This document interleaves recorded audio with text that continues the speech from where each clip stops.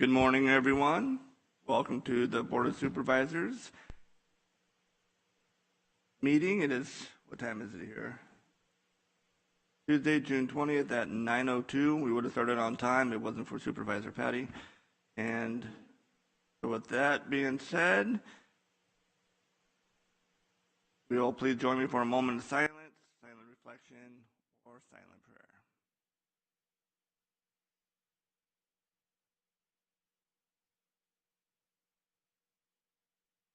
Okay, thank you.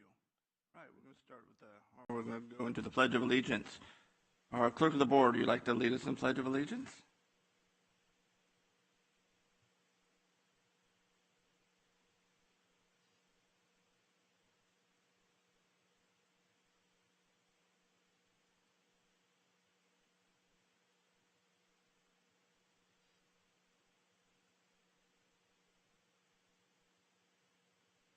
Thank you, Rochelle. See, keep you on your toes a little bit. If we could get a roll call, please. Supervisor Canepa. Here. Supervisor Villapadua. Present. Supervisor Patty.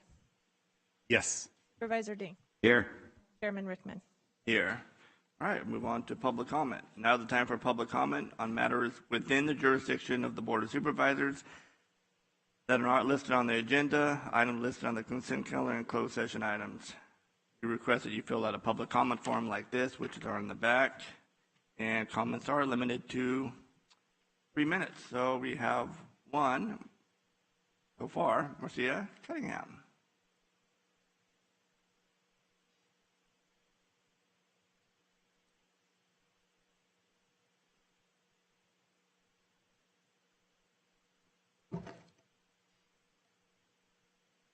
Good morning. I'm Marcia Cunningham, the Director of General Services for San Joaquin County.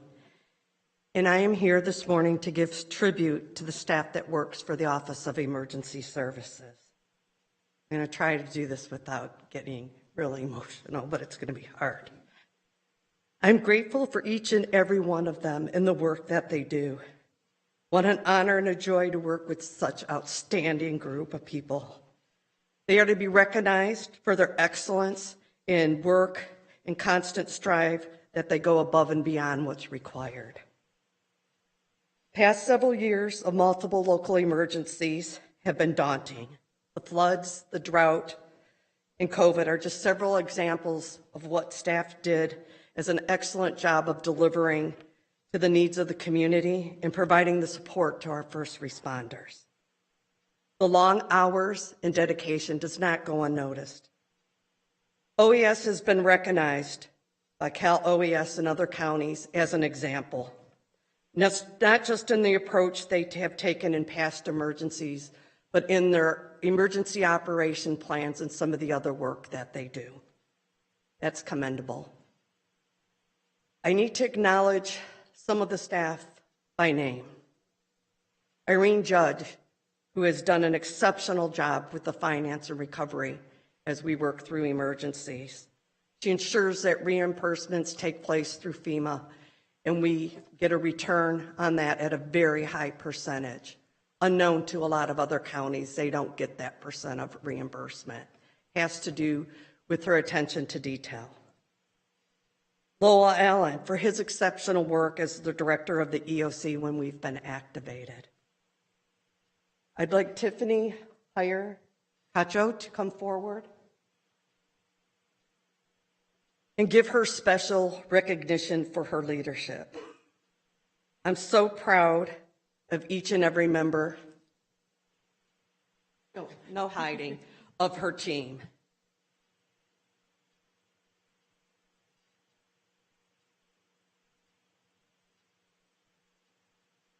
I'd like to give her these flowers in recognition and thank you for your leadership and everything that you do.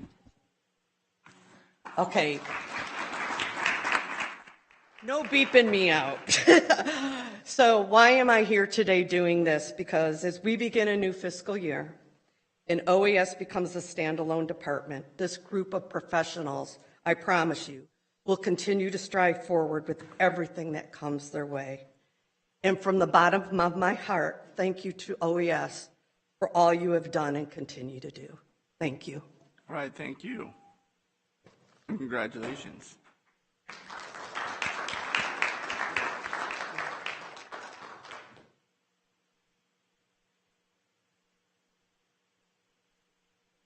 All right, that's the only public comment form I have. So anybody else here wish to address the board on items that are not on the agenda? Once, twice, no one. Bring it back to the board, close off public comment. I think that's the quickest public comment we've had in like 3 years. All right, we move on to consent items, items 1 through 14. Anybody from the board wishing to pull anything from consent? Number 6.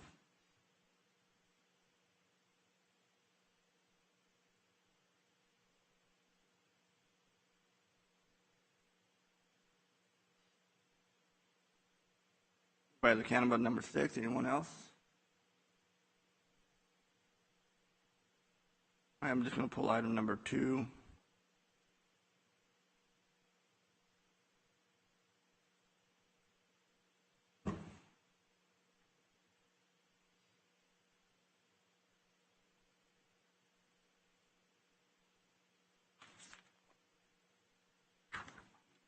Okay, I'll just go ahead and start off with mine. This is the first one, and this is adopt a proclamation claiming June 19th as Juneteenth National Freedom Day in San Joaquin County. And of course, Juneteenth was yesterday, so happy Juneteenth to everybody.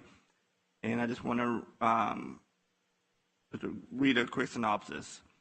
President Abraham Lincoln issued the Emancipation Proclamation on January 1st, 1863, which declared that all persons held as slaves within the rebellious states are and henceforward shall be free. While containing forward wording, the Emancipation Proclamation was limited in many ways. Because the Southern Confederacy viewed themselves as an independent nation, the Emancipation Proclamation did not immediately free all the enslaved population because rebel governments would not enforce Lincoln Proclamation. After the surrender of a Confederate general at Galveston on June 2, 1865, General Order No. 3 was issued by Major General Gordon Granger, who arrived in Galveston, Texas on June 19, 1865. The issuing of this order and the arrival of federal troops in Galveston effectively ended the Civil War and emancipated those confined to a life of slavery. Specifically, Granger made the following declaration in General Order No. 3. The people of Texas are informed that, in accordance with the proclamation from the Executive of the United States, all slaves are free. This involves an absolute equality of personal rights and rights of property between former masters and slaves, and the connection heretofore existing between them becomes that between employer and hired labor. So, just wanted to make sure that was on the record. But thank you for your patience. Supervisor Canepa, you have number 6. Yeah, I was just curious to see, so there was a company that was running at Sacramento, and they just upped and quit. But my concern with this is, how long did people know that they weren't paying their rents? And all these people got kicked out? I mean, can you brief me on this? It just doesn't make sense how we give people money, and on a Saturday they said they're going out of business. It's just the trust factor for me is not great on this one. So I'd like some background, please. So, little additional background, Supervisor. It's been a long process that Sacramento Self-Help has been going through. We weren't really aware of that leading to this bankruptcy. Ultimately, the final nail in the coffin was the cancellation of a $5 million contract with the County of Sacramento. So Sacramento Self-Help Housing, doing business as Stockton Self-Help Housing, by the way, for purposes of this, had contracts across several counties. And so there are folks like us in several counties that are dealing with this collapse. So yeah, we found out on a Saturday. We received an email on a Saturday, and by Tuesday, they had shut down operations completely. We did not know that they were not current on their payments to their landlords. Typically, and the way this contract worked is it was a grant through the HAP program. The organization that we subrecipient with, in this case Sacramento Self-Help Housing, Stockton Self-Help Housing, would invoice neighborhood preservation for their expenses, and then we would provide them with their expenses. They can do that on their own timeline, so it didn't necessarily raise a red flag that they hadn't invoiced us in a while. We know that the city of Stockton also contracted for the same project using their HAP funds, and so there was a deadline imposed in their subrecipient agreement that required them to have those funds spent down by June 30th of this year. So we knew that they were going after the Stockton funds first. It wasn't necessarily a red flag that they hadn't gone after the COC funds. Then we find out the organization collapsed, and once the landlords found out in these 2 units, they reached out to us and were wanting to know what we could do to bring them current. There's more to the story than that I could certainly provide you with details on, but the bottom line is that these 7 people are still in these units. They have not fallen back into homelessness yet. And so what we're doing here is amending an existing contract that comports with the uses of HAP. And we have to make sure that we are using the money for the same exact purpose. Otherwise, the state's going to get cranky, to put it mildly. So that is kind of the purpose of this. My understanding, speaking to the executive director of Central Valley Housing recently, last week, regarding this plan. So the plan has always been, we're going to create authority to bring these landlords current, bring them out of arrears. And at the same time, Central Valley Housing was going to use their additional resources, primarily through the COC program, to rehouse these folks as soon as possible, at which point we're going to wind down the program, and that's, you'll notice that's built into the amendment, and then use these funds for some other purpose, and that's going to be up to the COC Board of Directors, because they are the ones that control this particular allocation. So actually, it was a good thing so that they didn't spend our money, so that we don't have to do an audit to see that they spent it correctly. Yeah, it's a good point. Yes, exactly right, Supervisor. Right, so then the 238,000 or 270,000 goes to Central Valley, so that was our share that we had given to them originally? Well, no, and so it doesn't exactly go to them, right? So it's held in an account with neighborhood preservation, at which point what you're authorizing today is allowing them to make payments to these landlords out of their operating funds and then get reimbursed for those. So again, if, and I believe 6 out of the 7, last I spoke to John, 6 out of the 7, and maybe 7 of the 7 now have been rehoused. We probably won't need to make any more payments beyond where the landlords are in arrears. My understanding is that that's about $15,000 for one, and I haven't gotten a number from the other yet. Point being, we've got a significant amount of funds left in this grant. It needs to be used for permanent supportive housing, because that's what we told the state we were going to do. That's what the COC told the state they were going to do with it. That's how it was budgeted. So they're going to have to find a new program. How they do that will be up to the COC board, and I'll probably have some. I'll help them with that. But I think what we're going to be able to do following authorization today is get these landlords current, and then wind down the program very quickly, because these folks have already been rehoused. Perfect. Thank you, Chair. Supervisor Patty, there is much more to this story. So he's over there. He's over there. I'm sorry, Canada. Sorry. Behavioral Health via the Mental Services Act, they had an innovation project going back about 5 years. So you've heard about our scattered site of progressive housing. So Stockton Self-Help Housing, the local affiliate of Sacramento Self-Help Housing, they have been our master lessor for about 5 years for this program. I think we've ranged between 12 and 16 homes, about 80 individuals. They are still in those homes. So what Adam mentioned was, after we started rolling with the scattered site housing, the COC funded them for the 2 homes that Adam just mentioned that we're cleaning up. So Genevieve and Behavioral Health have been also working to clean up the other 16 homes or so. And we will be bringing an item to you on July 11th, I believe. And we're bifurcating the homes. So some of the homes that have less intensive consumers will be managed by Central Valley Low-Income Housing. And the more intensive ones, we're moving that into what's called a full-service partnership, and actually getting staff to go into those homes from our contractor. The contractor is Glom, who does some of our crisis residential.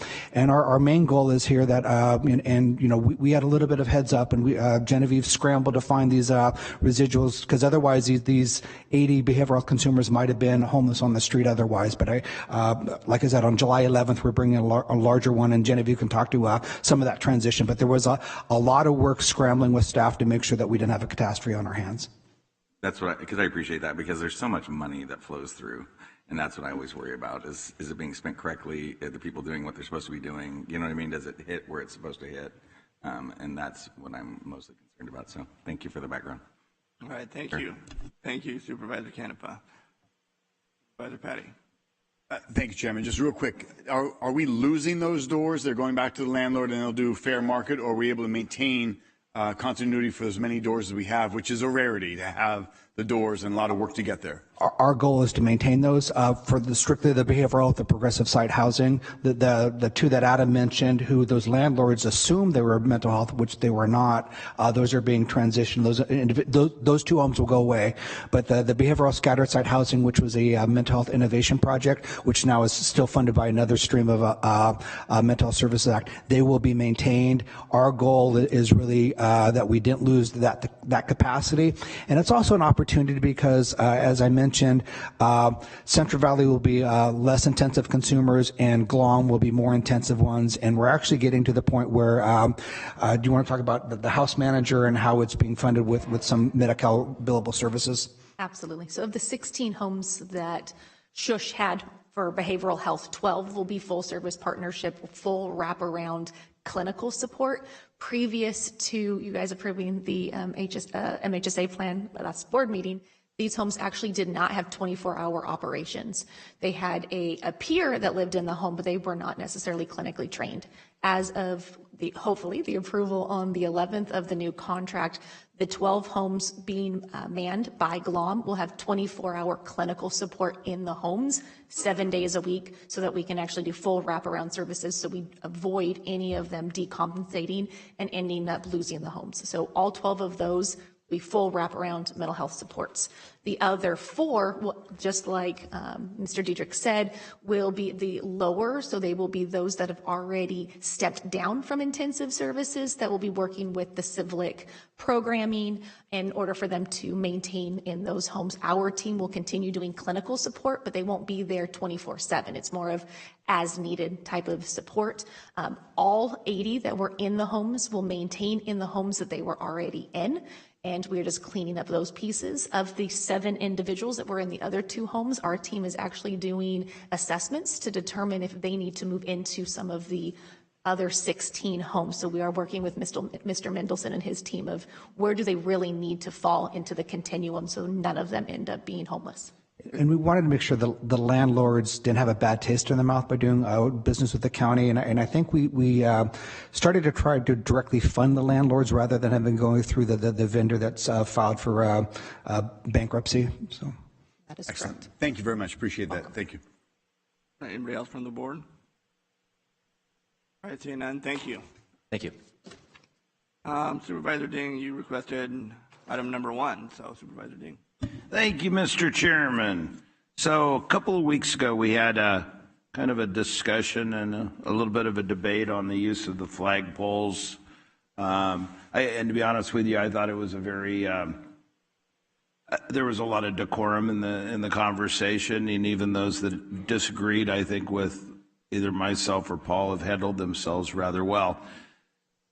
What we can't disagree on is the right to have that conversation. That debate was guaranteed by those who went before us and fought and died for us. And quite frankly, going around this county and visiting a lot of the veteran cemeteries, they leave something to be desired. It's one thing to move forward and look to the future, but we learn from the past. And we need to pay our respects and our honor to them. And so consent item 1 is one of the steps to put some county resources into revitalizing one of the cemeteries out in Clements. It's an area that, quite frankly, doesn't get a lot of county services, and they don't ask for much. So anyway, I'm honored to bring this forward. Thank you. All right, thank you, Supervisor Ding. All right, so we pull items 1, 2, and 6. Any public comment on those items?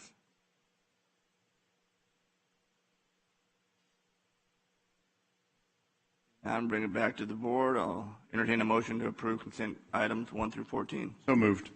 Second. Motion and a second. Get a roll call, please.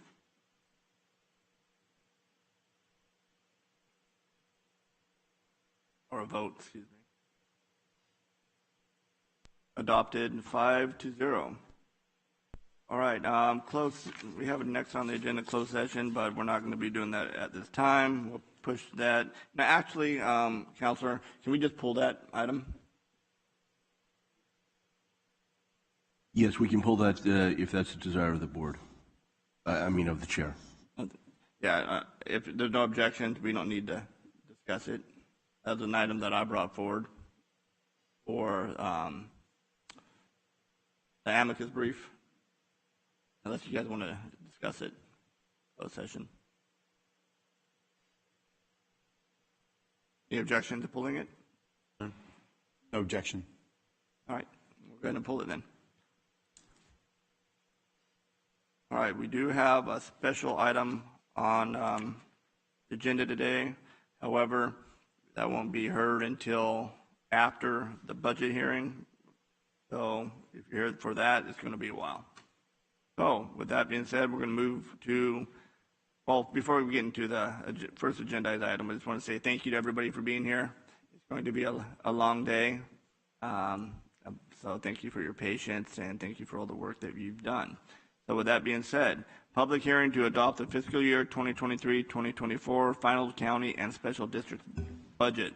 I'm going to turn it over to our CAO, Mr. Wilverding. Thank you, Chair, and good morning, members of the board. Before we get started today, I'd like to make a few acknowledgments. This annual budget process is always a significant effort for our organization, and it requires much collaboration and cooperation from our departments and its leadership. This was especially true this year because we added SMART goals from each department to address the board's strategic priorities. And if you look through our proposed budget binder, you will see that there are SMART goals for each department. And for probably the first time in our county's history, because of this, we'll have goals which are specific and measurable for which we can hold ourselves accountable. As I mentioned earlier, we've also been working with a very challenging budget system, which your board has graciously authorized us to replace this coming fiscal year. And for that, we're all especially grateful. I very much appreciate all of our department heads' leadership, initiative, and innovation during the past fiscal year and throughout this budget preparation. I've stated many times the leaders of our organization and our county team in general are second to none. As such, our county will continue to take on new challenges and projects, all while performing our ongoing functions in an exceptional manner. I'd also like to thank the county administrator staff for their ability to get the job done regarding this budget. For the first time since I've been county administrator, we've actually been fully staffed in my office, and most of us have been through this process at least one time. Our CAO team has worked very hard, been collaborative on assignments, and always thorough, which contributed to the successful completion of this budget. The team's willingness to continuously raise the bar is greatly appreciated by me, as well as the energetic attitude which was evident throughout the process. So thank you, Chair. Turn it back to you. Thank you, Mr. Wilverding, and thank you for your work throughout the year. You're welcome. We all appreciate it. All right, board member, before we open up the public hearing, do we have any questions from the board? None in the queue. So we'll go ahead and open up the public hearing for the 2023-2024 final budget. So that is open. If you wish to speak on matters within the jurisdiction of the Board of Supervisors that are not listed on the agenda, we have that public comment form in the back. And if you could just turn it in to the clerk of the board. And again, there will be a 3-minute time limit on that. All right, so we will begin the presentation with an overview of general government from Deputy County Administrator Sarah Stickler. And once staff concludes the presentation, staff will know to come up to the next functional area. And so we don't need to introduce everyone. But if you want to know what the outline is, if you have the agenda before you, it's all laid out right there also. So with that being said, let's begin. Good morning. Good morning. Good morning, Chairman Rickman and members of the board. The item before you is the 23-24 final budget hearing, and I'm Brenda Kiley, the Chief Deputy County Administrator. 2 weeks ago, on June 6th, your board accepted the 23-24 proposed budget, which has served as the resource material for this hearing.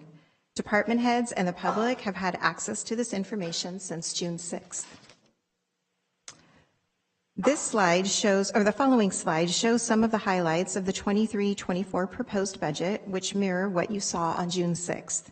The proposed budget totals $2.6 billion, which is an increase of $370.8 million from the 22-23 adjusted budget.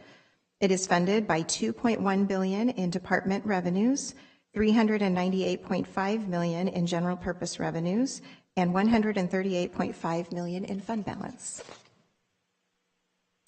General purpose revenue, or GPR, used to fund the general fund budget totals $398.5 million, as shown on this slide. Overall, GPR is anticipated to increase by $30 million over the 22-23 adjusted budget. Reserves and contingencies are shown on the slide before you, including transfers of prior year general fund balance to reserves. The recommended budget includes 8,045.7 total full-time equivalent positions, or FTEs, which reflects the addition of 79.3 positions, or 1% of the workforce. The final budget hearing includes the budgets for special districts. The 23-24 special districts appropriations total $61.1 million for lighting, maintenance, flood control and water, and county service areas for parks and public works, as shown on the slide before you. And now I will go over the mechanics of the budget hearing process. The proposed budget serves as the final budget hearing document. CIO staff will provide an overview of the functional areas and highlight major service impacts or program changes included in the proposed budget. Next, some department heads in the functional areas will make a brief presentation. The board may ask questions after each functional area presentation. There will be an opportunity for the board to provide policy direction at the conclusion of the budget hearings today. And then finally, at the end of the hearings, we will ask that you adopt the 23-24 final county budget with modifications directed by the board, as well as adopt the 23-24 special districts budget. So we'll have two different motions. Okay, and so now we will begin our presentations. With me is Sarah Sickler, Deputy County Administrator, and she will present the budget overview for general government. Good morning, Chairman Rickman, members of the board, Sarah Sickler, Deputy County Administrator. At this time, I will provide the board with a budget overview of the general government departments and programs.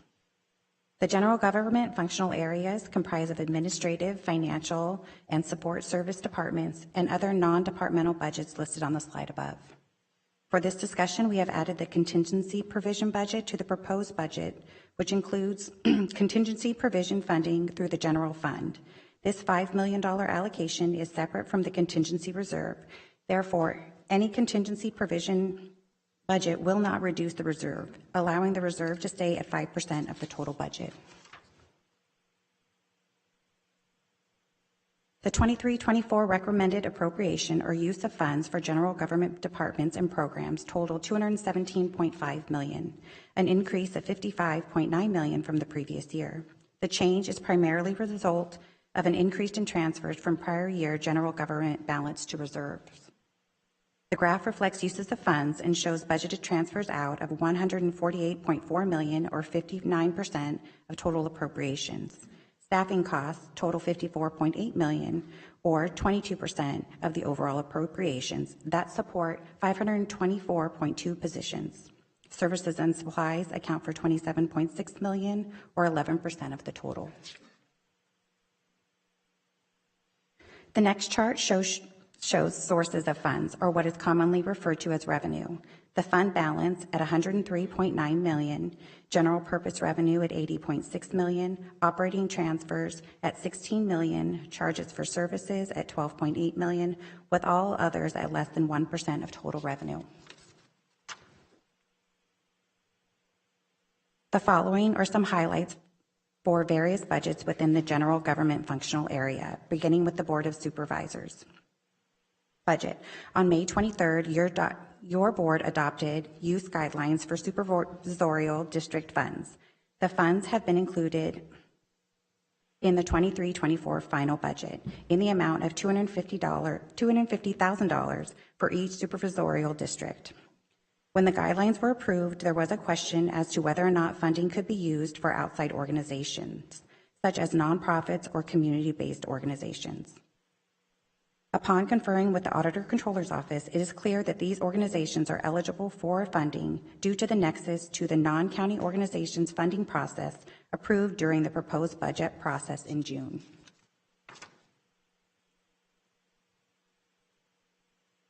Human Resources. The Human Resources Division will partner with the Sheriff's Office to pilot a decentralized HR services by allocating 2 Personnel Analyst 1-2 positions to the Sheriff's Office. They will support recruitment, performance management, disability management, and training. In advance of today's action, HR has collaborated with the HR Professional Standards Division to develop a framework for the pilot. 2 existing HR staff were selected to fill the positions and are scheduled to be on site in mid-July. In September of 2022, the board approved a flexible recruitment and retention incentive program for designated hard-to-recruit positions. The program includes expanded vacation accruals, sick leave bank incentives, and retention bonuses for new hires. This program is a good tool for departments to use to capture candidates who may be considered other employment options. The county continues to experience unprecedented vacancy rates for full and part-time positions throughout most of county departments. At the start of the fiscal year, the county's vacancy rate was 17.69%. During August, the vacancy rate hit an all-time high of 17.91%, which equates to 1,273 full-time vacancies. Through collaborative efforts, county departments were able to fill a net of 140 positions, bringing the current vacancy rate down to 15.87%. With the county adding 174 positions as part of this budget process, the vacancy rate will rise to 17.87%. This slide shows all of the agreements and the dates they will expire. During the 22-23 fiscal year, the county reached agreements with its largest union, SEIU 1021. 4 unrepresented resolutions were also approved at that time. The county reached agreements with most other units for 1-year contract extensions. At today's meeting during the consent agenda, the board approved a successor MOU with the Peace Officers Miscellaneous Group.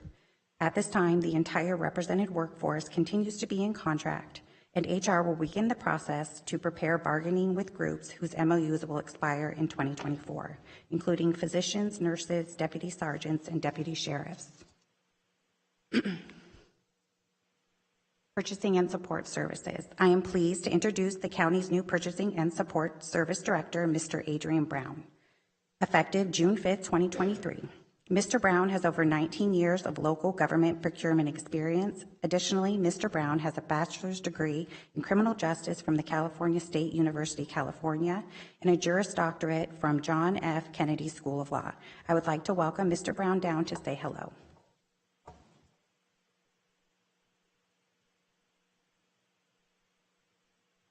Morning. Oh. Morning. Good to meet You can have a seat, ma'am. We're not going to kick you out. Down. Down. It's been a while since I've been on the stand. Well, welcome. Thank you. Like to say a few words? I'm enjoying the beautiful weather you're having. I'm waiting for the high digits to come in. Live in Sacramento area, so I'm waiting for that heat to come in. It'll be here. Well, welcome. Thank you. Appreciate it. Very nice meeting you. Thank you.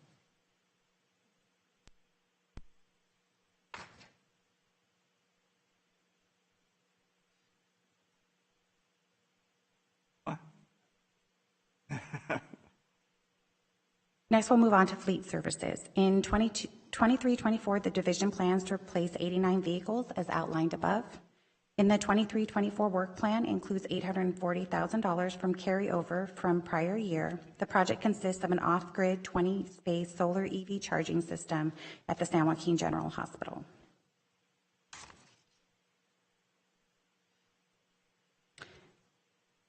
Next, I will review the supplemental requests for general government. The County Administrator's Office requested funding of approximately $85,000 for one senior office assistant and associated equipment costs. Human Resources submitted a funding request for $61,896 to add an Employee Relations Analyst 3 in Labor Relations.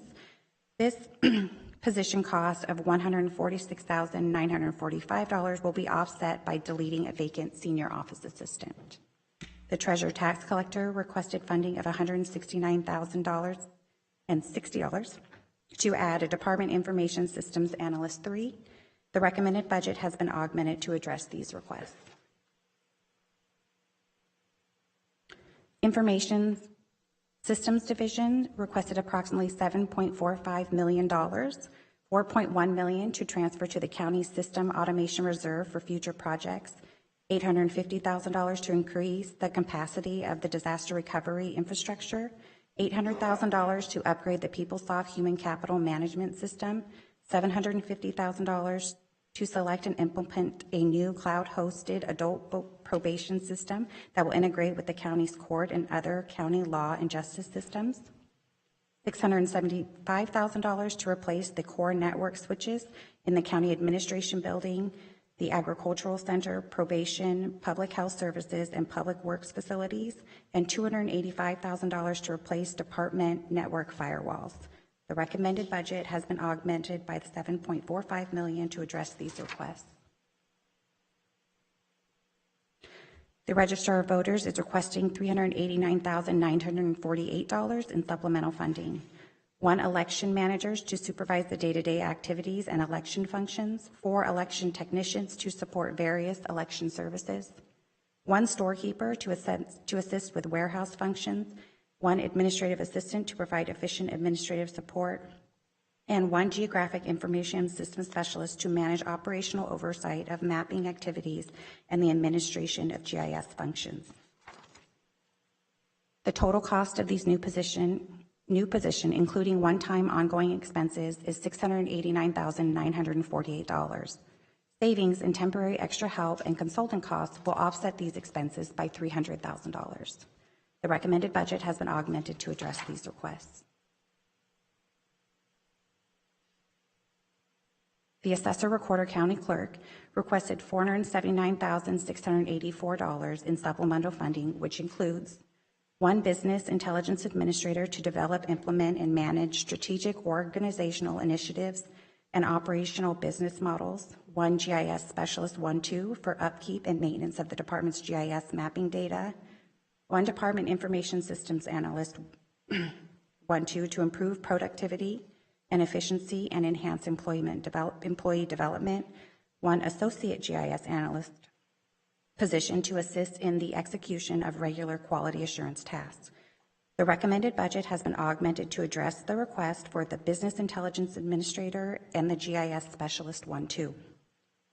The 23-24 recommended budget does not include funding for the additional Department Information Systems Analyst 1-2 or the Associate Analyst because the County Administrator's Office and Human Resources Division could not obtain enough information to support the additional positions. Jennifer Goodman, Director of Human Resources, is here to explain in more detail why the positions are not being recommended. Following Jennifer Goodman, I will invite the Assessor-recorder County Clerk to the podium to speak on the department's behalf. Good morning, Chair Rickman and members of the board. I'm Jennifer Goodman, Director of Human Resources. For the benefit of our new board members, I thought it would be helpful to briefly explain HR's role in the budget process.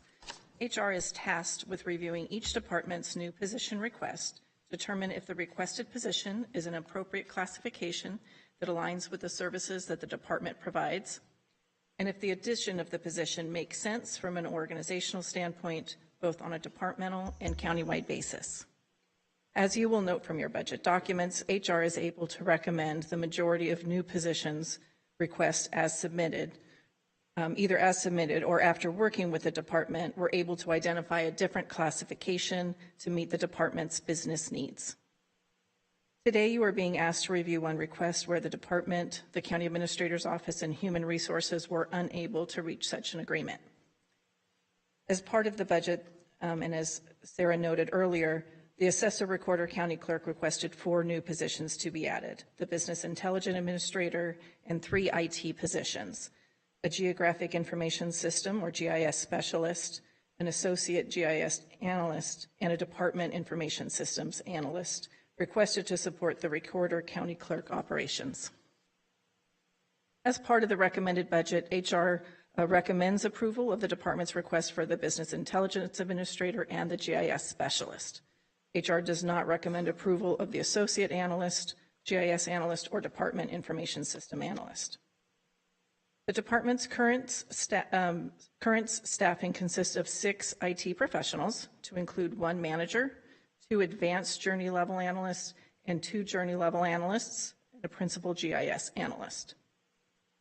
During the budget process, the department declined to provide sufficient information for HR to support the 2 outstanding requests. Working with the department and CAO staff, we were unable to identify any alternative classifications as a compromise. Without detailed and specific information in support of the department's request, HR made our recommendation based on the information that we had available. For the request of the GIS analyst, the department identified the need to have a journey level analyst to support the principal analyst, to act as a supervisor for the GIS specialist, and to train the department's staff on the use of the GIS systems. HR does not recommend the addition of a GIS analyst to supervise and train, as the department currently has a principal GIS analyst, which is the appropriate class to lead and train the GIS staff. HR also does not recommend the department IS analyst to support the Recorder County Clerk Office operations. As mentioned earlier, the assessor has 6 IT professional level staff, including a department IS manager. And HR's assessment is that this level of staffing is sufficient to provide support to both the assessor and Recorder County Clerk divisions. The department's current staff far exceeds standard IT staffing ratios, considering the size and complexity of the department. For an example, the Human Services Agency, which has over 1,300 employees, several large satellite offices, and has to network with state system, has a total of 13 IT staff.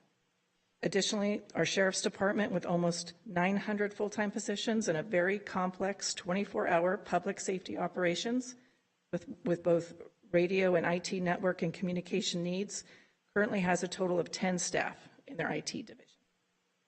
If you approve this request today, the Assessor-recorder County Clerk would have 9 staff for its 115 employees and comparatively straightforward IT operational needs. I am available if the board has any questions about HR's review and recommendation, and if not, I will turn the presentation over to Steve Bestularides, our Assessor-recorder County Clerk.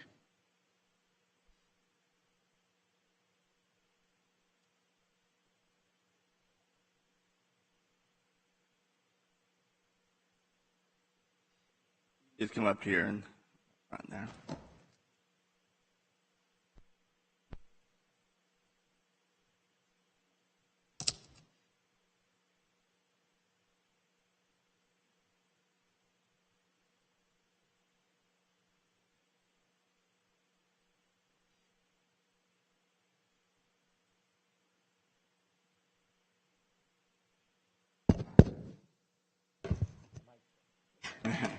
Good morning, Chairman Rickman and members of the Board of Supervisors. I'm Karen Johnson. I'm the Assistant Assessor, Recorder County Clerk. With me today is Joaquin Rizvi, our Department IS Information Systems Manager, and Honorable Steve Bestularides, our Assessor, Recorder County Clerk. Today, we will be as brief as possible. I will be presenting an overview of our supplemental request, and Joaquin will be presenting the reason for the request, and we all will be available for questions at the conclusion of this presentation. Our request, which aligns with the board's strategic priority of organizational capacity and technology utilization, consists of 1 Department Information Systems Analyst, 1 Associate GIS Analyst, which would be offset with the deletion of 1 of the department's vacant assessor's mapping tech position. If approved, The total net add, including salary and benefits, would be $183,207. With that, I would like to turn it over to Waqar, or we would like to call him Dr. Rizvi, newly and well-deserved title, and he will go over the reason for the request. Thank you. Chairman Rickman and the members of Board of Supervisors and CEO's office. My name is Waqar Rizvi. I'm the Department Information System Manager with Assessor-recorder County Clerk. Just before I start with my presentation, just for everybody's consumption, GIS is not an IT position. Geographic Information System is a separate field and technology innovation. It is a technical position. It's not an IT position. And so I just want to delineate that difference between an IT position and a GIS position. Moving with my presentation. As you can see, we have a development roadmap of the Recorder's Office that starts from 2022 to 2025. I would like to elaborate on Recorder's roadmap. The positions that we are seeking is the Department Information Systems Analyst Series 1 and 2. This position will provide assistance and take a lead role in the implementation of AB 1466 legislative project. This position will additionally provide support to the Recorder's Office maintenance and support of electronic recording system, and will be building and maintaining operational and production dashboards. This position will also help in desktop support and satellite offices. As you can see from our roadmap, in 2022, the Assessor-recorder County Clerk Office started looking into the possibility of offering a few of essential recorder services to the location other than the administration building. Assessor-recorder County Clerk plans to open their first satellite office in the first quarter of this next fiscal year. And we are happy to announce this will be in Mountain House. Assessor-recorder County Clerk is looking to expand the satellite offices in the next 2 years to other locations that will be beneficial for the public. What this means is that the county will be taking these services to the citizens where they reside in their own jurisdictions. This will result in time and money savings for the public, and as we are always striving for delivering excellent customer service. Our goal is to provide full Recorder County Clerk services in these satellite offices. In addition, approval of this position will restore the previous resource level that the IT had prior to 2019 and will reduce our reliance on consultants and vendors. The next slide, as you can see, is a Assessor-recorder County Clerk GIS strategic roadmap. We have previously provided this board with a presentation and a strategic detailed roadmap in this book. I would like to update the board on the strategic roadmap. In 2022, the Assessor-recorder County Clerk Office went live with the latest operational production version of Parcel Fabric. The office was able to utilize GIS for development and maintenance of mass appraisal workflows. ArcGIS Pro will be industry standard within the next few years, and we are already using it and utilizing it. The associate GIS analyst position that we are seeking will be integral to keep us aligned with our strategic plan. This position will complement the GIS specialist position recommended in this budget. As you can see on this slide, we have ambitious milestones, and the ones in the year 2022 have been completed, and we are on track for 2023 goals through the utilization of consultants and vendors. And here I like to talk about consultants. Consultants are the catalyst to effectively take conceptual design to a practical application. But it's difficult to maintain operational and county production using consultants. Skilled internal resources are necessary for production maintenance and to develop applications. With our existing positions, we are only able to provide products and GIS services for our residential section. Expansion to other business groups within the assessor office will require the proposed staff resources. The positions that we are requesting aligns with the board's strategic priorities, as Karen had just stated, with regards to succession planning, recruitment, and retention.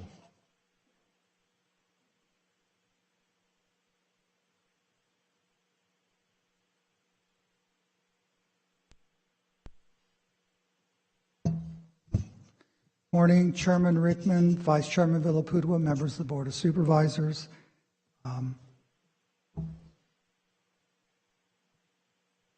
Before closing this presentation, I would like to share some of the most notable technological accomplishments that we have made.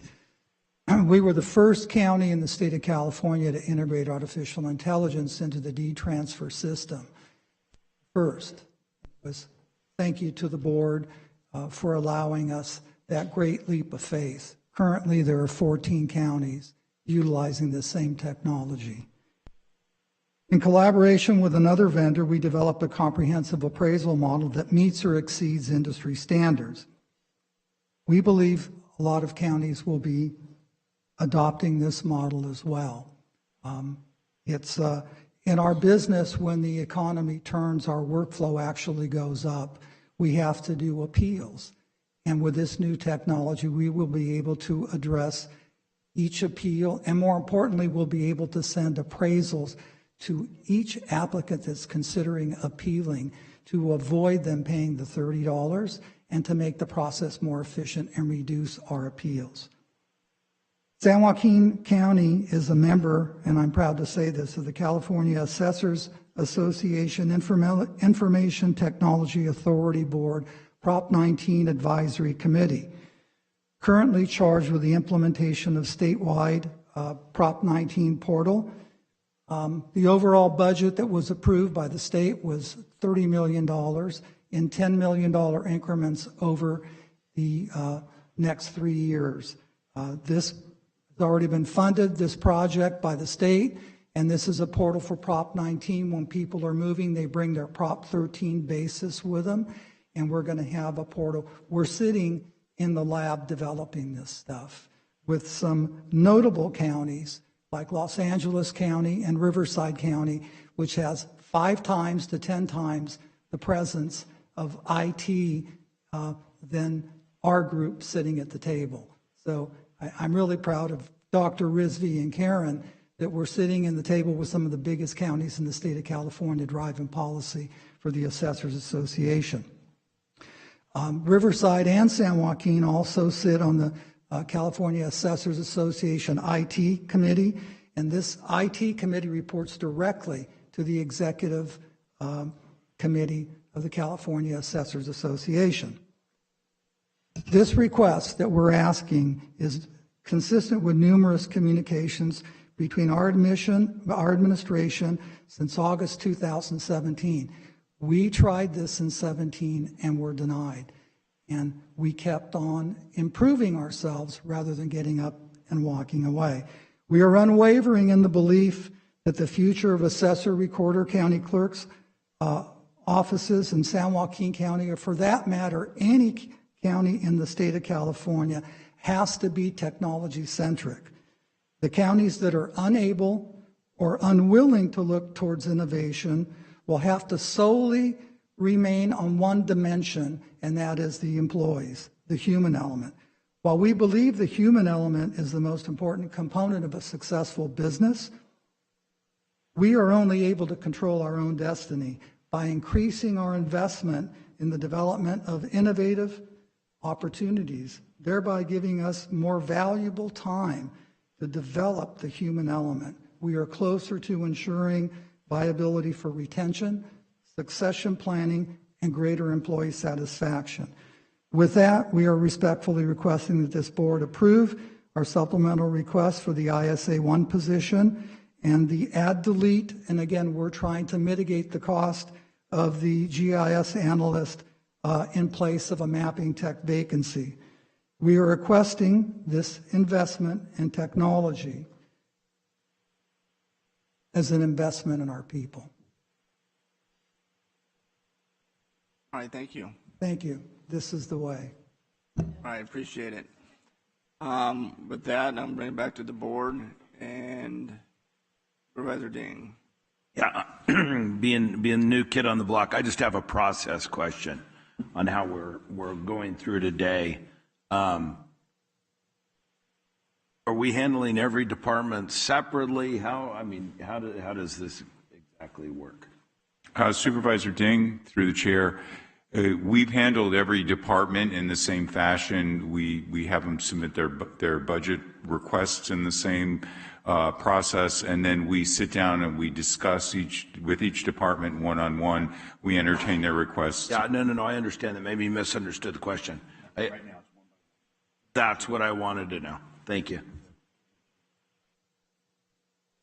Oh, okay. I'm sorry, I misunderstood. If you look at the agenda, we'll start with this, the general overview, and then we'll go into environmental protection and law and justice. So it'll pipe all the way down. Are there separate votes or all at the end? We're going to be, depending on what the ask is, but we can either do it. I would rather wait till the very end. We can have notes and we can do all the adjustments at the end. Thank you, Mr. Chairman. And that would be in the board policy section at the very end, if the chairman would like to do it that way. Let's do it that way. Okay. So we're not piecemealing everything together. All right. A question for clarity. 1 second, Supervisor Patty. Just also for procedure, instead of people just calling out, go through the chair first, so we have some kind of procedure and we can get the thing moving forward faster without a bunch of people speaking at once. So with that being said, Supervisor Patty. Yeah, thank you for clarity. I know in the past, we've got a department ahead of us, so for a little bit of clarity for Supervisor Ding, if we're going to make a suggestion, they might mathematically change it in the very end, but we, as a board, would make a decision and propose it. Is that what we want to do, or do we want to make any proposals at the very end? They can make the proposal as they come up, but I would rather have the vote at the very end, unless the board disagrees on that procedure. Right. So now would be the time to engage. Oh, yeah, absolutely. Since he's here. And make suggestions or changes to it. And yeah. All right. Do you have questions? Mr. Bessel-Ritas, please, by all means. Supervisor Canepa. Just a few questions of clarity. So on most of the salaries and benefits, this is like an 8.5% increase. Is that like per all departments? So if you go back, that was my first question on this one. On page 829, I think has increased 1.244 million in the budget book. I'm sorry, what page again? I'm on 829. So then I'm just trying to figure it out because everyone's increases go up, and I'm just figuring out, is that part of the money we set aside, or is this budgeted? So we set aside money every year to cover cost of benefit increase. So when these all come across, we put money aside. So I'm just wondering if all of these percentage increases, because obviously different ones are bigger budgeted numbers. So, is that safe to say that most of the increases in salary and benefits is 8.5% to 12%? So I think your first question was, are they all budgeted in, is it all? Separate. Okay, what I want to say is when we put the budget together, so we start working on it in January, and we build in all of the labor increases that were negotiated that the board has approved. And so many of those increases were roughly 6% as of, help me with this, is it 6% as of July? Or I think it's actually 5% as of July 2023. And so each bargaining unit has a different increase. Those are all built in, and they are all funded in the budget. So that's part of our, when we roll it out, that's embedded, and it is funded. They're fully funded in the budget. Then on page 830, a clarification on the decreases. There is one in what page? 830. 830. Services and supplies went down 412. Centrally budgeted expenses went down 252, and revenues went down 875,000. Can you explain this, please? Would the department like to explain why services and supplies decreased by 400 and roughly 13,000?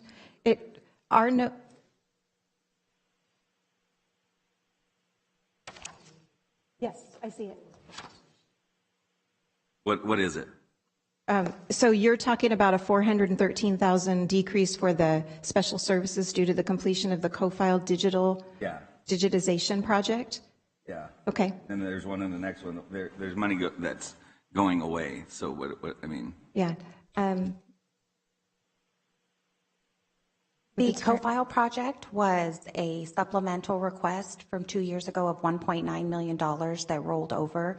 So that decrease is because the supplemental funding went away. So it was one-time funding. Oh, one-time funding. It's been spent down. Okay. And the next one, cost allocation plan adjustment.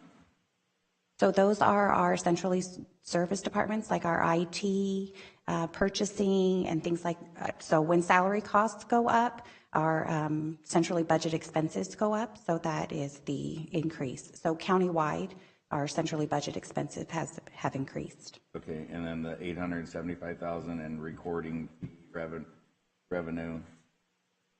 What is that? I'll let Steve or Karen explain that one. We don't have the budget book in front of us. Can you?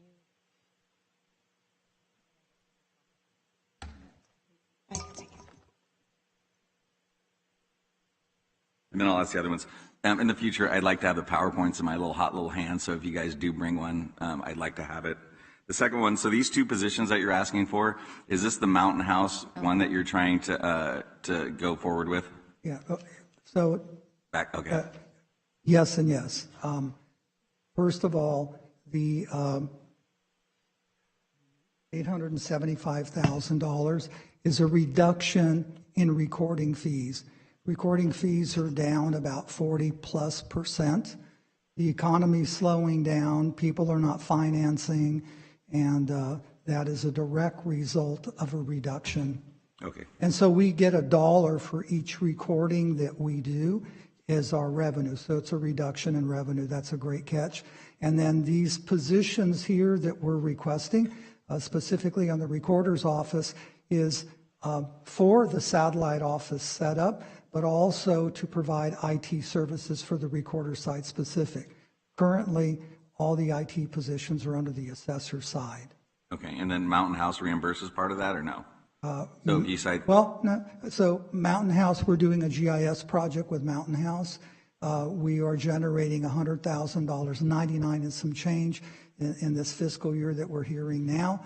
And next year, they're also contributing $200,000 for a GIS project that we're doing. The board approved this, I want to say, not the last meeting, the meeting before. And you're asking some great questions, and this is why we're happy. In addition to having an office at Mountain House, the caveat is we do not pay rent. We wanted to reduce the cost in satellite offices as much as possible. We have an area there that they front counter right where people come for service, and it's essentially an incremental increase in transportation for an employee to go there. The plan is not to be open 5 days a week. We want to gradually open, and then as business militates, we'll expand services and days. We've spoken to 3 other jurisdictions, cities in the county, whether it's elected officials or the staff, and everyone's expressed an interest in satellite offices. We philosophically believe in decentralized government. We believe that in a decentralized government, you get your services down to the public, and that's really what we're trying to do here. Instead of driving to Stockton from Tracy, Mountain House, or Lodi, that we want to make it available for people to do business where they live rather than coming here and fighting for parking. And most of it is about 90% of the traffic that comes in, non-employee traffic in this building, comes with the recorders in the assessor's office. So it will impact traffic here, but it's really going to deliver services to the public, and that's why we're here. And then I have one follow-up. So Wakar talked about consultants. budget for consultants? It's not in the. The budgets for consultants are roughly about 3,200 hours and that we use for consultants. And so I think it's reasonable to expect that our reliance on consultants will decrease when we get these positions because we'll be doing more of this work ourselves. But I also want to say, when you do innovation and when you're doing things that no one else is doing, the consultants are pretty nimble in getting things done, because if they get things done, they get paid, and if they fail in the project, then they're no longer our consultants. We've been so successful, it's important that we internally be able to keep up what we've developed and maintain it. So then back to the HR, so the GIS is part of ISD or not part of ISD? So obviously that was another point that was brought up. So, excuse me, the GIS series is part of what we consider to be the information technology series or job family. So they have a different and distinct role than your departmental information system analysts, but they are considered overall part of that overall job family. So I think that's a little bit of semantics. They have a different role. We are not recommending the department IS analysts because of they have sufficient support with their existing IT staff to provide services for those two operational divisions from our assessment and our look at how the rest of the county supports their IT services. And then the GIS was a different and distinct request, is not supported because of the information that was provided. To be honest with you, it was limited information, and based on the information we had, we didn't see that the business need was identified. Okay, so then if we're supposed to make a decision on this today, those variables obviously are big. Extending to Mountain House, not having consultant hours. I mean, there's some variables that come into consideration that I don't think has been looking into. So how do we, you know what I mean? So if we can save money on, you've got 3,200 hours on a consultant, and you could save, I don't know what this consultant charges an hour, but I mean, those things would be nice to see. I mean, and the other thing too, I mean, I don't know. So the reimbursement, and shame on you guys, you should have brought that forward, what you possibly could have saved if you're going forward. So the question is how much, what is their, are they supposed to do, and what are they, trying to create in the future? So, I mean, obviously I get it, what their role is an entity for the county, but then if they're trying to go outside the box, then how do we figure that out? I mean, that's throwing darts, or, I mean, anyway, but I'll leave it at that. So those are the questions that I had. I mean, if I could just say that, IT requests in general are very technical, they're very detailed, and they require a lot of information. We just weren't provided that type of detailed information. The assessor's office consistently gives us, we have great conversations with them. We hear a lot of broad, high-level discussions. We don't get the kind of the nuts and bolts information that we typically will receive on this type of request. So based on that, we have to base our recommendation on the information we have, and that was our recommendation to the board. Thank you, Chair. Thank you, Supervisor Canepa. Vice Chair. Thank you very much. Thank you, Chairman. So basically, from what I'm hearing, your recommendation for denial is you don't have enough details and you need more information. Is that what I'm hearing? It's based on that and the fact that the staffing that exists for the department is already in HR's assessment sufficient for the number of employees and the type of operations that they have. We have other departments that have much more complex operations, many satellite offices, which require much more IT support. We don't see that as demonstrated need at this point in time. Okay, thank you. Thank you, Vice Chair. Anyone else? Real quick, hey, I appreciate. Through the chair, if I may. Not yet, because I'm just about to say something. I appreciate you guys reaching out to your satellite campus or the satellite campuses, mostly in South County. I think you're on the right courses. I know myself and Supervisor Ding has mentioned in the past that, even though Stockton is a central seat, we still have other cities in this county and where people come from. So reaching out to Mountain House, which is the farthest, southwest county or city that we have, that's excellent. How long would it take your department to give us a more intimate reasoning, figures, cost saving, kind of like what Supervisor Canepa was mentioned? Well, Chairman, that's a difficult challenge when you're innovating. For example, if I don't answer the question, please get me back on track. It already sounds like you're not. No, but I want to give an example. We came here a couple years ago to add a passport position. Okay, we couldn't tell you what that was going to drive in terms of dollars. The FTE position is about a $67,000 position. In our first year, we processed over 2,200 applications for a total of about $103,000 in net revenue.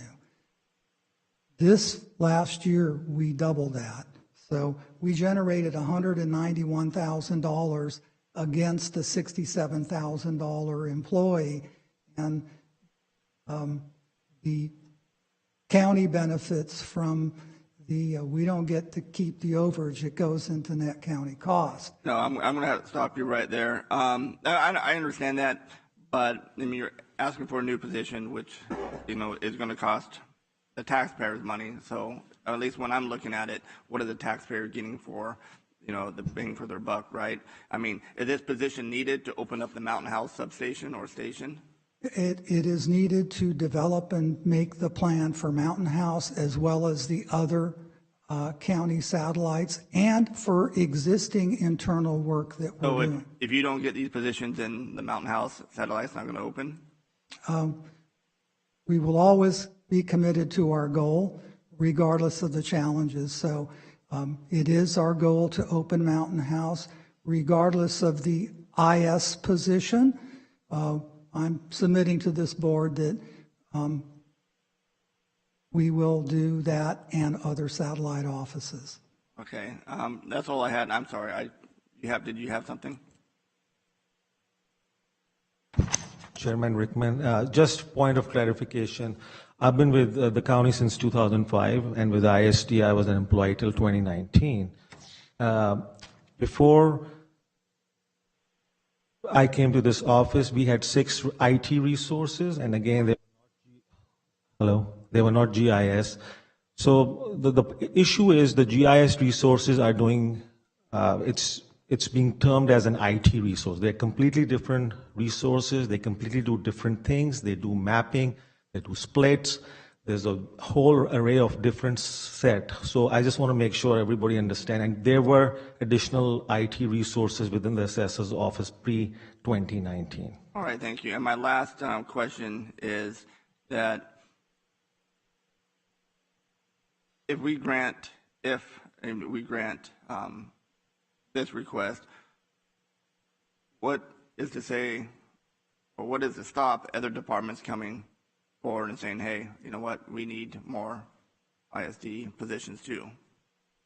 So are we going to open up Pandora's box? If we are okay with you, why shouldn't we okay with everybody else? That's a great question, and I think first I'll answer that by going back to 2017, and I might get a smile out of Jennifer, when HR articulated that GIS is just like an Excel program. And it carried the argument, and it isn't like an Excel program. The GIS is a very intricate program that's involved and embedded in the valuations of our organization. Number 2, mapping section used to have 9 employees. We've never, and I think in Mr. Rizzi's presentation, we're still below the peak number of employees we had. I believe at one time we had 9 mapping techs and we had 3 office assistants. And at one point in time, we had 6 IT techs at the same time, or IT personnel at the same time. So we're still below where we have been in the past. But here's what you pick up. So to address your question, what's going to keep everyone else from coming? They use centralized ISD for the most part.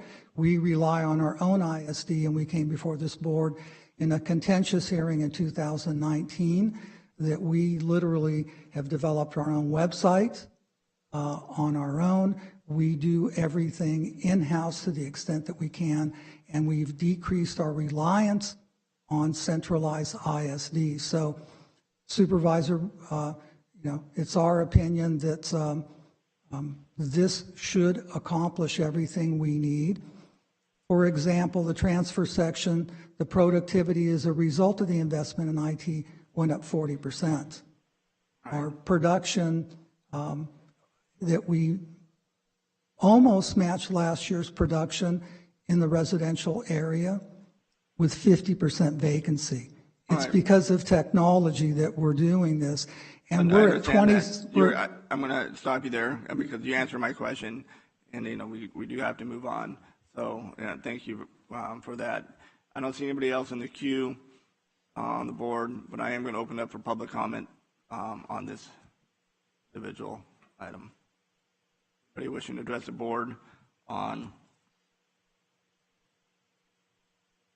this item? And none, we'll bring it back to the board.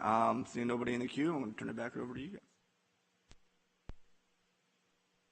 Chairman Rickman, I do wonder if the board is considering these positions toward the end of the hearing, I wonder if the department might be willing to identify some consultant savings. It's just an idea, if that was something that the department was willing to offer up. If they have that information, yes, that's fine. Okay. I mean, hey, if you're going to be asking for a position for more funding, you should be able to, articulate the reasoning why, and that would include whatever savings it may come from. Okay. All right. CAO. Thank you, Chair. I also want to point out that we had asked during the budget process for this type of information that Ms. Kiley had just mentioned, and also mentioned that the assessor's office currently has a 23% vacancy rate, and any addition of positions will simply augment that vacancy rate as well. So I just want to point that out. Thank you.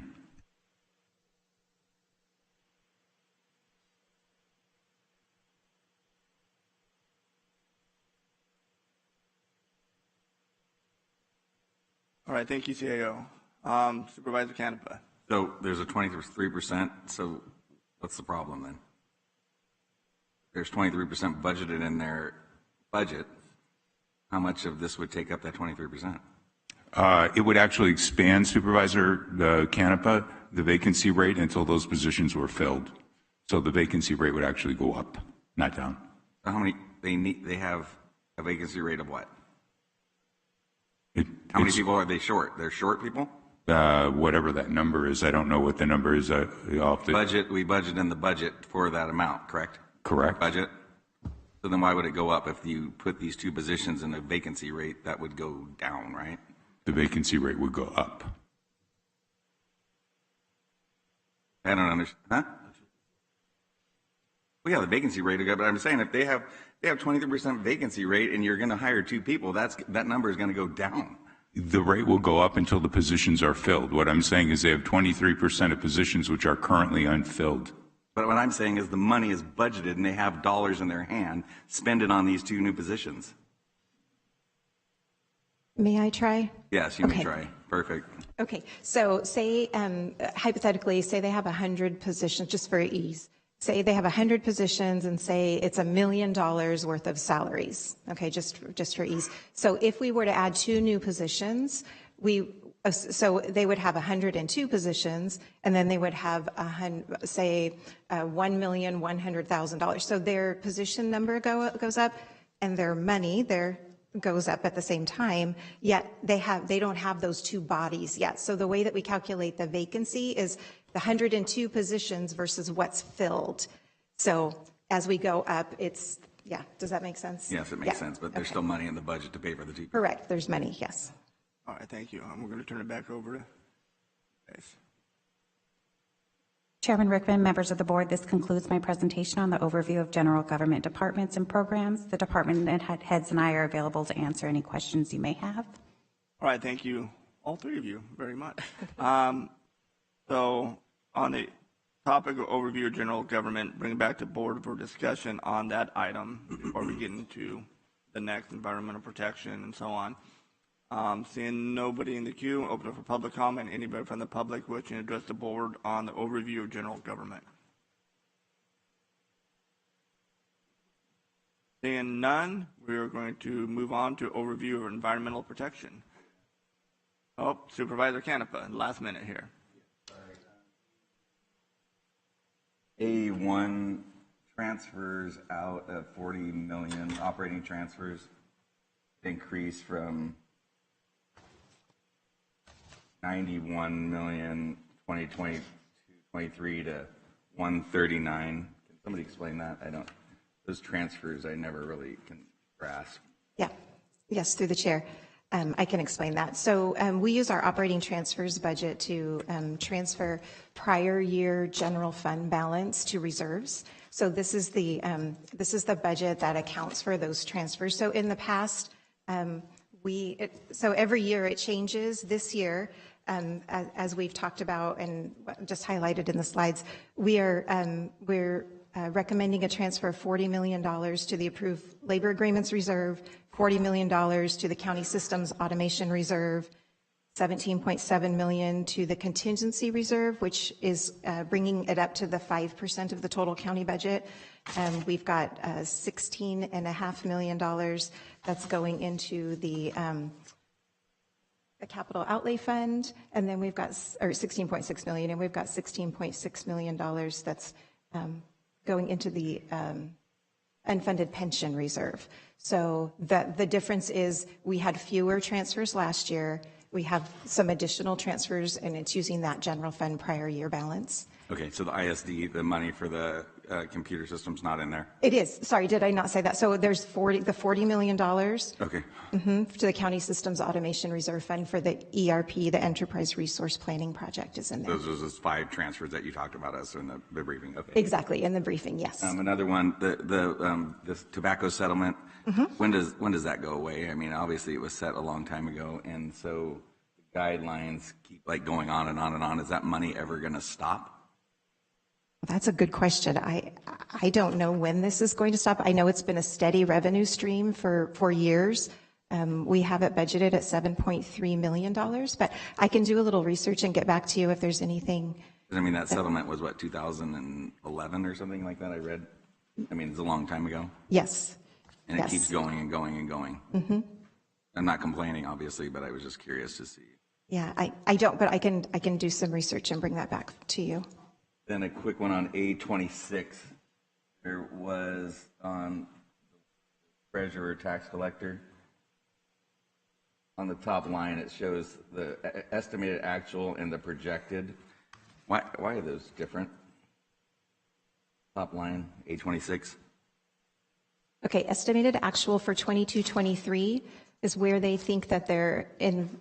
I'm sorry, are you speaking about? Big change, the billions on the top, the $700 million differences is kind of a big number. The investment pool daily average? Yes. Yeah, so the 23-24, I see that it's lower. Sarah, do you have any information on that? If not, we'll invite the treasurer tax collector to come down. This is a $700 million swing. What two? This one, these two, the Top 5.2 line. to 4.5 billion. Here's Fonse. Okay, Fonse's here. Morning, Chairman and members of the board. That's actually highlighted in our narrative. That's the health plan leaving our county pool. So the health plan of San Joaquin County is taking their money out of the county pool and putting it in their own treasury. Okay, that's what Jay was talking about. I'm on that meeting. Okay. Fonse, do you think I read every single line of this book? Excuse Honestly, I'm good. I go through it, but I don't get every line. Thank you. And then the 125 million, again, that's just because interest rates went up. Okay, thank you. All right. Supervisor Canepa, you done? All right, thank you. All right. Okay. Next, I'd like to invite Senior Deputy County Administrator Adam Brooker up to present Environmental Protection Functional Area. You can go in the third seat there, or the first seat. Or... Would you rather him sit here? Oh, it doesn't matter. Oh, we understand the microphone over here is a little bit clearer. Well, we're in the budget process, so if you need a new mic. We already allowed that last year. What are you talking about? Thank you, Sarah, and good morning, Chairman Rickman and members of the board. Morning. At this time, I'll provide an overview of the environmental protection functional area, which includes the several budget units listed on this slide. Overall, the recommended appropriations for 23-24 total approximately $29.8 million, which is an increase of approximately $1.8 million as compared to the 22-23 adjusted budget. This includes expenditures of approximately $21 million for staffing with 159.4 FTEs, including 142 full-time and 17.4 part-time temporary. Funding received from state and local sources is approximately $7.5 million, and charges for services totals approximately $2.1 million. Permit-related fees total approximately $5.9 million. The net county cost for this functional area is approximately $12.6 million, or 42.2% of total appropriations. The 23-24 recommended Community Development Department budget totals approximately $14.3 million, which is an increase of $368,000 from the 22-23 adjusted budget. Building permit applications have remained strong countywide, and the department projects minimal growth for 23-24. Specific permit data is provided on page C20 of the proposed budget. The department is completing the implementation of its new permit tracking software, planned to go live in the first quarter of 23-24.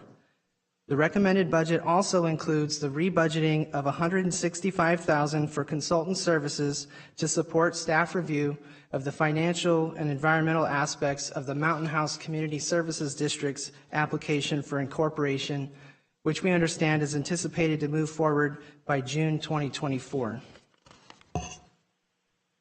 The 23-24 recommended budget for the Office of Emergency Services, which will now be a standalone department as a result of the organizational restructuring approved by your board in May, totals approximately $4 million, an increase of $637,000 from the 22-23 adjusted budget. The recommended budget includes $228,612 for the full year cost of a new Director of Emergency Operations to lead the department. In 23-24, OES will assume the responsibility for administration of the State Homeland Security grants budget, which grants are allocated to San Joaquin County. The 23-24 budget totals approximately $1.7 million. For 23-24, the department is requesting total supplemental funding in the amount of $112,467 to cover additional costs associated with duty officer standby pay, a portion of the cost of a geographic information system specialist at the Public Works Department, and licensing costs for the use of mapping software that will support emergency pre-planning, multi-agency coordination, and public communication for evacuation areas. The recommended budget has been augmented by $112,467 in order to address these requests. This concludes the environmental protection overview, and the department directors and I are available to answer any questions you may have. All right, thank you. Bring it back to the board for discussion. Supervisor Dean. Got a question on the mapping software.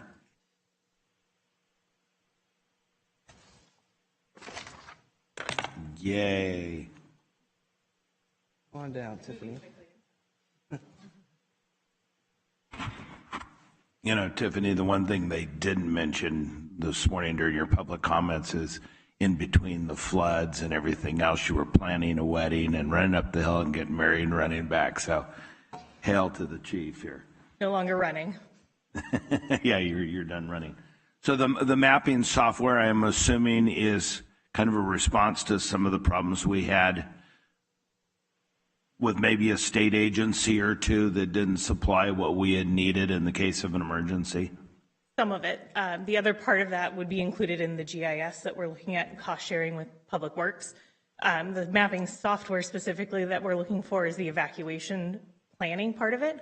That will be able to give us pre-planned evacuation areas. It allows our first responders to go in and physically change those maps if they need to for a larger, smaller event, small events, community type things where roads are going to be closed, that sort of thing. So it's an interactive dashboard. It ends up being the same map and the same link every time it's used. So whether or not we have an emergency going on, that map will still be on the website and it'll have the most current information.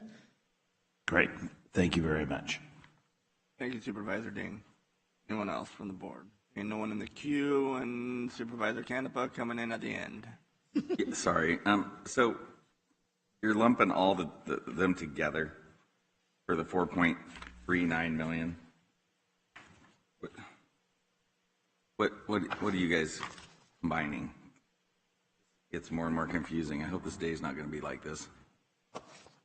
So Supervisor Canepa, through the chair, if I may. So if I understand your question, are you asking, so I guess if I think I hear your question correctly, yes, we are giving an overview of each functional area. So when we present the total appropriations, we are talking about all of the budget units within that section, that functional area.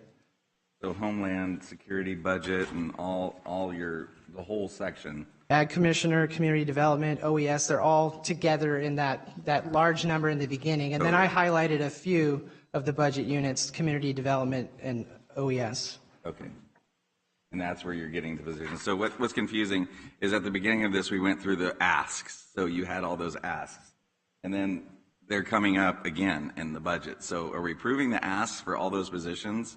And then each department's going to come back and do the same asks? Because isn't that the recommendations of the CAO's office, is to do those, the approved ones, right?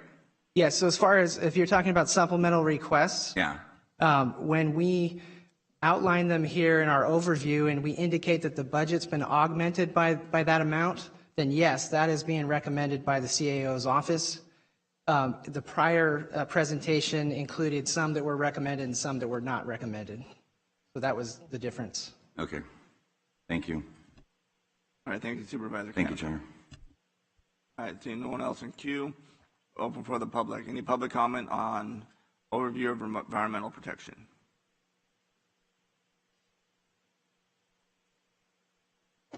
And none, bring it back to the board. Real quick question. The Director of Emergency Operation, the new position, when is that going to be filled? When is that going out?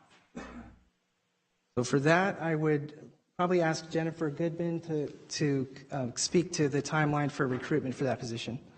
And we have front seats. You don't have to, you can sit right up front if you want. You don't have to hide in the back. Right here.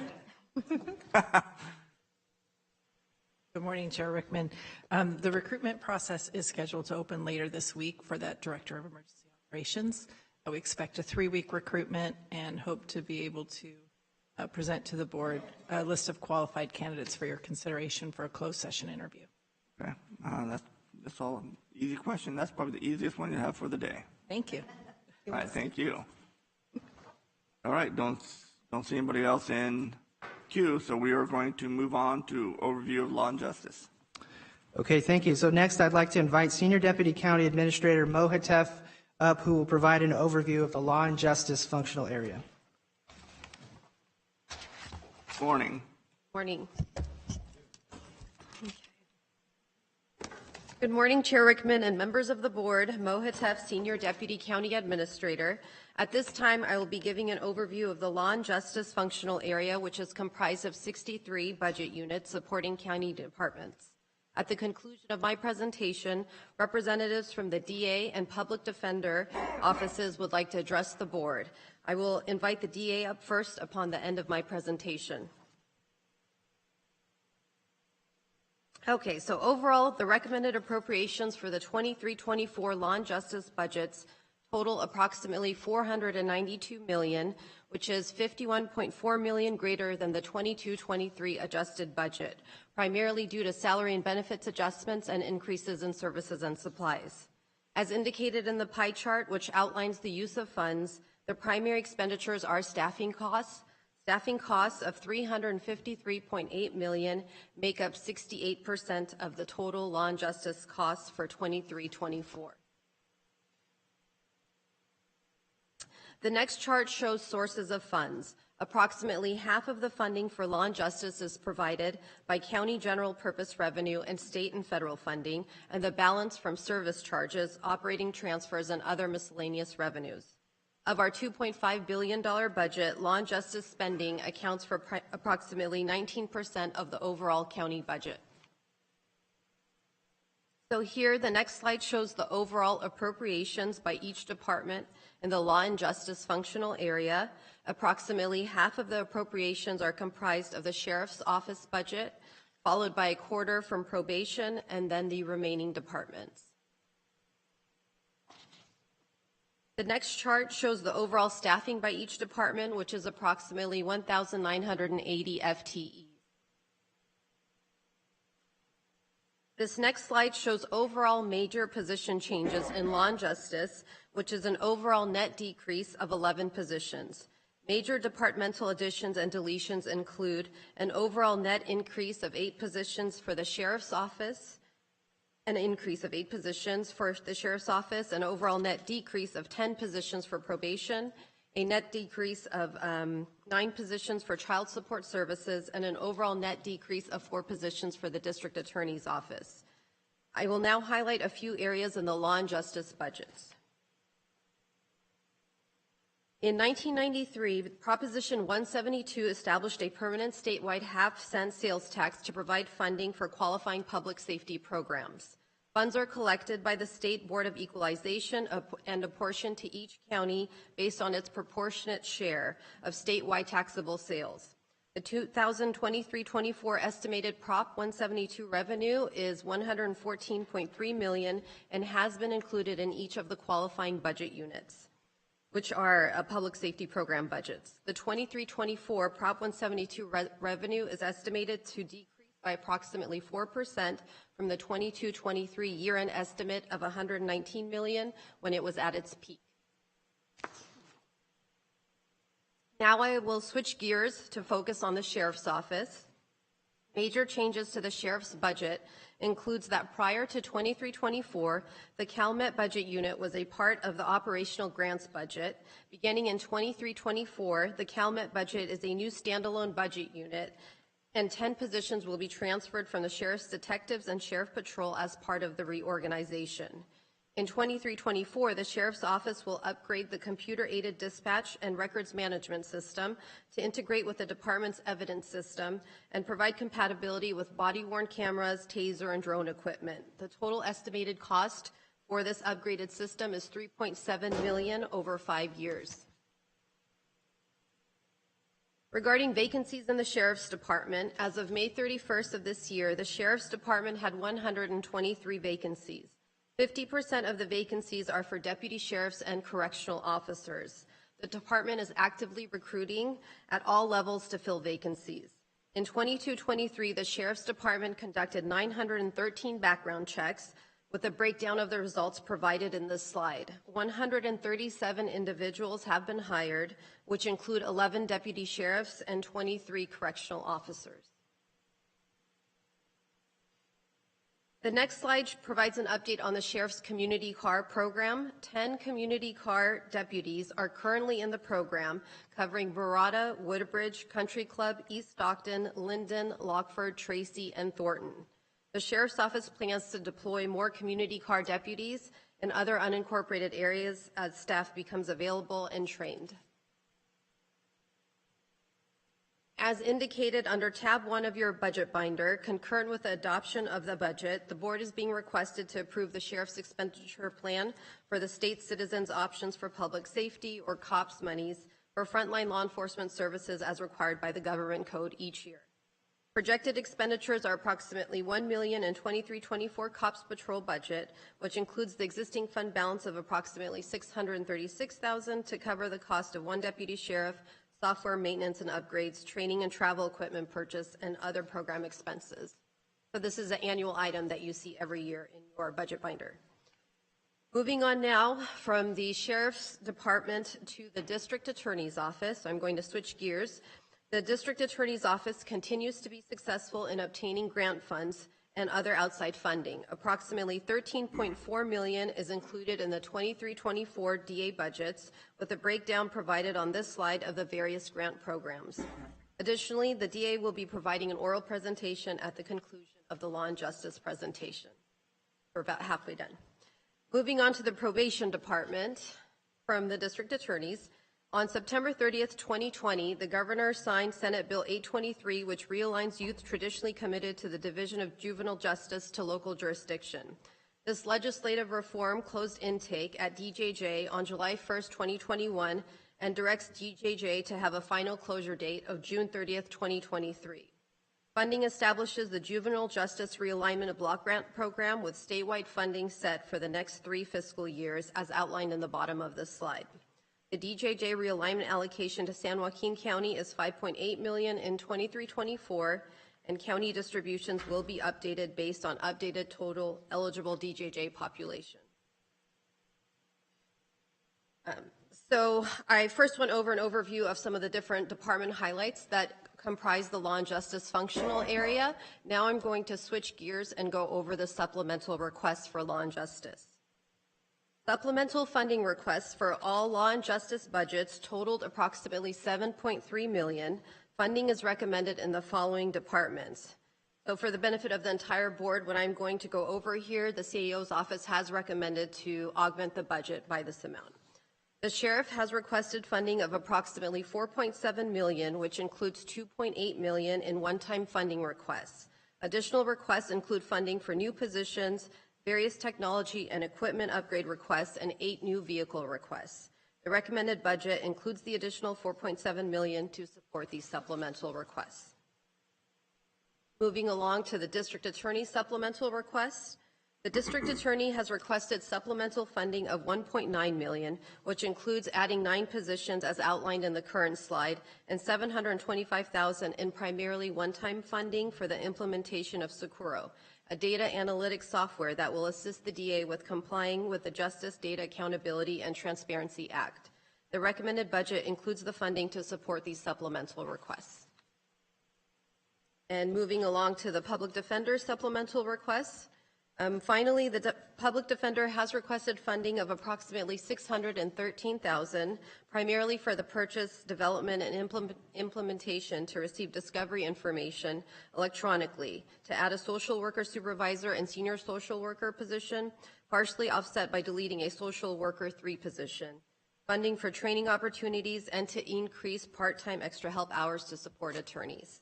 The recommended budget includes the funding for these supplemental requests.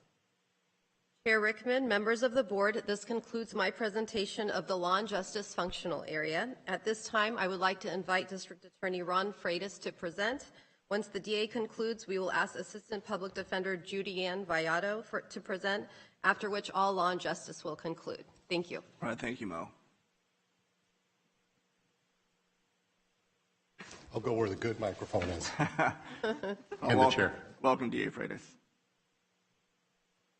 Good morning, Chairman Rickman, Vice Chairman Villapudua, County Administrator Wilberding, members of the board. As your district attorney, we've returned to letting our deputy district attorneys do their job, prosecute bad guys to the fullest extent of the law, using common sense when it comes to criminal prosecutions, and ending the school to prison pipeline. We are focused on making our community safer, defending our most vulnerable, and seeking justice for our victims. We've been in office 170 days. As Supervisor Canepa and Dean have also been in for those same 170 days, and I'd like to point out what we've accomplished with our stakeholders. We've hired 37 new employees. We have 12 more in backgrounds, 25 promotions, and have completed 408 employee trainings. So let's put that in perspective. Like we've talked about, we took over a department that had 20% vacancy, and now through the hard work of my staff, we have no vacancies in the deputy district attorney positions, when we started with over 20 vacancies in the office. We have only 2 vacancies in our clerical staff right now, and a handful of vacancies through the entire department. That is no small accomplishment in 170 days. And I'd like to thank my Assistant District Attorney, Rick Price, and my Administrative Assistant, Terry Booth, for making this happen and the hard work for doing this.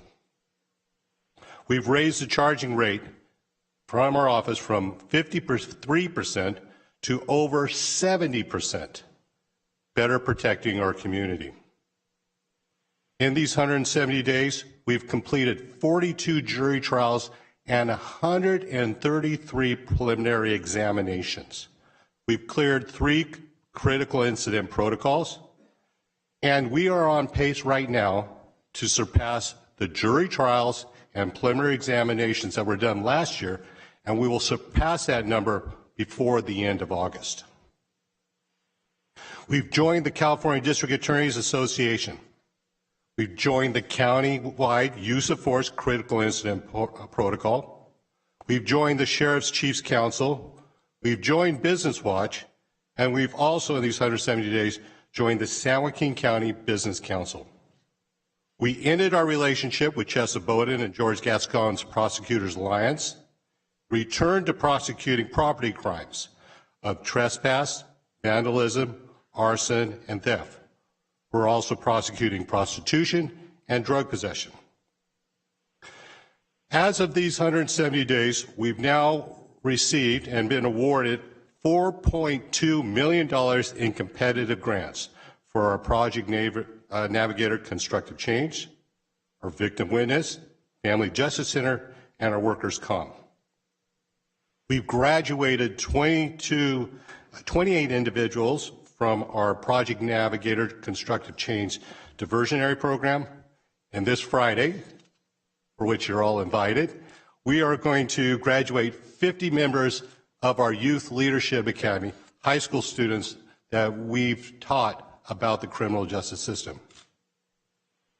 In these 170 days, we've distributed over $200,000 of asset forfeiture money from drug dealers to Boys and Girls Club in Tracy, Lodi, Antigua, DARE programs, Police Athletic Leagues, and the Discovery Challenge Academy.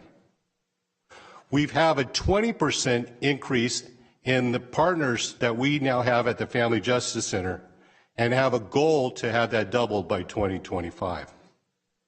We partnered with the Board of Supervisors and the Victim Rights Organization to have the first Victim Rights Luncheon with over 200 attendees in 8 years. We've helped draft legislation for stiffer penalties for fentanyl drug dealers who are poisoning our community. We've made over 95 public appearances. We have media campaigns up right now for intervention strategies. Our One Pill Kills just passed 2 million impressions on KCRA, Facebook, and social media. Our other media campaigns include Workers' Comp as a fraud is a felony. And today, we are starting our Just Say No to Illegal Fireworks campaign. Those 42 jury trials and 33 preliminary examinations have some very notable accomplishments. We convicted the killer of Stockton firefighter Max Fortuna, who was tragically murdered in the line of duty. We removed a corrupt city council member from Lodi.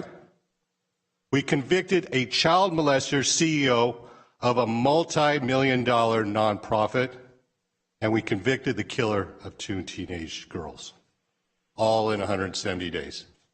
And we're just getting started. Like you've learned today, we have Securo data that will be instituting best practices. We'll be joining 20 other counties of the leading counties in the state so that we make sure we are prosecuting the right individuals for the right reasons. Also, we'll be bringing you new strategies for fentanyl, organized retail theft, sideshows. And with our population now, over half of it being south of Charterway, we are still servicing the South County with the same 4 deputy district attorneys that we serviced them in 1992. We're also going to have strategies so that we can best serve our victims of violent crime prosecutions, and we're going to make all of our efforts to reopen the Tracy and Lodi courts. None of this can be done alone, and we'd like to thank our partners, the Board of Supervisors, for helping us accomplish this, our other partners in the county administration, CAOs Jay Wilberding, Human Resources Director Jennifer Goodman, General Services Director Marcia Cunningham, and Auditor Jeff Woolcamp for helping us.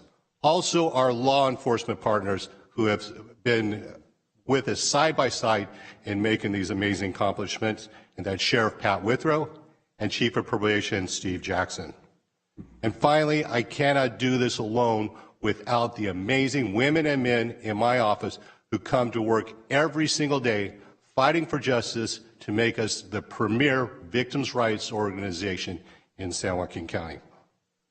San Joaquin County has a district attorney's office it can count on because it has a district attorney it can count on.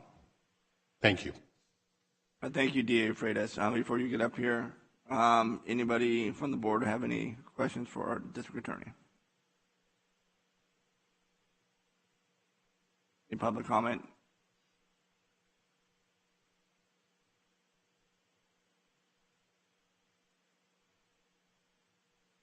It's funny Thank you, Supervisor Patty. Thank you, Chair, for that comment. It's funny I that you appreciate mentioned that. Sheriff Withrow has given me his time, so I can keep going for another 10 minutes. So. I'm going to bring it back to the board, and Supervisor Canepa is on the queue. Thank you, Chair. Oh, I just feel the love up here. It's amazing. On the positions, though, so it's not an ask because there was all of these departments on, what is it, page 23. So there was a lot of jobs that were written off or whatever you guys call it. So all these additions are new positions because they're new classifications. Is that what it is? So on 2021, collectively, the recommended budget line, but it shows all these different positions. The budget includes a net decrease of 11 positions for law and justice budgets.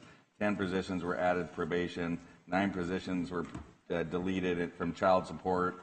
4 positions were deleted from district attorney's budget. 12 additions, 16 deletions. It's kind of, what's the net gain? 11. So it was a net addition of 11 for the total functional area. So for the whole, all of the departments, the net is 11 positive. Okay. Yes. And so, but what Mo was highlighting in slide 30? Slide 30, Mo? 30. I think it is 30. So it's the law and justice positions overall. For the district attorney's office, the district attorney had 12 added positions and they deleted 16 positions. And so there was a net decrease of 4 positions. Okay.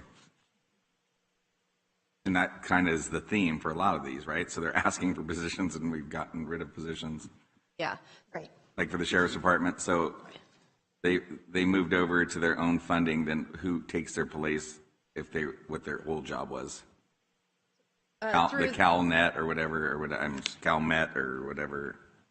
Through the chair, the sheriff's department requested 8 additional positions, and so those positions, there's 5 deputy sheriffs, there's 1 sergeant, and they are primarily positions that were added to the sheriff's detectives budget unit, and so those are general fund funded positions.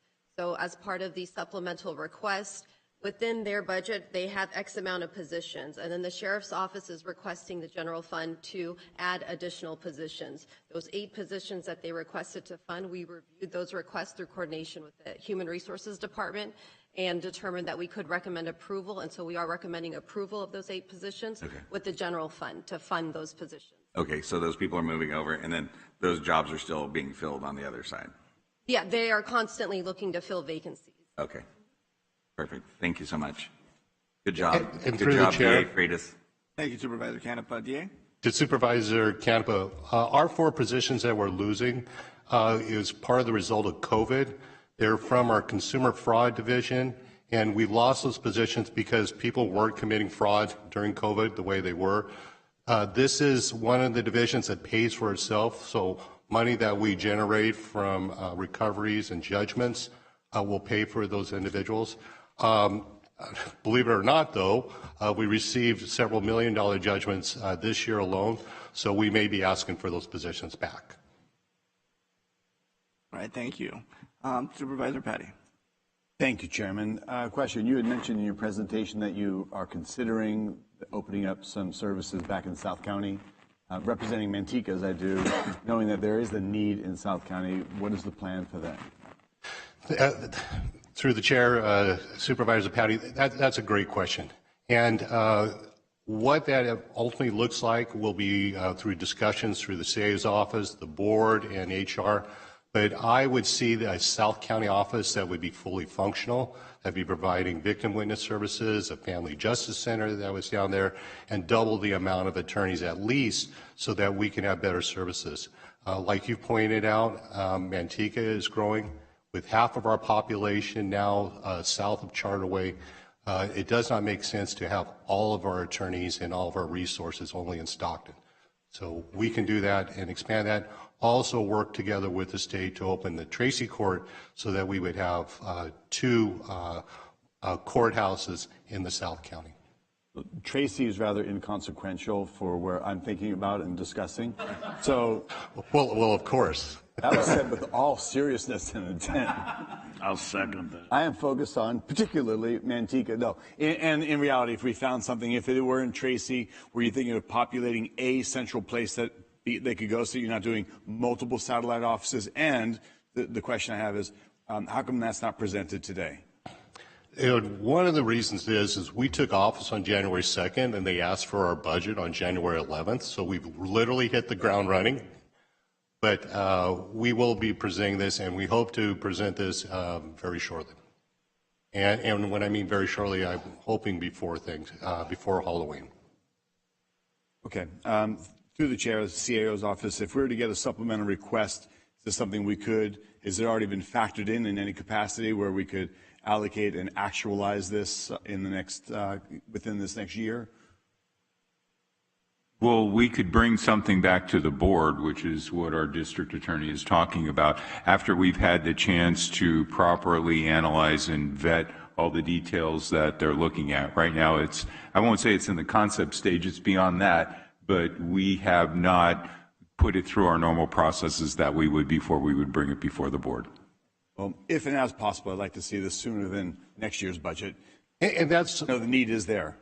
Thank you, Supervisor Patty. And that's our assurances from all of our partners is that this is going to be made a priority, that this isn't going to be put to rest and put in a corner to die, that we are looking forward to serving our community and getting this done. Focus particularly in Manteca. Thank you. And Chair Rickman, if I may add, the DA said it in jest, but of course, if there was a budget request that came through for the 23-24 budget, I mean, we've recrunched numbers in May, so of course, we're happy to accommodate departments as well. Just want to make that clarification. Thank you. You know, we are the policy makers, so we have to add more positions. Supervisor Ding. Question and congratulations. Are we still waiting on judge appointments from Sacramento so that we can reopen some of our county? Is that what we're waiting on? Through the chair, Supervisor Ding, unfortunately we are. And what this is all the judicial appointments funnel into one committee and then are ultimately decided by one secretary in the governor's office. And my understanding is that there's several hundred in Southern California alone, judicial positions are open. My understanding also is, however, is that our presiding justice has taken the unusual step of not returning our vacant positions to the governor's office and is going to be submitting them for election in the next cycle so that we can move forward and have say to who is going to be representing us in our superior courts. All right, thank you. I know Supervisor Canepa, you had a question for the Sheriff's Department, so we'll hold off on that. Real quick, since I mentioned the Sheriff's Department, I know there's some pictures taking, and Sheriff, before she leaves, can you make sure any picture of Supervisor Patty is deleted? I appreciate it. Everybody remain calm. Let's not get rash in our decisions, Chairman, please. Dave Freitas, thank you very much, for what you've done in just a short time that you've been in that position, and also to your staff. You guys have done a phenomenal job, and I like what I hear today, especially, about the South County Court, mostly in Tracy. People know we had a court at one time, and that was shut down, and it's not a county building, so we're going to work with the state of California to get that open, so I'd love for the county to work with you on that. There's a couple of different questions I have for you. One, I know you guys are extremely busy. Hey, you don't have to take my word for it. You can go over to the district attorney's office and see the DAs have just piles of files going from room to room to room for different cases, and that has an effect of getting cases through the judicial system and the wait times. So, to resolve that, of course, you need new bodies. But I was on a town hall with other elected officials throughout the valley with our Congressman Duarte, and fentanyl, of course, is not just a California issue or San Joaquin County issue, but a national crisis, you could say. So when you're dealing with issues like fentanyl, getting this poison off our streets, and mainly the dealers that are dealing with that, human trafficking, and you can go on with pursuits that we're seeing increase in pursuits. We're seeing sideshow activity. Anybody here going to any intersection in the city, you see those burn marks. We just had a shooting and a murder. I think the Sheriff's Department investigated a few weeks ago as a result of a sideshow. So the point I'm getting at is, with this type of crime here, do you have the personnel to prosecute these individuals, or do you need additional folks, say for fentanyl? You mentioned in here a little bit in your proposed budget, but a drug team, a drug task force, or someone who just all they do is prosecute fentanyl pushers and drugs and so on. Yeah, thank you, Chairman Rickman. You're exactly right. Our narcotics unit was. We've inherited a narcotics unit that's been basically disbanded. And we have to rebuild that from scratch. So before Labor Day, I will be bringing to this board a FIRST team, and that stands for Fentanyl Intervention, Response, and Safety Team. We're going to follow the model of two of our counties that had success in prosecuting fentanyl. That's the Fresno model and the Placer County model, where we take a two-pronged approach. The first prong is an intervention strategy so that we get in our high schools and we point out the pitfalls of fentanyl, that people may be ordering something that they think is non-lethal, such as a Xanax, a Percocet, OxyContin, and in fact be receiving fentanyl-laced pills, and pointing out those pitfalls. We can do this by wrapping municipal buses, by sending notices out in our property taxes, numerous intervention campaign strategies. Also, we are going to put together school rallies so that high schoolers are now aware of this, and we'll mimic the every 15 minutes so that a school will have both of those available to them. And we want to start this in September when the kids return to school. What we see, unfortunately, with fentanyl is because it's cheap and it's readily accessible. It preys upon our teens, preys upon our individuals of poverty. It also preys upon our individuals of color. So these are important intervention strategies of the first team. The second portion of the first team is to rebuild our narcotics units and make sure that we do not have fentanyl trafficking in our communities. So we would be working, the district attorney's office does not have a designated attorney or an investigator with the Metro County Task Force on Narcotics, so we would be rebuilding that. Also, we want to train every single one of our investigators. So when a fire department goes to an overdose and they have an individual that either overdose or survives the overdose, that we are seizing the phone properly of the victim to make sure that we identify the individuals who are selling these hot shots and taking appropriate actions.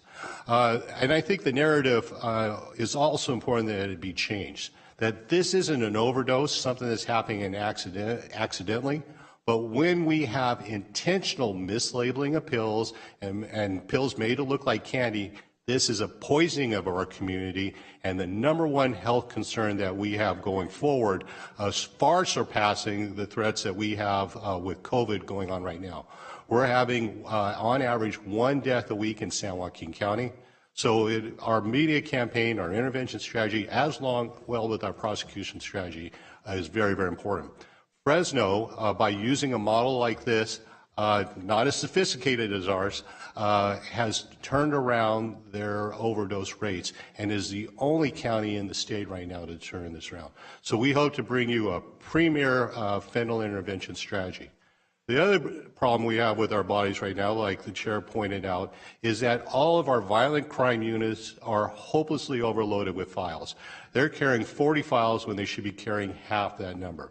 So we're going to ask for strategies for human trafficking, homicide, gangs, domestic violence, and child abuse, sexual assault, elder abuse, to add 1 prosecutor to each and every one of those units, so that we can get justice faster for our victim, that it's not taken 3 and 4 years for cases to proceed through the court system, and that we have the necessary support staff to be done.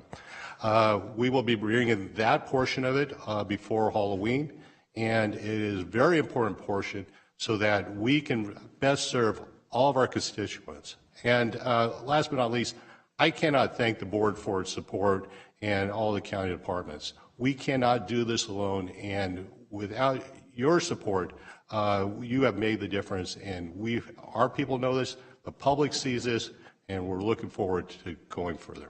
All right, thank you, Jay. And that's great news, and I know, another, sideshows is another huge issue that this county is dealing with. So, yeah, if you need bodies for something like that, please let us know. I look forward to coming back here to the board, as soon as possible so we can get the thing started.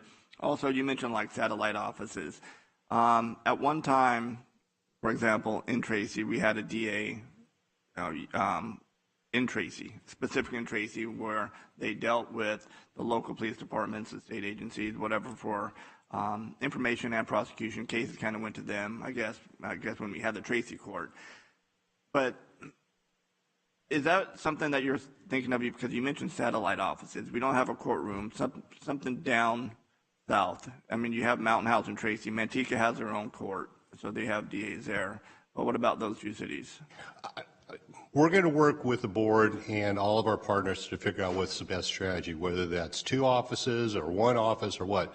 But if we can provide full service offices that will have victim witness advocates, family justice center, attorneys, investigations to complement it, and attorneys that are assigned to those offices will have a better understanding of the needs of that community and the priorities of that. So we will have a better dialogue going forward.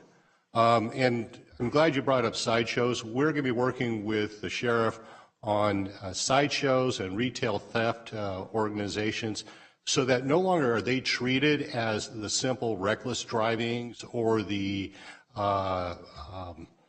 petty thefts of crime that they are, that these individuals are seen as the $1 million detriment that they are to our communities, and that these individuals be held in our county jails for a substantial period of time to deter future conduct.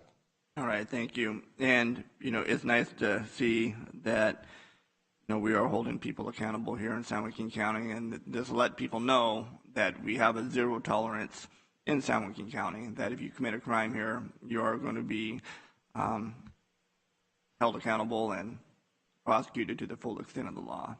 So thank you for that. Supervisor Ding. Thank you. First off, I just want to congratulate you on being proactive. When we met a couple of weeks ago to work on a few situations, along with the sheriff, when you brought up the educational campaign and the high schools and middle schools, actually, where were they needed?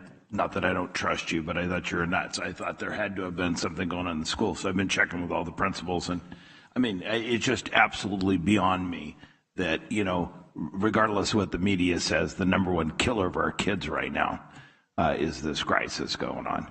So I want to thank you for that. There are also, whether it's the side shows and talking to the sheriff and yourself too, there are some actions that the board was going to have to be taking as far as car abatement and impounding and so forth. So we're looking forward to those proposals as well.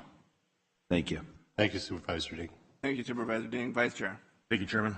Mr. DA, Mr. Ron Freitas, I want to just thank you for doing a great job. 107 days in office, you've made your presence felt throughout the county. See you everywhere. Doing a great job on picking up this fentanyl deal because it's hurting our kids. I'm hoping that I want to press charges against Supervisor Campa for speaking too much during our meetings. You could have a sheriff with you escort him out. That'd be great. No, you're doing a great job, and I appreciate all your hard work in this county. Thank you, Vice Chairman Villapuba. Thank you. All right. Don't see anybody else in the queue. Oh, Supervisor Canepa? Just joking. All right. And I cannot emphasize enough. I cannot do this without the great partners that I have and the board leading the charge and the county departments. And they have my full appreciation for making this happen. And you have my full appreciation for your support. All right. Thank you, DA Freitas, for being here. Appreciate it. Oh, it's all yours. Thank you, Chairman Rickman. I would now like to present Judy Ann Vallado, Assistant Public Defender, to come up and speak.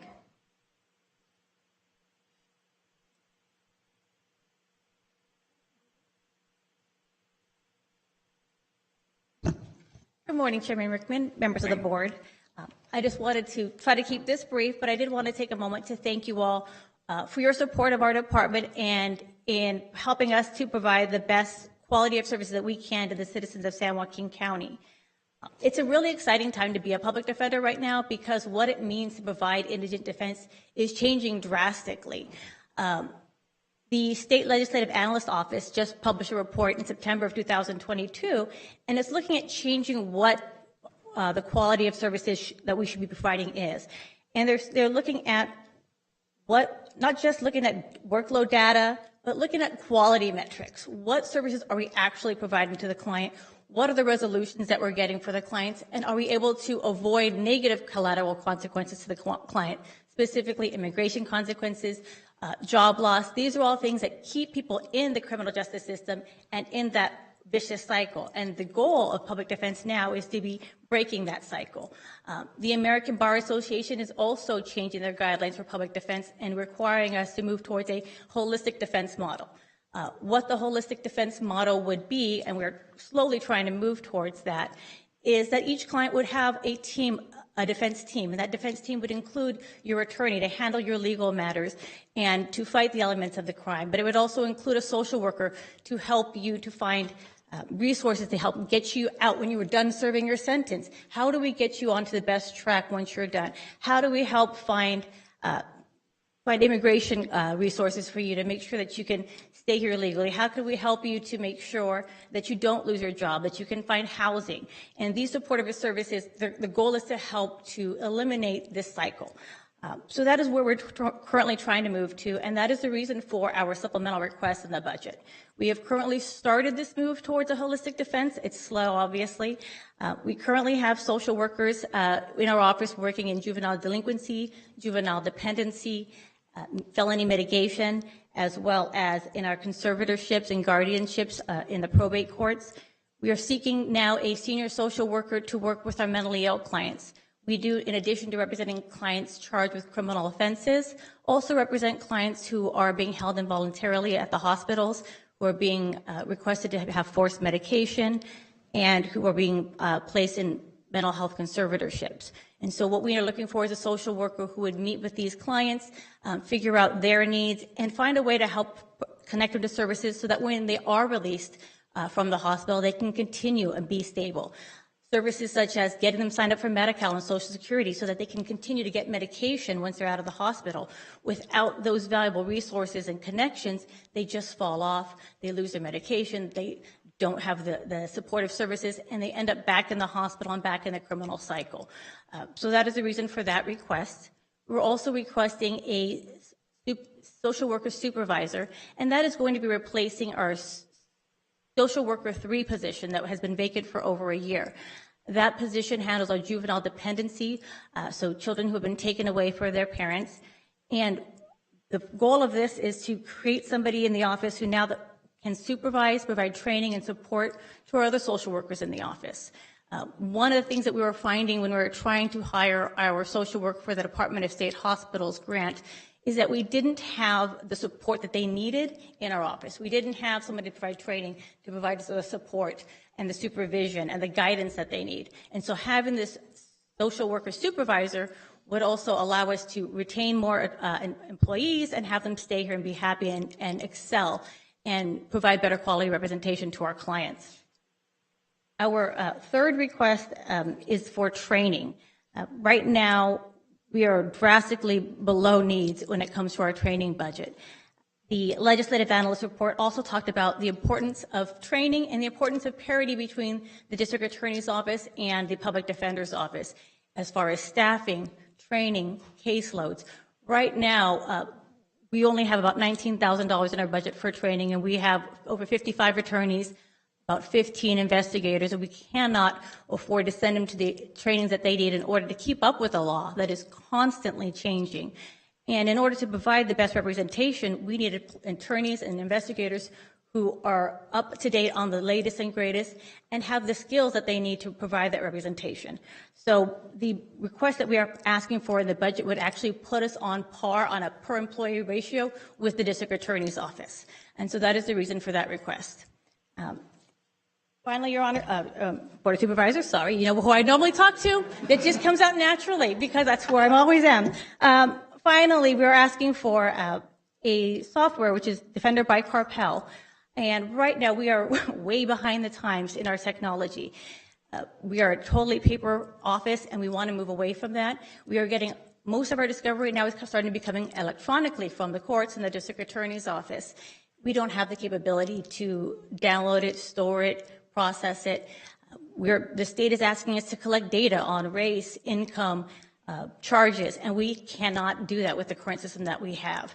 It's just totally incapable. We actually do our case count manually. Our secretaries have a file, and they take a tally every quarter when you ask for the budgets. We are way behind the time, but it's time to update our system so that we can actually focus on defense and doing the job that we're here to do instead of these menial tasks that are taking up way too much of our time. Finally, in conclusion, I just wanted to say I know that Mr. Freitas has talked about a lot of additional proposals that he may be bringing to the table. Fentanyl task force, expanding South County, the increase in charging rates, and dedicated specialty units. Obviously, I don't know what that's going to do to our office right now. I anticipate that will have an impact on our office, and I will be working with the county analyst's office just to evaluate the impact on our office, and we may come back to this board with additional needs once we were able to identify what we need to address those additional needs. So, in conclusion, I just wanted to thank you guys all for your support of our office and helping us to provide the representation that our clients deserve. So, thank you. All right, thank you. Supervisor Patty. Thank you, Chairman. Real briefly, you just mentioned several things that were supplemental on request. I didn't see anything. Do you have a handout or what the total is?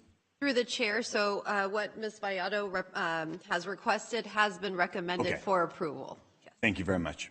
Thank you. All right, thank you, Supervisor Patty. Supervisor Canepa. So what they're saying is you should have asked for more. I should have asked for more. Yeah, that's exactly it. But we're working slowly. We're identifying the needs. We have a long-term goal in mind. We were working towards, again, being a paperless office, creating this holistic defense. We didn't want to shock you with all too much. And at the same time, we understand that vacancy rates are high and that we are still trying to fill the positions that we have right now. But as we move and as we grow as an office and as we build the support that we need in order to bring in the extra employees and to provide those extra services, we will be coming to the board in future years. But if we don't have the structure in place in our office, we can't support that anyway. So we need to slowly build this up. It's not something that can happen overnight, obviously, but we have our goals, and we are really hoping that we can meet those goals in the near future. Yes, because it's important for the people that use a public defender's office, you know what I mean, that you have the resources that you need, just like the district attorney does. So, I mean, it's important. So what's the vacancy rate? What are you guys missing? I think we I'm are looking, but currently at about 9%, 10%. So there's room for, obviously, to fill those positions, and then, okay. Correct. We have some active recruitment going on right now. We've been interviewing over the last few weeks. We just had a new social worker start, the Department of State Hospitals. It did take us quite some time to fill that.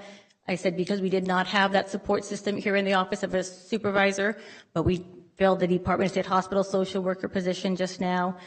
We have hired 3 new attorneys that will be starting soon. And we have a new legal technician that has also started today. So we're working on it. Nice. Thank you, Chair. Thank you, Supervisor Canepa. Supervisor Dean. Thank you. I understand that the direction of the public defender's office and the DA are separate, but are there some compatible areas that we're working in duplication? I'm thinking about the statistics, for instance, that are being requested by the state on race, gender profiling, which the DA I know is required to collect too, so we're not doubling up. Is that something we could do in combination so that we're not expanding expenses? Yes, Supervisor Ding. So currently the District Attorney's Office has moved to a new system called Carpel, and that is where our office is asking to move to as well. It would allow the departments to share data by a click of a button. And so all of the same statistics that the District Attorney is able to collect, we would be able to collect as well. Any information on the client that they have put into their system, when we open a case file, would automatically share with our department. So we would not be duplicating those efforts. Thank you. All right, thank you, Supervisor Ding. All right, seeing nobody else in the queue, I'll open up for public comment. Anybody from the public wishing to address this item with the board? Thank you. Thank you. Seeing none, I'll bring it back to the board. And one final comment. I know when the district attorney comes up here, you know, we're very boisterous about crime and concerned about crime and making sure people are held accountable. But I just want to make sure that you know and people know that we're equally concerned about individual rights and making sure that the due process is met and individuals receive the best defense possible. Thank you, Chair. Next. Let's hurry up before Canepa comes back. Well, I was just going to say, unless there are any other questions, so the timing may be right, I will now call Susie Sayers, Senior Deputy County Administrator, to present roads and facilities. Thank you. Thank you.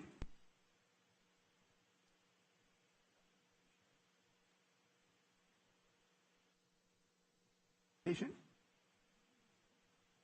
Oh, I'm sorry. Yeah, that was law and justice. I thought the sheriff wanted to come up here and say a few words.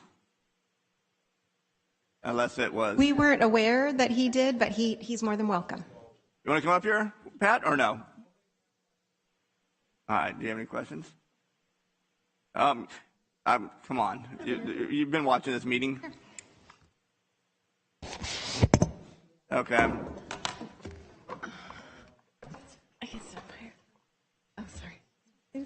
You like you wore your clean shirt today. What's that? Like you wore your clean shirt. Yeah. Supervisor Canepa. Just had one question. Back in 2021, 2022, the cost for sheriff's patrols were so much higher.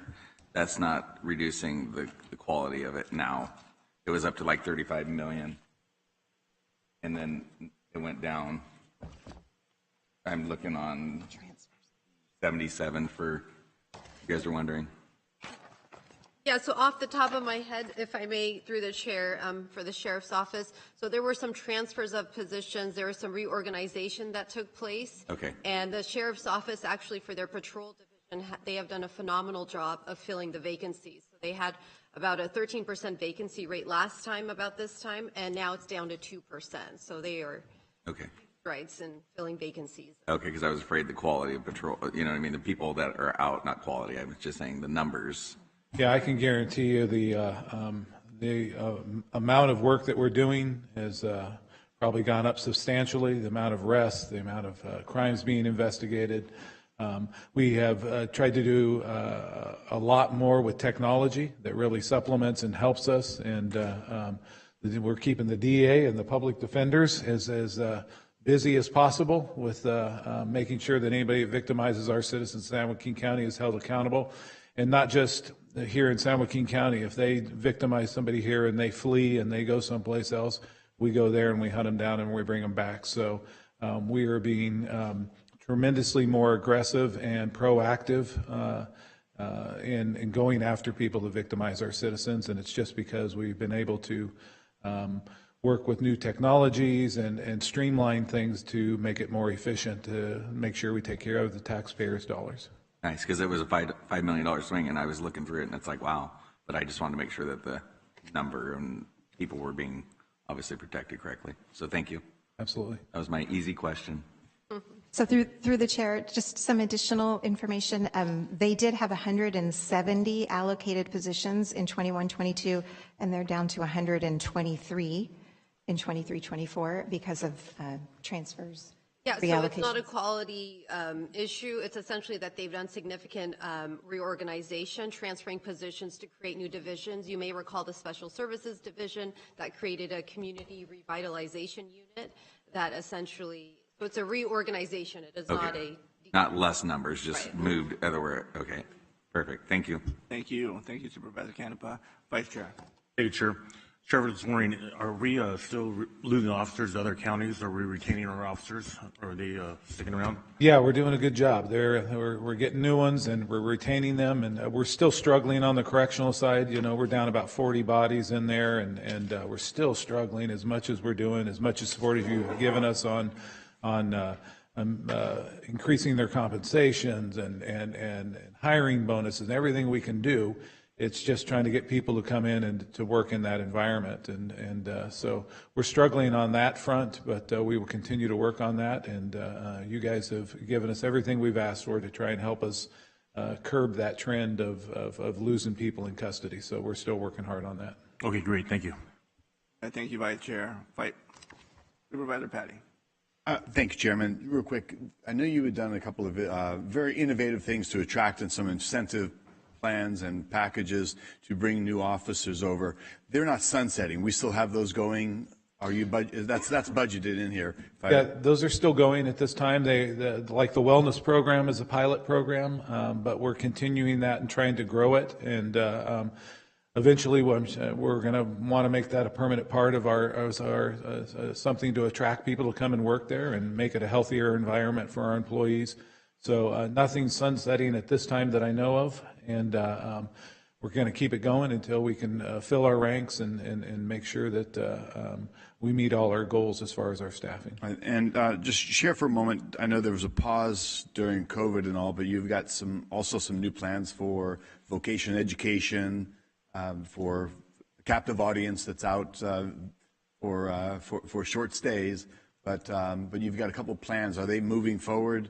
Yeah, absolutely. We're very excited about that. I just got briefed up on it yesterday, and thanks to Marcia and her team, we're building a huge new facility out at the Honor Farm for vocational training and job training for inmates, and to try and break that cycle, like the Public Defender's Office was talking about, that so we give people an opportunity once they leave our facility to not have to go back to a life of crime. So we're going and we're visiting the RCCCs and all the other places that are doing training for inmates so that they can come out and get good paying jobs and we're moving forward on that, and we should, the building's going to go up very quickly because Marcia and her team is got a modular plan, and that'll go up very quickly as it comes to building buildings.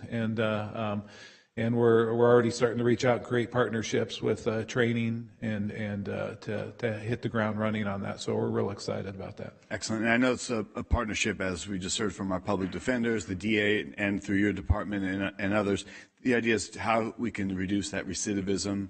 And I know that I've seen some successful programs in Texas. I remember reading several years back that they brought in family counseling, anger management, a series of elements that helped those that were incarcerated to really break that cycle in many capacities, as well as vocational education. So I know we've talked about this, and as you work with behavioral health or any other staffing needs, we're here to support that. We appreciate that. We have a lot of those in place right now as far as anger management and counseling and all that type of stuff. And we continue with those, and we're just going to continue to expand on those and just make it where for every person we can give them an opportunity and not go back to a life of crime. That's one less victim of our citizens. So. Excellent. And I just want to last thank through the chair, the CEO's office and the entire team here when the sheriff came down to sit down and talk about their budget, which included some new equipment for enhanced training and safety, which is for public and for the officers as well,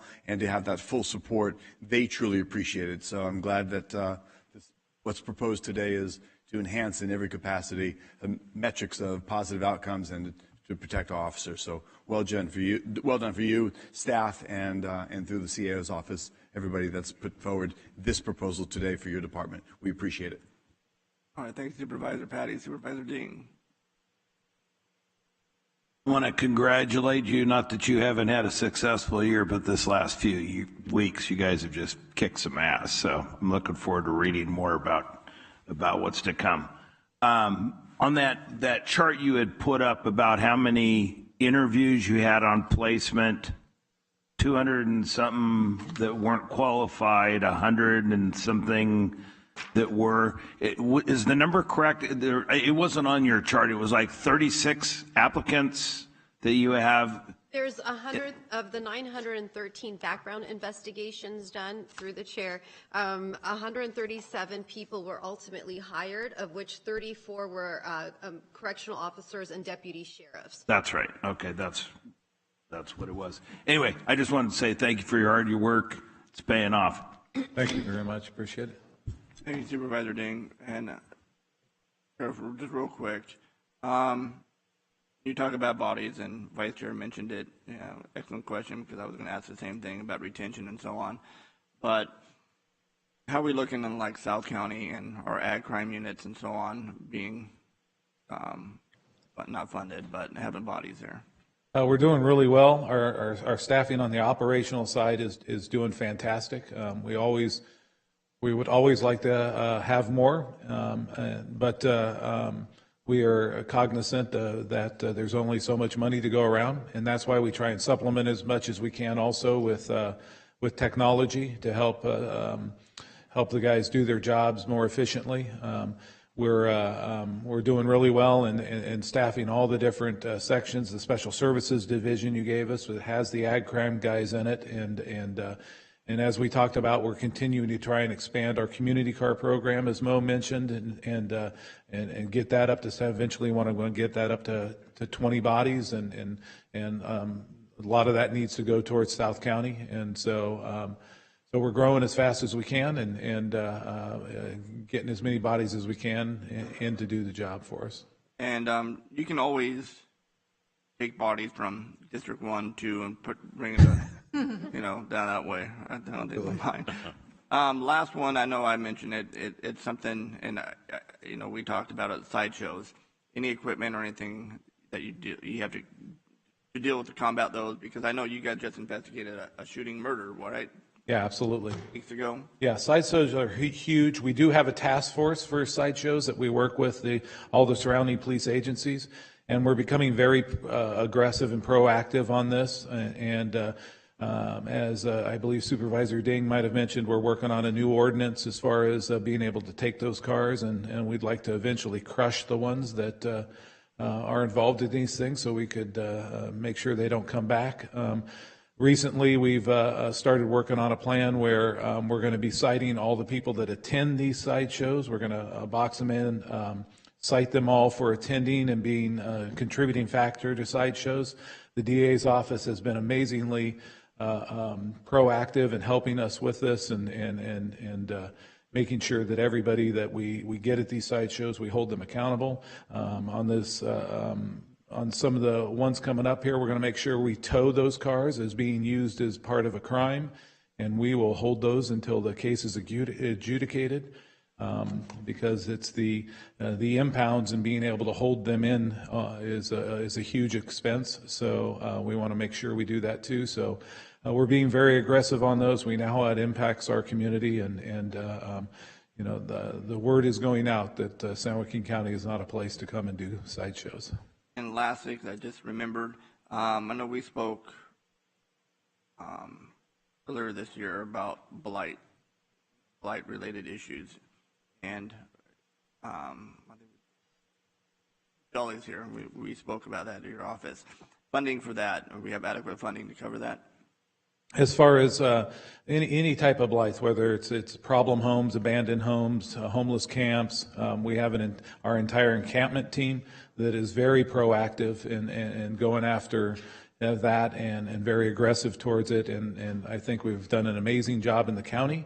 We're trying to partner more with the cities because that overlaps and causes also. But I think we're doing a fantastic job here in the county. So I agree with that, but what about funding side of it? Do we have adequate funding to it? I believe we're doing fine on our funding side, and if we need more equipment or anything like that, you know, our cameras are a big part of that as far as dumping, illegal dumping and those type of things, so we keep adding the cameras in. We just applied for 20 more cameras through a grant that will pay for the cameras themselves for 3 years.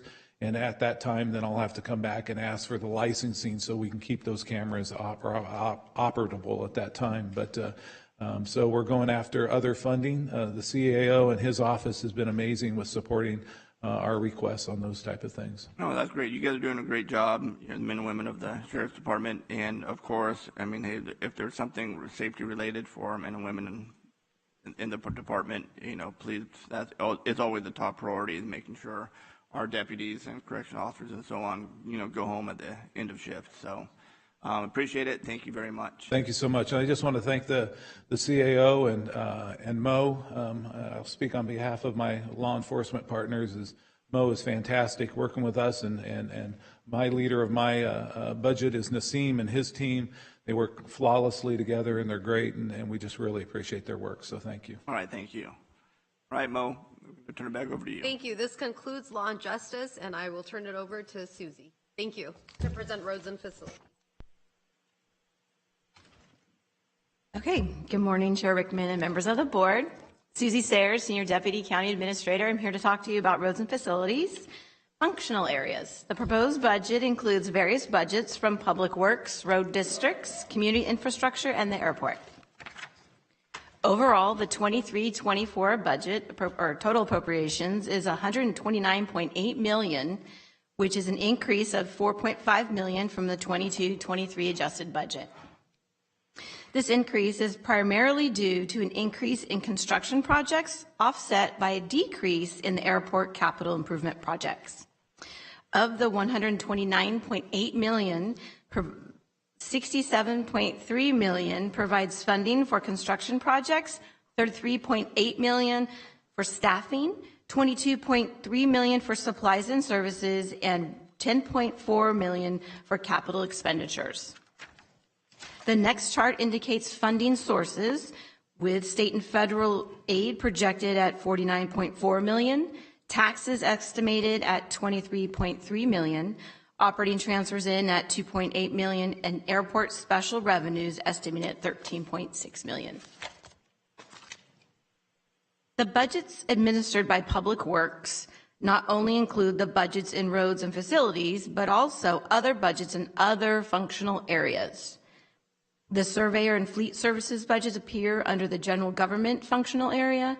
Flood channel maintenance falls under environmental protection, while the utilities districts, CSA 31 Sewer Enterprise Fund, and the Solid Waste Enterprise Fund are under Health Services.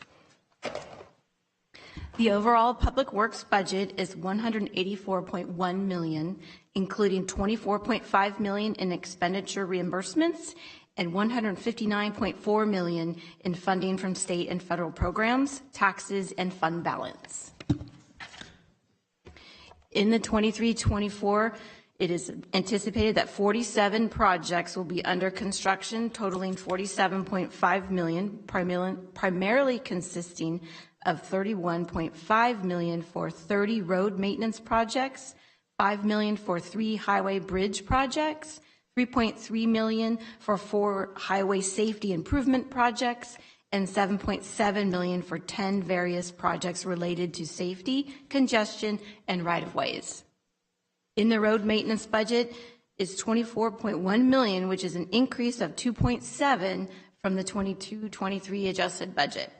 Funds will be used to replace 15 county-owned traffic signals with power backups, rehabilitate over 12,000 square feet of sidewalk and 1,280 linear feet of curb, and upgrade several portable pumps to assist with removing water from flooded areas and provide power to stormwater facilities during power outage events.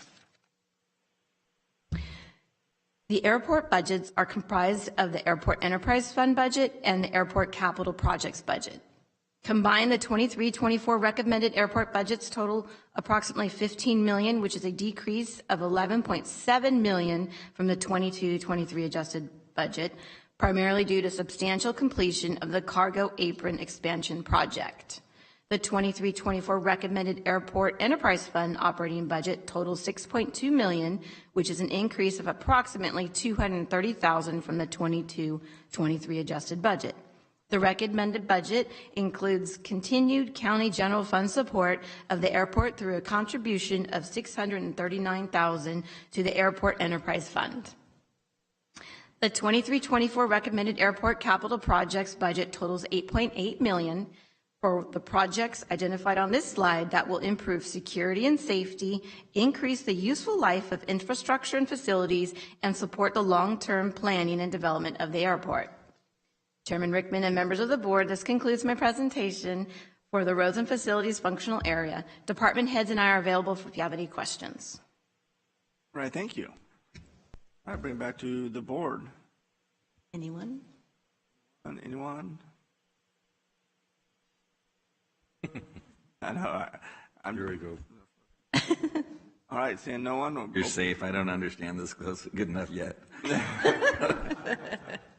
All right, we'll open up for the public. Anybody from the public wish to address the board on this item?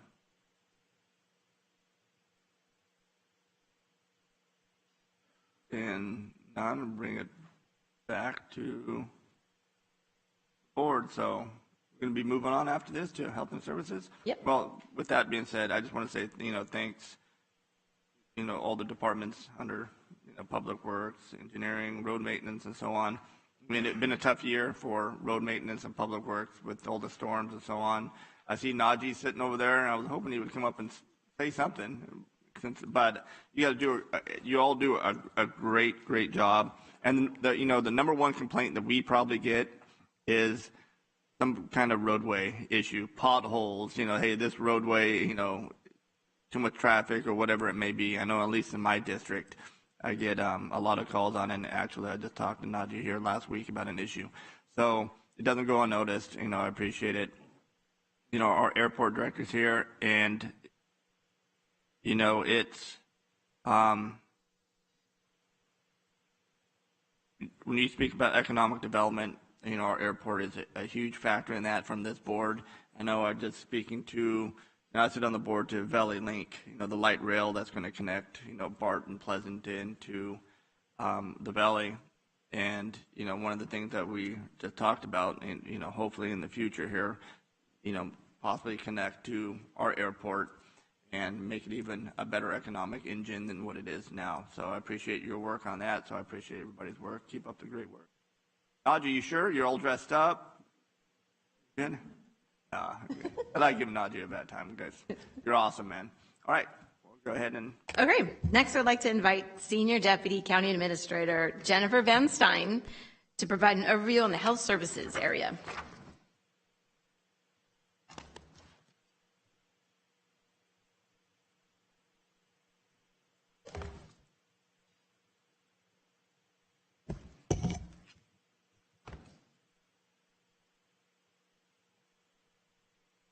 Good morning.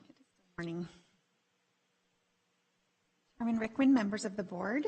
At this time, I have a brief presentation with a budget-related overview of health services departments and programs.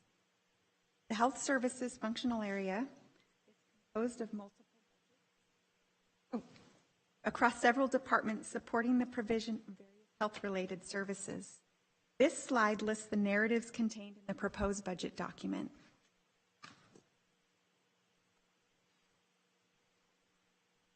Recommended expenditures for the health services functional area total $1.1 billion, an increase of $121.1 million from the 22-23 adopted budget. Appropriations of $986.6 million represent this $1.1 billion in expenditures, less $73.5 million in cost reimbursements. The change primarily reflects added positions, salary and benefit adjustments, and increases in costs for pharmaceuticals, mental health providers and programs, contract staffing, and medical supplies. Budgeted staffing costs total $521.5 million for 3,478 full-time and extra help staff, representing nearly half of overall appropriations at 49%. Services and supplies costs account for $437.5 million, or 41% of the total. Funding sources for the $986.6 million appropriation include hospital special revenues, projected at $405.6 million, or 41%, and state and federal funding estimated at $201.5 million, or 20%. General fund support consists of $33.2 million, or 3%.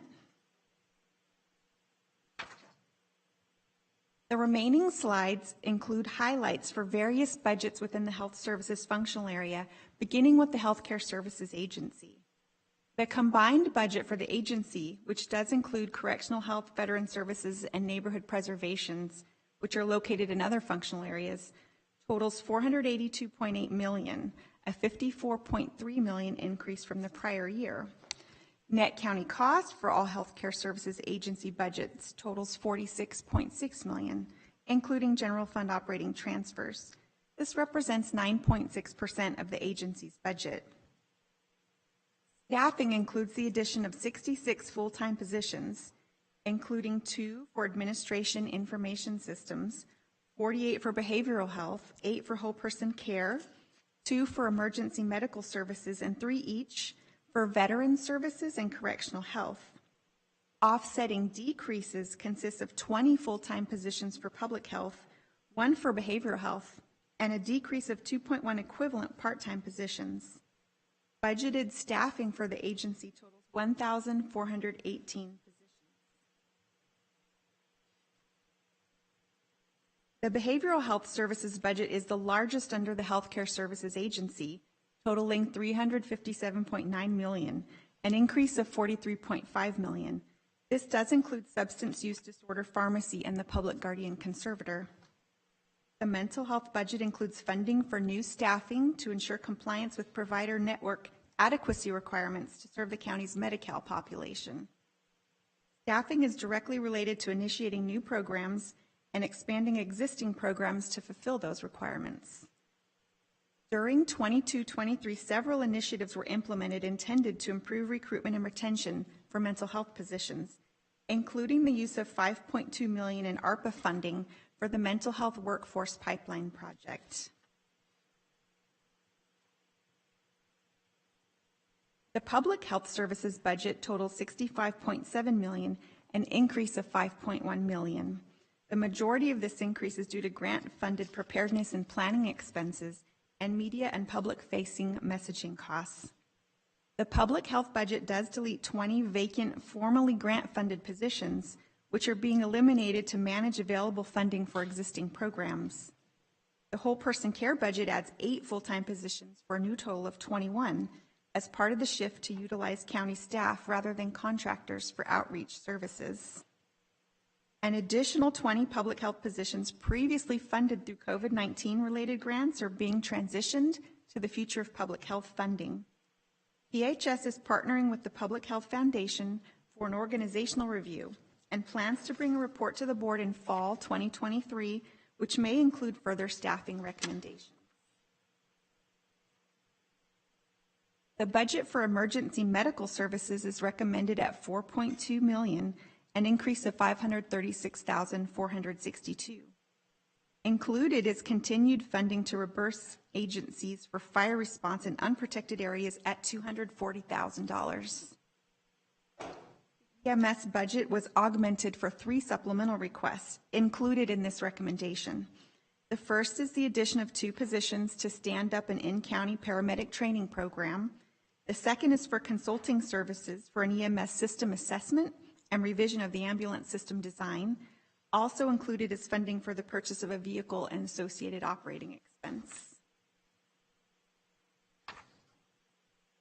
The Opioid Settlement Fund, approved by your board on December 13th, 2022, had a balance of $4.1 million as of May 31st.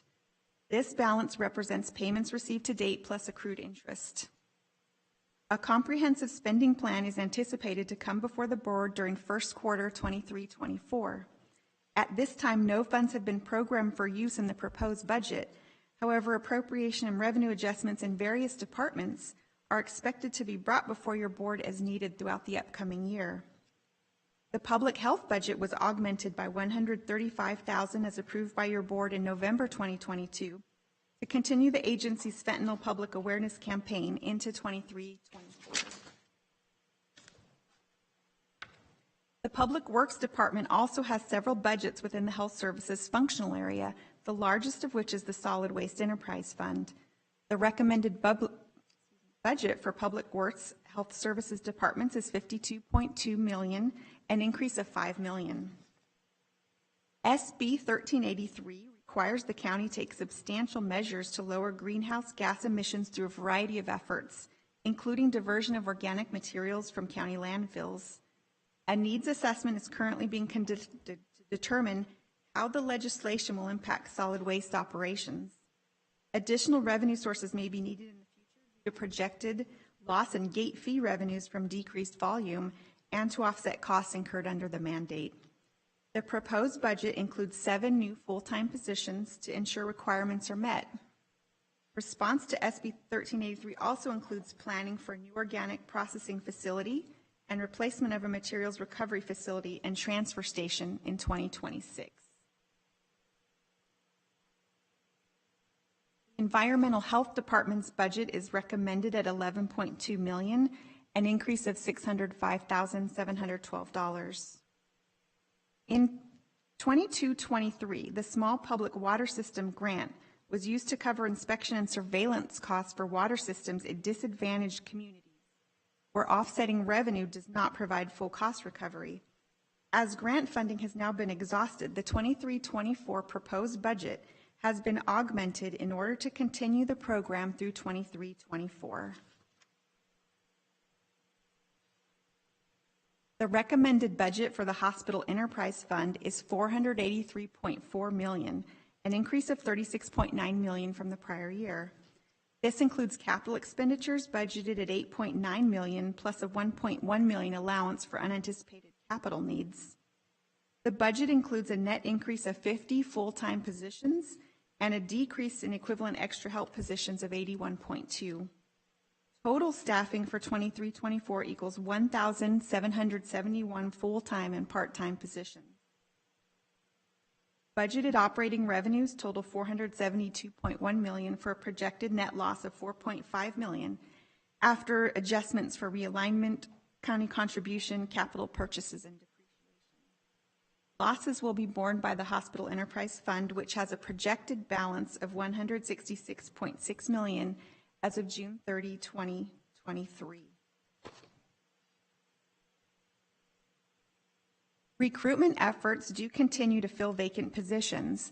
As of May 31st, The hospital's overall vacancy rate was 13.8%.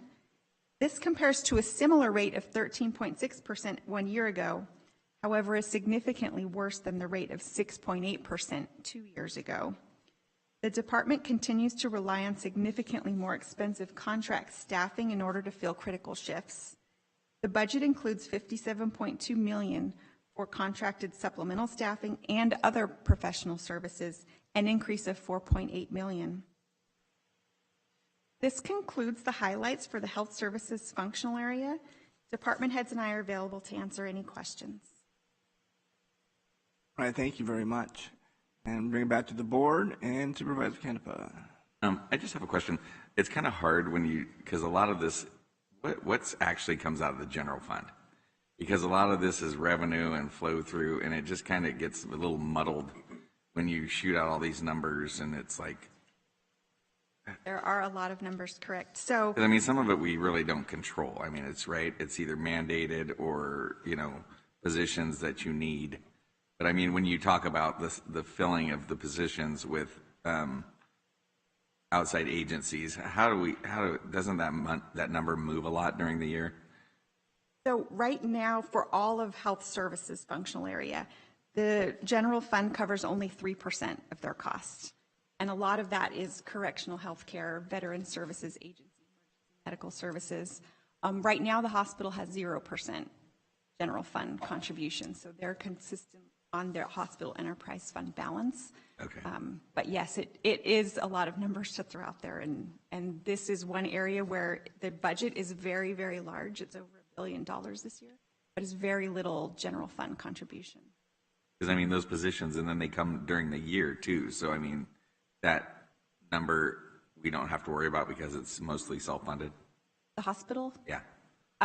That's correct. It's currently self-funded. They do have a balance to sustain what's being recommended for 23-24. Loss was $4.5 million, and they have a $166 million reserve. That's what they're projecting, correct. Thank you. Thank you, Supervisor Canepa. Supervisor Patty. Thank you, Chairman. Through the chair to the CAO's office.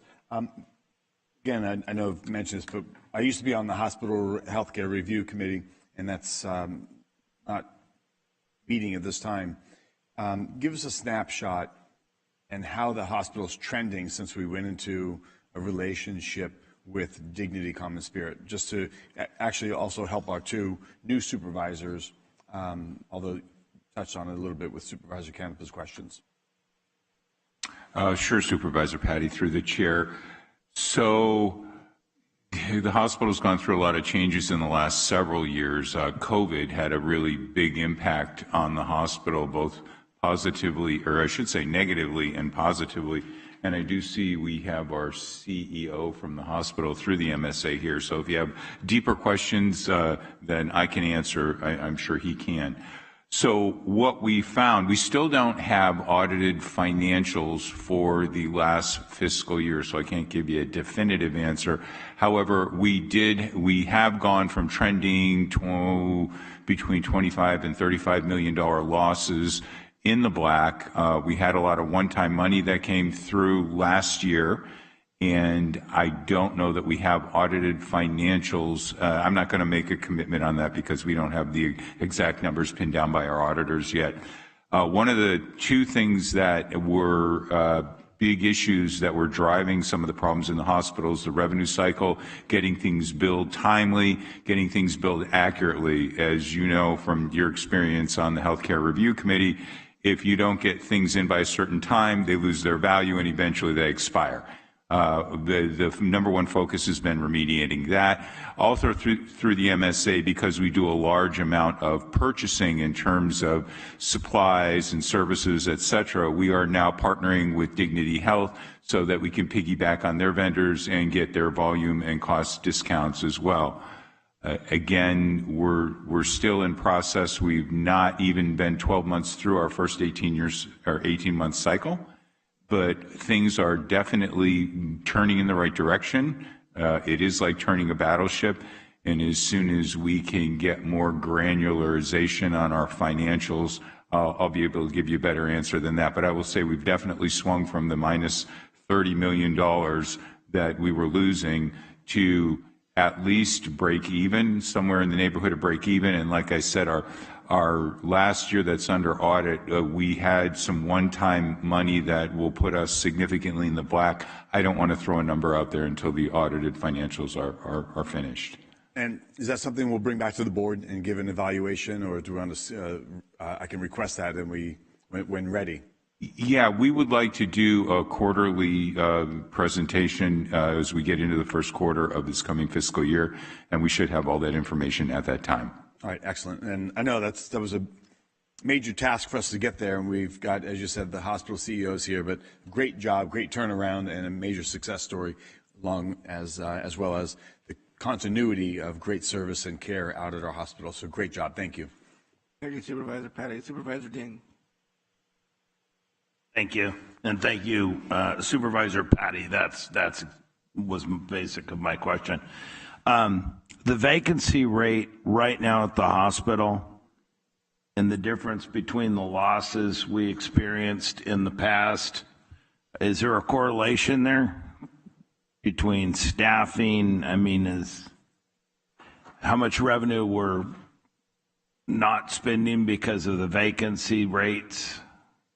So I will defer to the CEO to answer that more intelligently, but the vacancy rate drives increased costs for supplemental staffing. So there are certain shifts that they cannot go empty on for the shift. So during the pandemic, starting about 2 years ago, the costs for supplemental staffing increased dramatically because of the vacancies. Okay.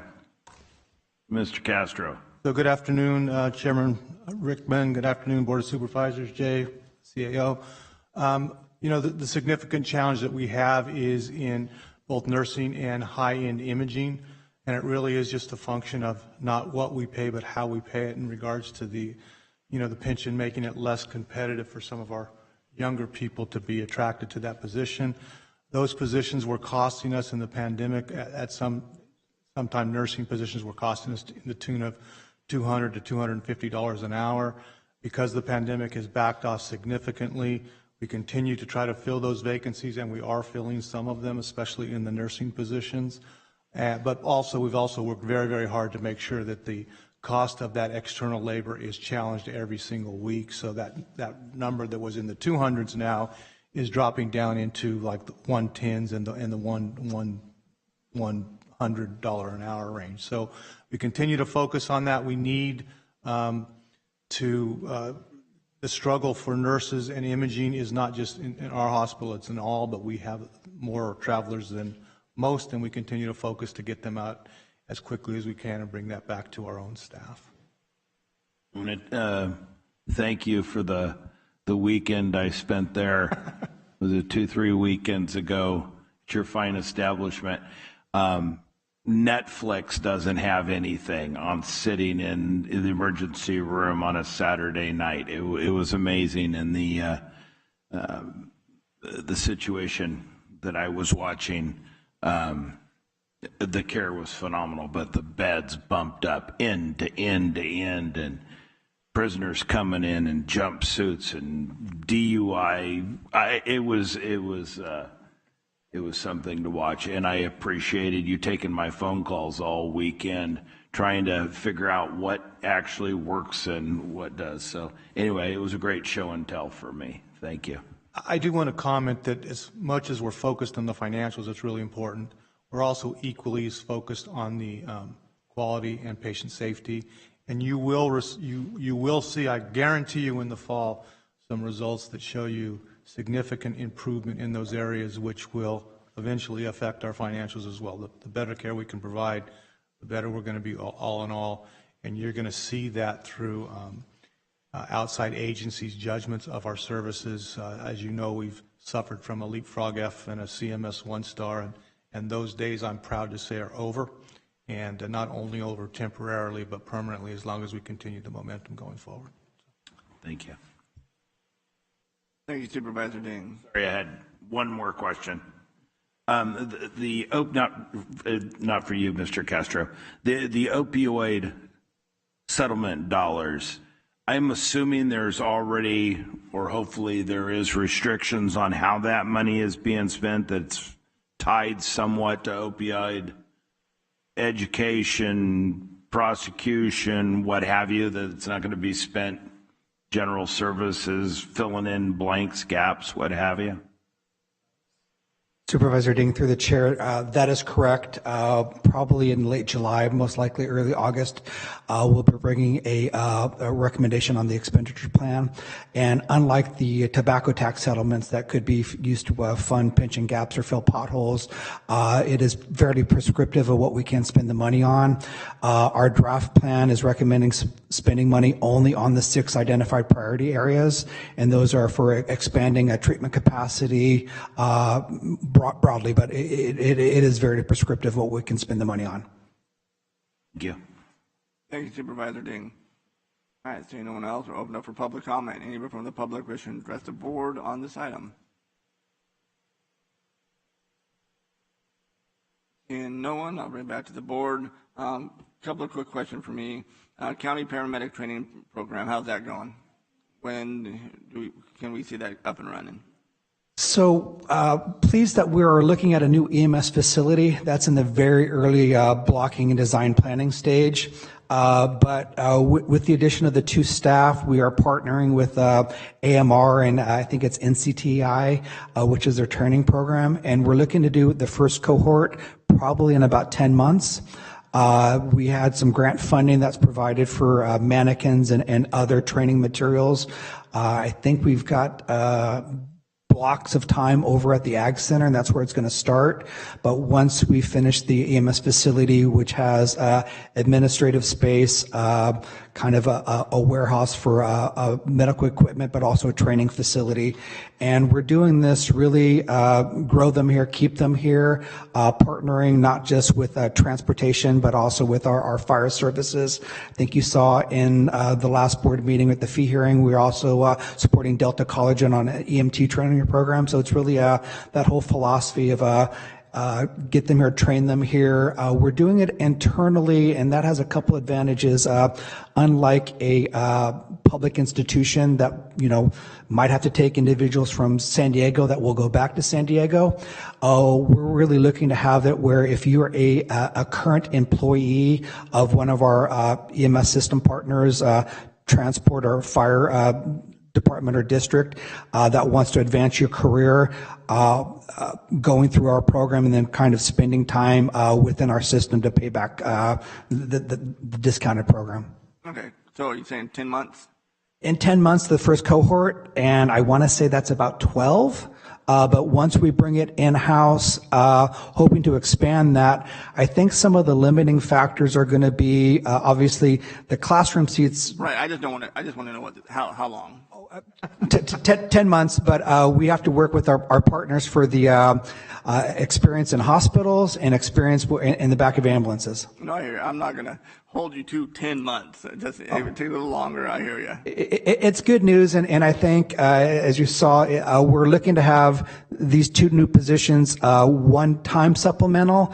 But once we get a new facility, and I mentioned some of the grant training, hopefully our actual cost for paramedics coming to be trained will be much cheaper, but it will be self-sustaining. All right, cool. Thank you. Couple ones. We're looking at mental health, substance abuse. That's something that this board has been very vocal about, mostly when we were talking about homelessness and so on.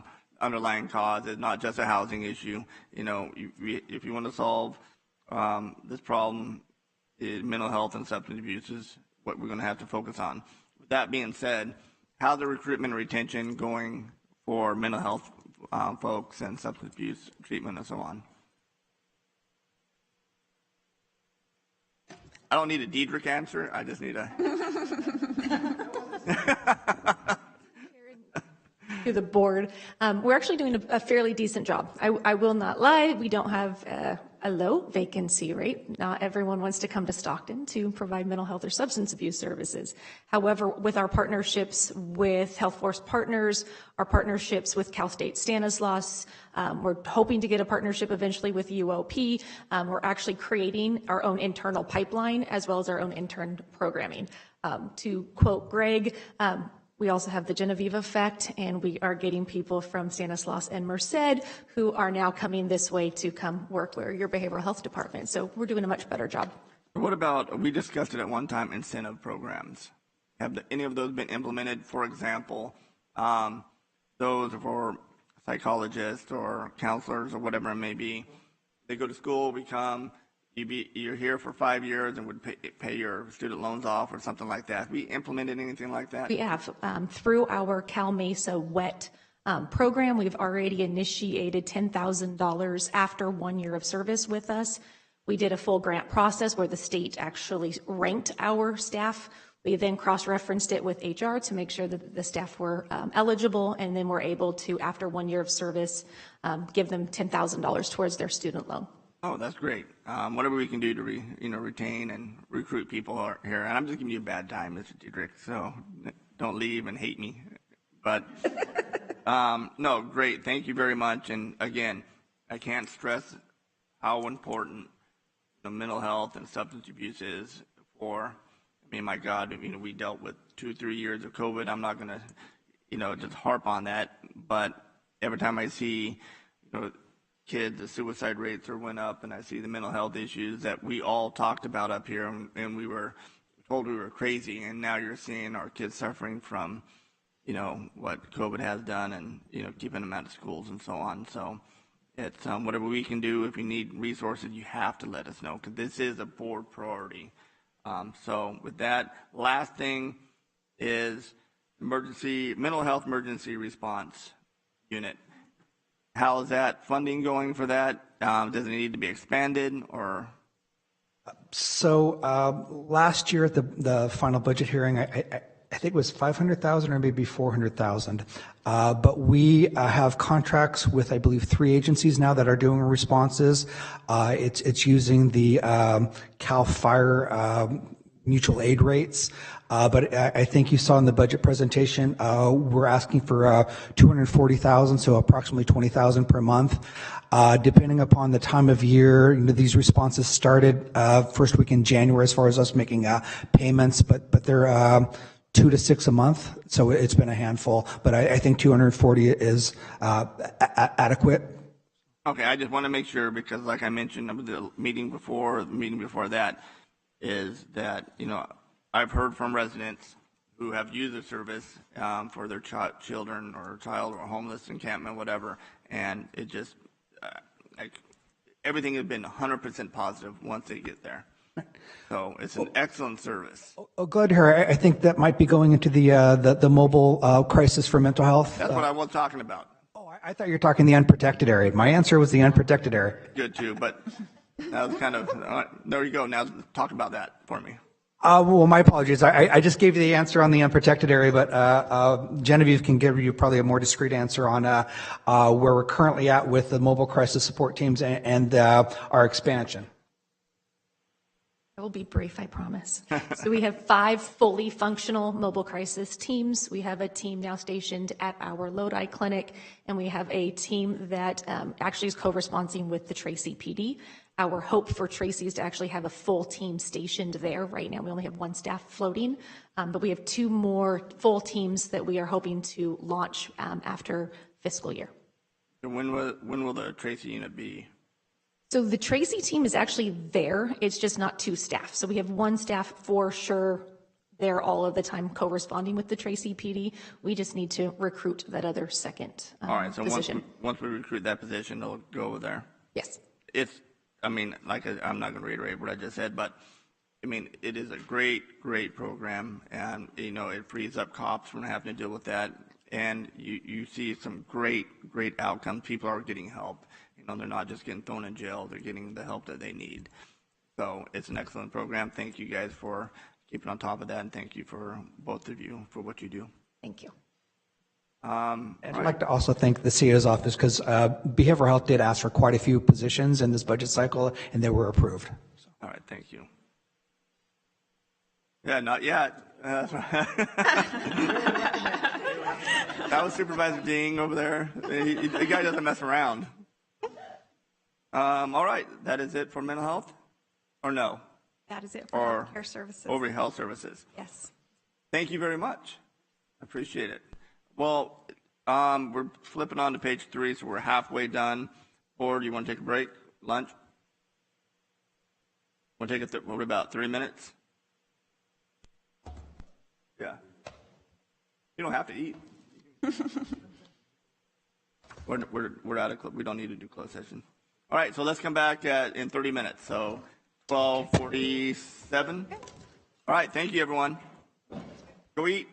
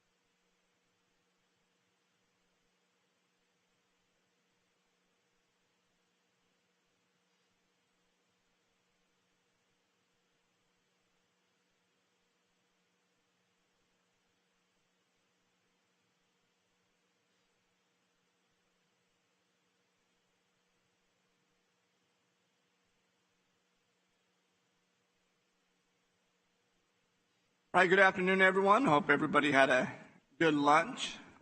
So welcome back. Ready to roll? Yep. We are ready. So we are going to begin with an overview of the Human Services Functional Area by Josh Bronco, Deputy County Administrator. Good afternoon. Good afternoon, Chairman Rickman, members of the board. At this time, I will provide an overview of the Human Services Functional Area, which includes the budgets listed on this slide. That's coming up now. There we go.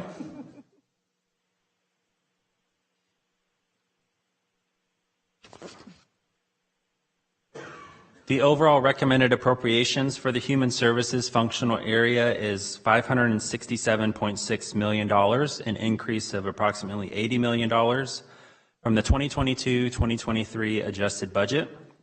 This increase is largely due to expanded eligibility for the assistance programs administered by the Human Services Agency, as well as increases to the benefits provided to customers and higher program administration costs.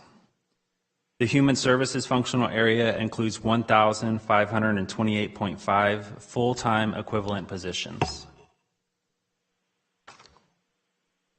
Approximately 92% of this functional area is supported by state and federal funding. As a result, the $80 million increase in appropriations comes at a net county cost of just $7.7 million.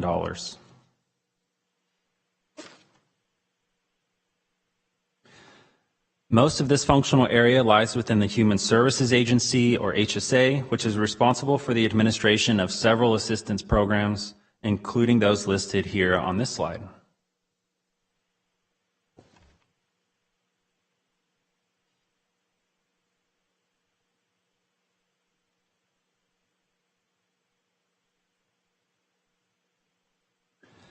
The recommended HSA budget is $532.8 million, an increase of $80.6 million, and includes a general fund contribution of $29.7 million.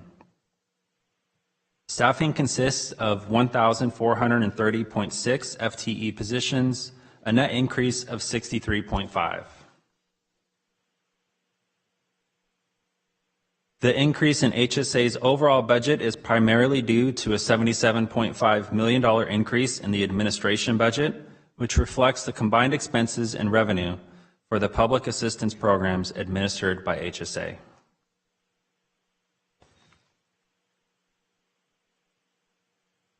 HSA also includes Mary Graham Children's Shelter and the Department of Aging and Community Services. Mary Graham Children's Shelter provides temporary protective custody and services to children alleged to be abused or neglected and who come within the jurisdiction of the juvenile court as dependents. The shelter services are mandated by the state. The recommended budget for Mary Graham Children's Shelter is $14.4 million, an increase of $3.5 million. This includes $1.3 million to fund the full year cost of 13 positions added mid-year in 2022-2023, and $683,359 in salary and benefit adjustments. The recommended budget also includes $1.3 million in capital expenditures to fund perimeter fence improvements, a new badge access system, and general building maintenance. The Aging and Community Services budget provides services to adults at least 60 years old, adults with disabilities, and low-income individuals and families. The recommended budget is $18.4 million, a decrease of $560,605. The decrease is primarily due to the completion of various ARPA-funded community center projects in 2022-2023.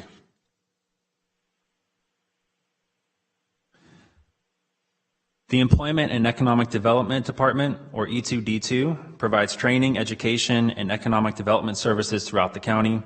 The recommended budget for E2D2 is $30.3 million, an increase of $466,869, and includes $565,281 to fund the full year costs of the 4 employment training specialists added mid-year, as well as a new deputy director for employment and training. Other notable changes include a $1.9 million increase in grant program costs for the Prison to Employment Grant and other programs related to local workforce development, and the end of the RAD Card program and the Microbusiness COVID-19 Relief Grant program, which resulted in a $3.4 million decrease. The Veteran Services Office, or VSO, assists veterans and their families to ensure they receive the benefits earned in defense of our nation. The recommended budget for the VSO is $1.4 million, an increase of $450,833. The recommended budget funds increased costs for the relocation of the VSO office from downtown Stockton to central Stockton. The budget also includes additional funding to support recent staff increases approved by the board in 2022-2023, and 3 new positions effective July 2023. With these additions, the VSO has expanded from 4 full-time staff positions to 10 since 2021-2022. Chairman Rickman and members of the board, this concludes my report for the Human Services functional area. Department heads and I are available to answer any questions. Thank you. All right, thank you. I'll bring it back to board for discussion. Questions? All right, Supervisor Canepa. Yeah, on the G4, I was just wondering, the increase on those just seemed the 25 million, that par for the course? Like a big number. I mean, 10% would be 10%, 17 million, so why is that one so large? We are adding a significant number of positions in this functional area for HSA. So I wouldn't say it's not every year that we would see an increase of that significance, but it's due to the new positions. Okay. And also the approved labor agreement increases are also in there too. It's in there too? Okay. Yes. Perfect. Thank you on that one. Then the temporary homeless shelter money, can somebody explain to me what that does, how that's used in the future, if I can steal that to pay something else?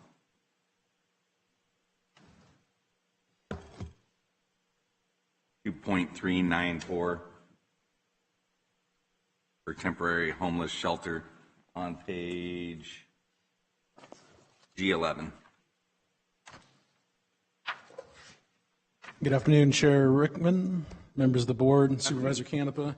The temporary homeless shelter is for CalWorks eligible families, and it's temporary shelter, so no stealing. Oh, sorry. But it's a state mandated program that we offer for homeless or about to be homeless CalWorks eligible families that include a child that's under 18 that's deprived of parental care support. So perfect. Most of that money is used annually, so I mean. So this the funding this is just an appropriation for our estimate of what we believe the county we will experience in this county. There is no limit to the funding that's available from the state for this project. It's an entitlement project. So then we just get reimbursed as we spend it? Yes, sir. So we budget it, get reimbursed? Yes. Pass through. All right. The other question is, we did the neighborhood preservation is our position in this book, our new position, or the old position that wasn't filled that we're bringing back. I was on page G39.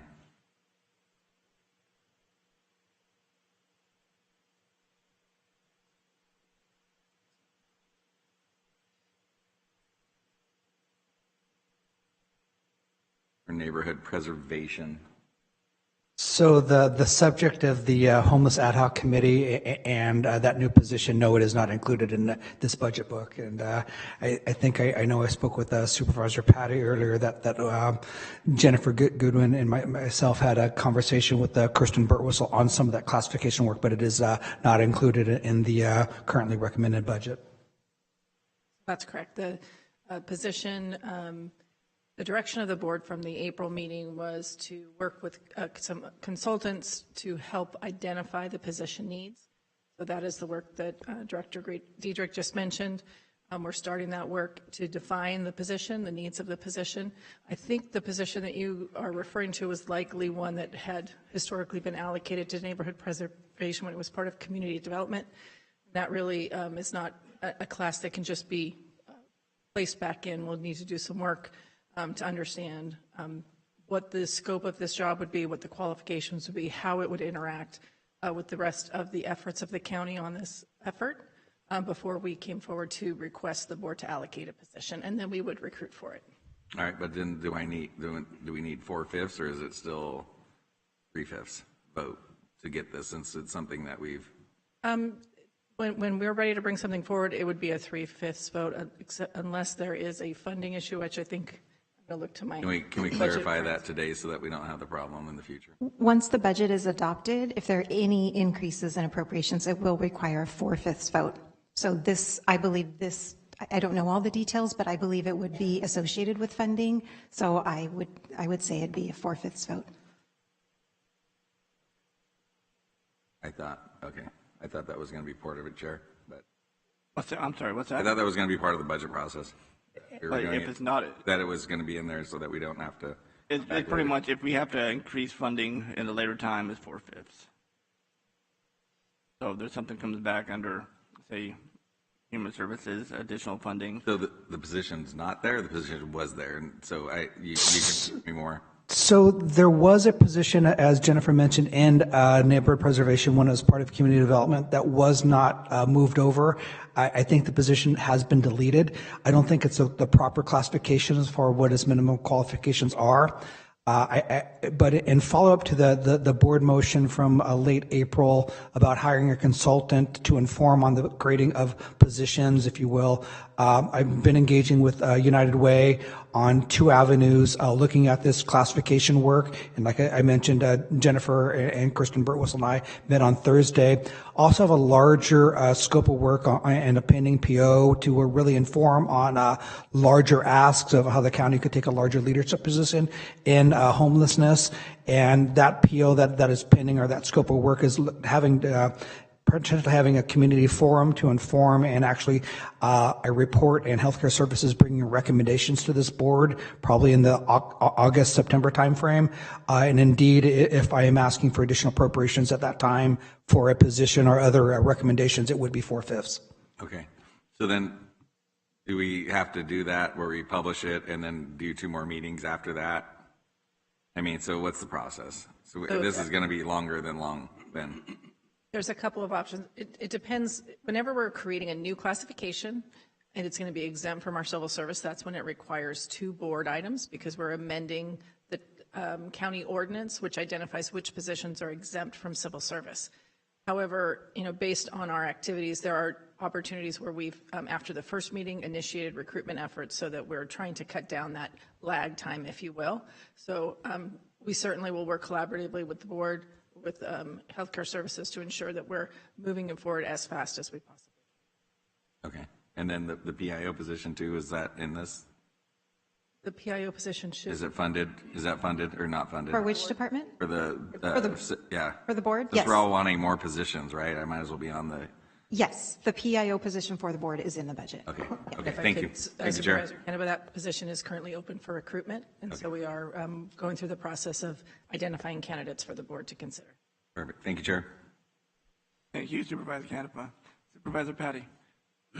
Thank you. Just as Supervisor Canepa was talking about it, I was comfortable after speaking with Director Dietrich that by 5-0, the board had agreed that myself and Supervisor Canepa's recommendation to move forward and go through a recruitment to fill a position. We made a fatal flaw, and apparently we need to spend money before we can actually identify a position that we all recognize needs to be filled. So we are hamstrung and our hands are tied behind our back. We are unable to move forward until we have officially paid somebody to basically identify pretty much what we already know. So I don't know that we're going to accomplish this in the short order. So I will bring back to this board at the first meeting in July to amend that trigger of using some up to $30,000 to hire a consultant so we can actually just move forward with hiring a position. We're about 2 or 3 months after since we talked about this, and moving at the speed of government, we still have many homeless people and services in need. I did want to call up Director Woods and ask a question on the housing that you had mentioned there was the supportive housing, or there's a category here that has, it's open-ended depending on the availability and the population that could be rehoused. Can you explain that program to me and how much per month is allocated for those individuals that need housing? Supervisor Patty, through the chair, are we referring to the temporary homeless shelter CalWorks program? Yeah, the Supervisor Canepa had asked you about it, and you said that was an open-ended, something that runs through your department. So the allocation is open-ended. Our customers that are CalWorks eligible are eligible to this benefit once every 12 months, excluding some extenuating circumstances like fire or something like that where their dwelling burned down. First, they're eligible to temporary assistance, which is 16 nights in a motel at a rate at $87 per night. Depending on the family size, it could increase. And then they're eligible for also first, last month deposit, and once the permanent housing is found as well. So, the reason why I ask that is I know some property owners that are asking if they were to convert their motel rooms to receive these types of clients. Do we have a wait list for people that are waiting to get into the locations, or do we have an adequate supply of rooms that are available? So through our Housing Works program, we do have a number of families that are in motel rooms, a separate program that we run in conjunction with the First Five. It's a local program, and that program, we do have a number of families, again, that are in motel rooms trying to navigate the permanent housing landscape. We're working with them with housing navigators. So yes, if there was additional housing, we would love to access those resources. Not housing as much as a temporary place for them to be. Like a motel room that can be converted to receive. Do we have a wait list of people that need places to go? We were able to place individuals in motel rooms without problem at this point. Okay, so we have plenty of inventory. It's the permanent housing solution that's the issue. Yes. That's the challenge, and let's talk to about the CEQA. Let's talk about permitting fees and everything else to build. But that's just on the short term. I was curious. People were asking me. They were willing to make properties available. Okay. Well, and again, I'd be happy to be part of those discussions, and we can always work on additional solutions. So excellent. Thank you. Appreciate it. Great job. Thank you, Supervisor. Supervisor Dan. Through the chair. Where's that coming from? Oh, over here. Counselor? Yeah, I figured I'd pipe up one time today. If Supervisor Patty's intent is to have reconsideration of something which has been done previously, and I know what he's making reference to. What I don't know is if it passed unanimously or if the direction was unanimous. But if it was, under our Rules 44, reconsideration requires a motion be made. And so I just wanted to call the board's attention to that, and also and specifically Supervisor Patty, because I think he wants to do it in an expedited fashion. So the way to get it back on the agenda is to make a motion if that's his intent to have a reconsideration. Through the chair, so I need to agendize that first, or can I? If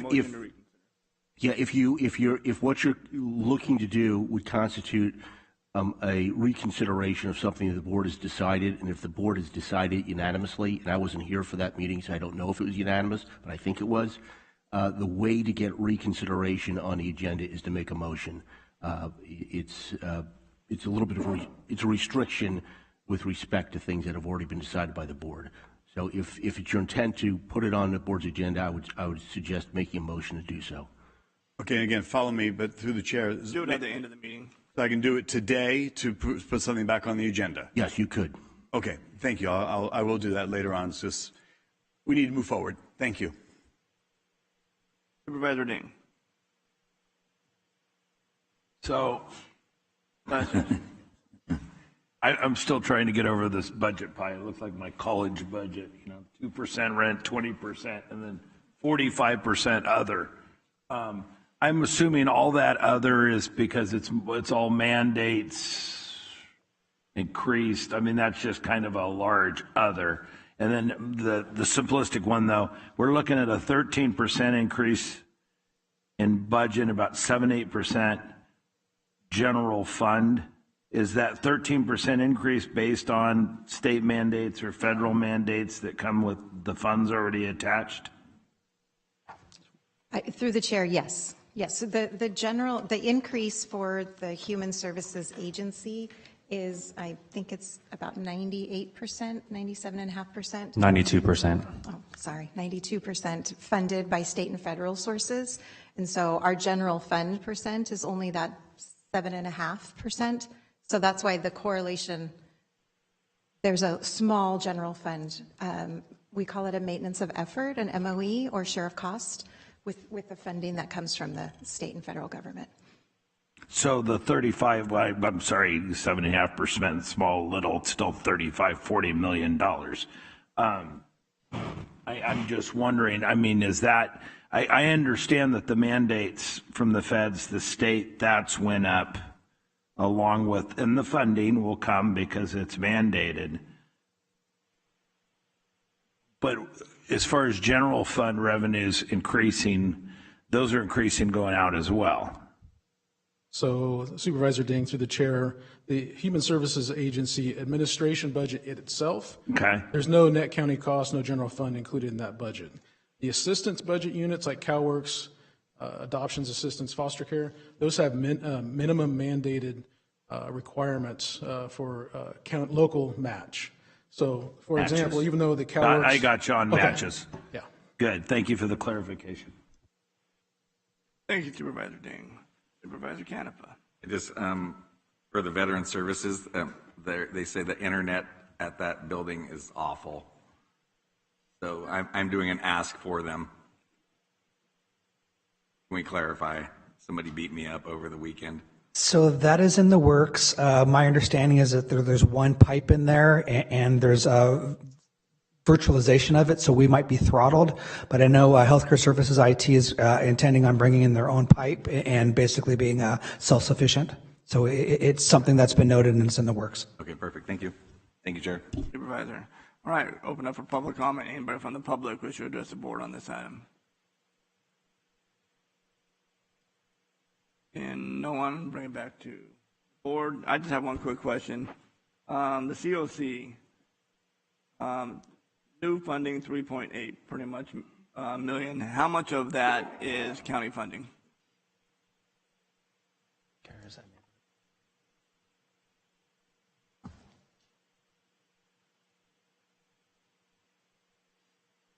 So, Chair Rickman, if I'm understanding the question, you want to know of the total amount that is present through the COC program this fiscal year, how much is general fund?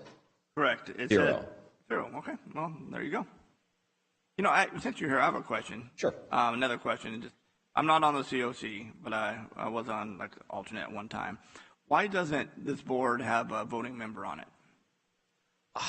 It's at the discretion of the board. The voting members of the board of directors of the COC would be elected by the board of directors of the COC. It would be very unusual to have an elected official on the board of directors of the COC. There are representatives from the county, and I think the presumption is that those representatives, would represent the will of the board of supervisors. Okay, just wondering.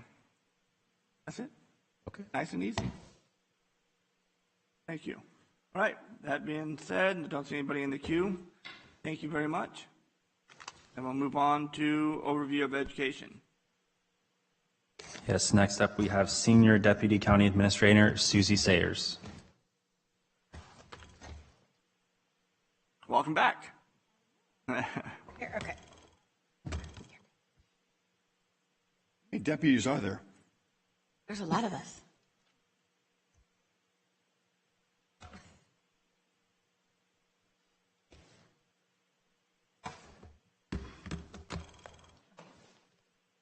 Okay, good afternoon, Chair Rickman and members of the board. Susie Sayers, Senior Deputy County Administrator.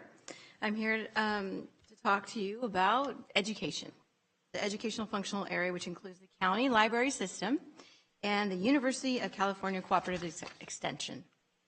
The recommended appropriations for this functional area totals $8.7 million, which is an overall decrease of $351,000 from the 22-23 adjusted budget. The majority of the decrease is due to the change in the library's one-time costs from prior year.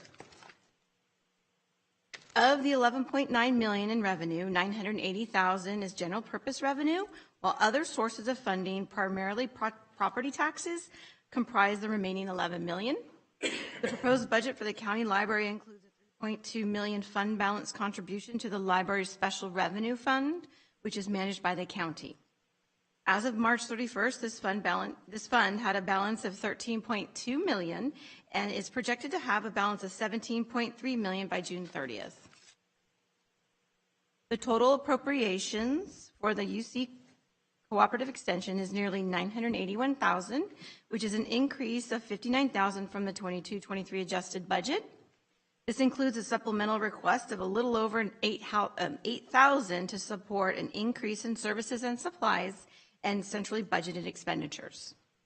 The total appropriations for the county library is 7.7 million, which is a decrease of 410,000 from the 22-23 adjusted budget due to a lower amount in requested one-time funds. This year, the one-time funds request from the library is only 100,000, and it's for the furniture in the Manteca branch.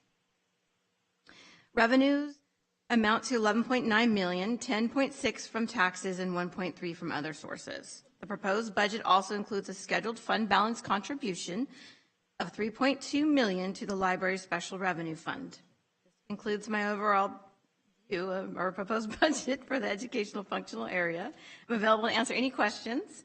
And if there are no questions, we'll begin with a presentation on the county library system by Jenny Fontanilla, who's a Deputy Director, City Librarian. Supervisor Canepa, you have a question right now? One quick question. Okay. On the decrease in funding for library, what on H4?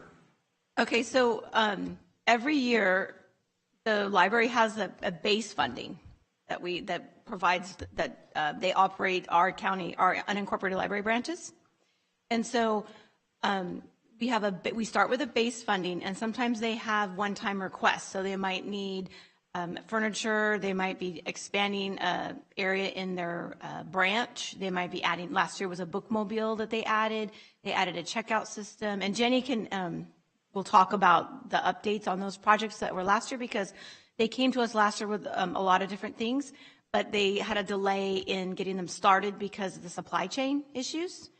So she's going to update us on that. But this year they came back and asked only for a little small amount, but they still have a base funding. And then they'll say, here's our base funding, and then here is our asks. So this year's ask was just for furniture. What was that last 3.2 million that you just ended with? What was that? Oh, the fund balance contribution. What's that? Okay, so what measure? So the voters passed, hold on, let me get there. A while back, the voters. Measure M? Measure M. So we collect the taxes. It comes in, we give partial amounts. We have a calculation that we do, then we fund the library with it. And then we have that base funding. And then after that, if they need additional funding for the one-time stuff or salary support, with cost of living increases, we come to the board with that, with the budget request. And then anything left over, we put in fund balance, we hold on to, and we divert some of it to operating for the library and some of it for capital, and then the other is just undesignated fund balance. So there's a large fund balance in there, and that's going to sit there until they need something. And it's for county-owned library branches. So there's a capital, and then there's an operating. So then 3.2 million just comes out of that fund for whenever they. And it just goes in that one bucket. And then Tracy jumped ship, or who? Mountain House is what we. Mountain House. Library. Mountain House hasn't jumped ship, but we fund Tracy, Mountain House, Ripon, Manteca, and Jenny can speak to the rest of the branches. Come on down, Jenny. Because she's going to give you this whole presentation. That's fine. Okay, I'll wait. Yeah. I'll be quiet. Go ahead. Carry on. Good afternoon, Chairman Rickman and members of the board. My name is Jenny Fontanilla. I'm the Deputy Director, City Librarian for the Stockton-San Joaquin County Public Library. The Stockton-San Joaquin County Library is comprised of 16 branches and a bookmobile. There's 8 county branches, 8 city branches, and the bookmobile covers our more remote areas or areas that need extra service. Those include Clements, Lockford, Woodbridge, French Camp, Tracy, Manteca, and Lathrop. Sources of funding for the entire library system, there's 3 primary sources. San Joaquin County contributes $7.7 million. The Stockton General Fund provides $4.2 million. And Measure M contributes $3.9 million toward operating expenses. This year there is extra funding from Measure M that will be going toward capital improvement projects. We have a renovation of the Central Library happening and a carpeting project at Angelou, and that's $10.5 million. Looking at the revenue for the county side, it comes in at roughly $1.4 million. There is a city-held county fund balance that is just a shade over $1 million, ending fiscal year 22-23. We have 4 branches that provide additional funding for extended hours over the 40-hour baseline that the county provides.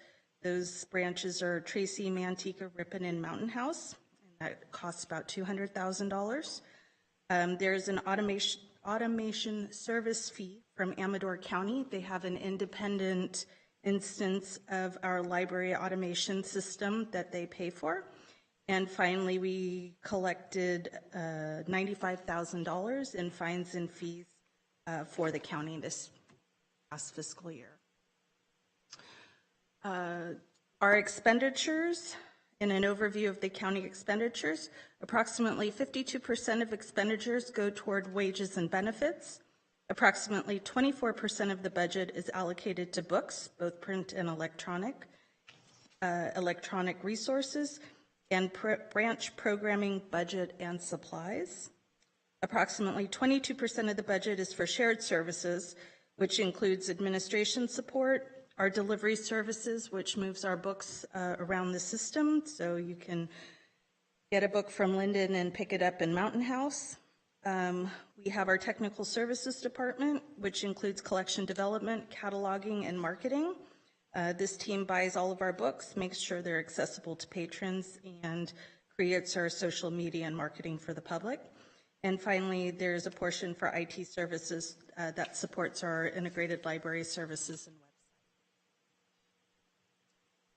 Upcoming strategic priorities will focus on welcoming spaces.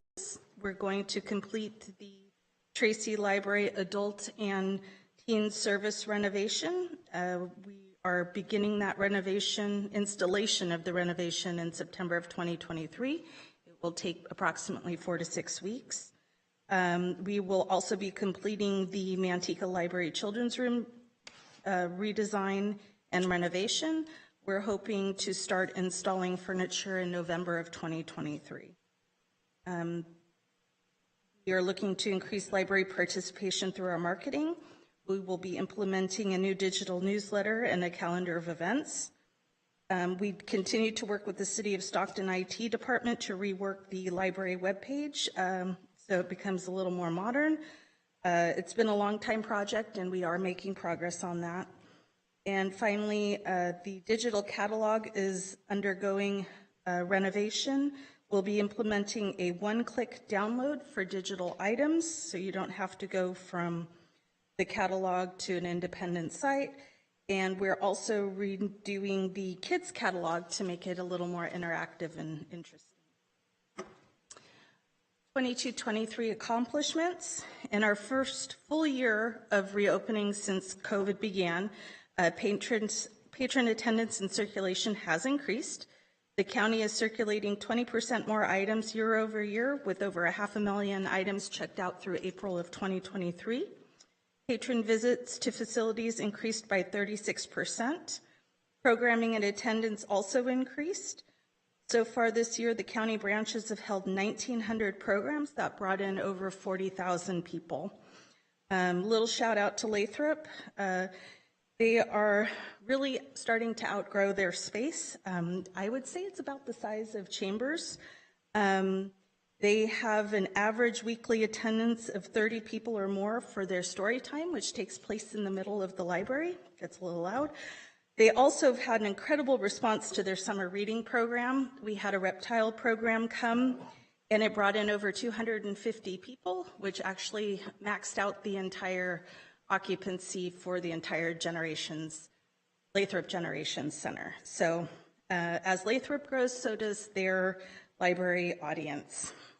And speaking of summer reading, 2023 was our first full program in person since the pandemic. We've had a 45% increase in participation, and over 72,000 books were read last summer, which actually exceeded our 2019 numbers, our pre-COVID numbers, by about 10,000 books. And finally, we were able to implement Fine Free, which the board approved last year, and for children ages 0 to 17. And we also released our request for proposal for a new bookmobile and a new patron self-check system. Looking forward to 2023-24 goals. The new Northeast Library is slated to open later this year. It will be the farthest library and rec center in North Stockton. So we'll be working to establish a new patron base there. The request for proposal for a new self-check system has closed, and there were 3 respondents. Staff is in the process of setting up in-person demonstrations, and the goal is to have this project installed by winter of 2024. Work on a new mobile app is complete. This app will allow people to browse digital and physical library collections, renew items, access library social media, and upcoming events, and more. It's a large step forward in our modernization of our digital presence for the library. The app is complete. We're looking to launch it within the next couple of weeks. We're waiting for it to upload into the App Store. The new library calendar of events and mobile engagement platform will also be launched later this year. It will tie back to our new app, and it helps us to continue our marketing and storytelling, which is important so we can continue the trend of increasing patronage in our library spaces and use of our collections. And in addition to the Tracy and Manteca interior updates, we are working on a smaller scale project for our Weston Ranch Library, and that will go in spring of 2024. So on to new funding requests.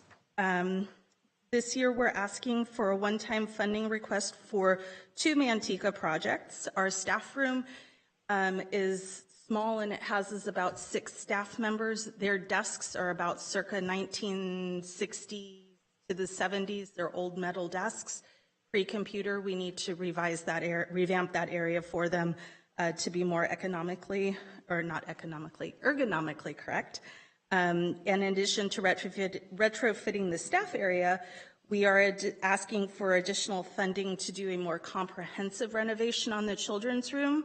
As we started working on the design, there were some really new and exciting furniture options that came forward, and it will make that children's area a one-of-a-kind spot. So we are asking for additional funding for that. And our second request is an ongoing request for a part-time security guard for the Mountain House Library. Mountain House is our second largest library in the system at 21,000 square feet. It is a very large area that has hard to monitor spots, and in the afternoons when it gets busy after school, it would help to have a guard be able to stroll the building to ensure patron safety, and especially in the evening hours. And that concludes the library presentation. Staff is available for any and all questions. All right, thank you. Supervisor Canepa. Just on this one graph, the $15 million from Measure M. Yes. What happens when in 16 years, do we have to backfill that? Or is that just used for capital improvement? Or? Well, there's 2 parts in that. $3.9 million is for ongoing operating expenses, and then $10.5 million in this upcoming year are for the Chavez Central Library renovation and the carpeting project at the Angelou Library. So $10.5 million is one-time expense. Okay, but so that's collected annually, or does that fluctuate with how much sales tax, obviously?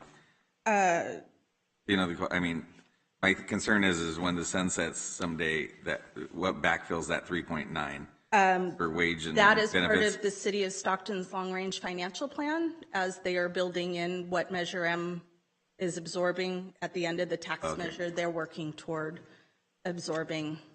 So Kim's on that on the city side? Kim is on it. Okay, thank you. He is all over it. All right, thank you, Supervisor. Supervisor Ding. How are you? I am well, thank you. How Good. are you? Questions from the newbie here. Okay. So we have Lodi Library, which is a city library, right?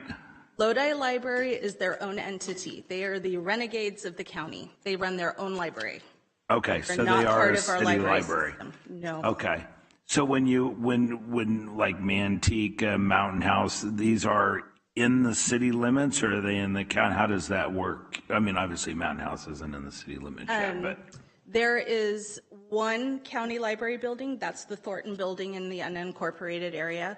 We have a storefront that we rent in Linden, and then the rest of the buildings are owned by their municipalities. So Ripon Library is owned by the city of Ripon. So the cities maintain their facilities, and we staff and run their facilities. Okay, thank you. You're welcome. All right, thank you, Supervisor. All right, I don't see anybody else here on queue, so we will open up for public comment. Anybody from the public wishing to address the board at this time? No one, bring it back to board. Thank you very much. Thank you. Have a good day. You too. All right, so I guess we're moving on to overview of capital maintenance and improvements. Okay, next, I'm going to invite Adam Brucker back up to talk about that.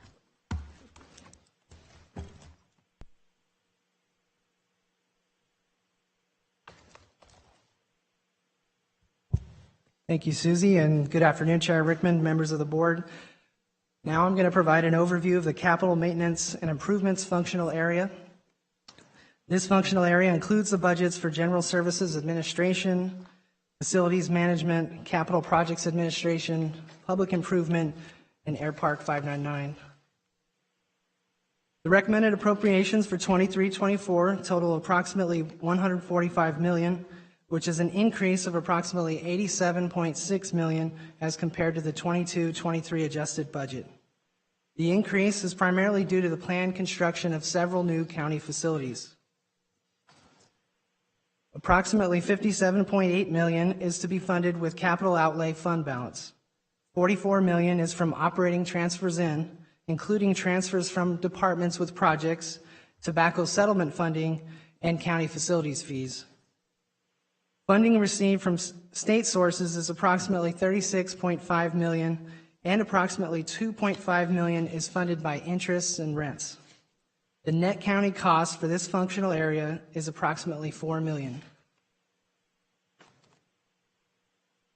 The General Services Department is requesting total supplemental funding in the amount of $548,999 in the Facilities Management Division budget, including $162,000 requested to provide armed security guard services in the county administration building 24 hours a day, 7 days a week until the new security access system is installed.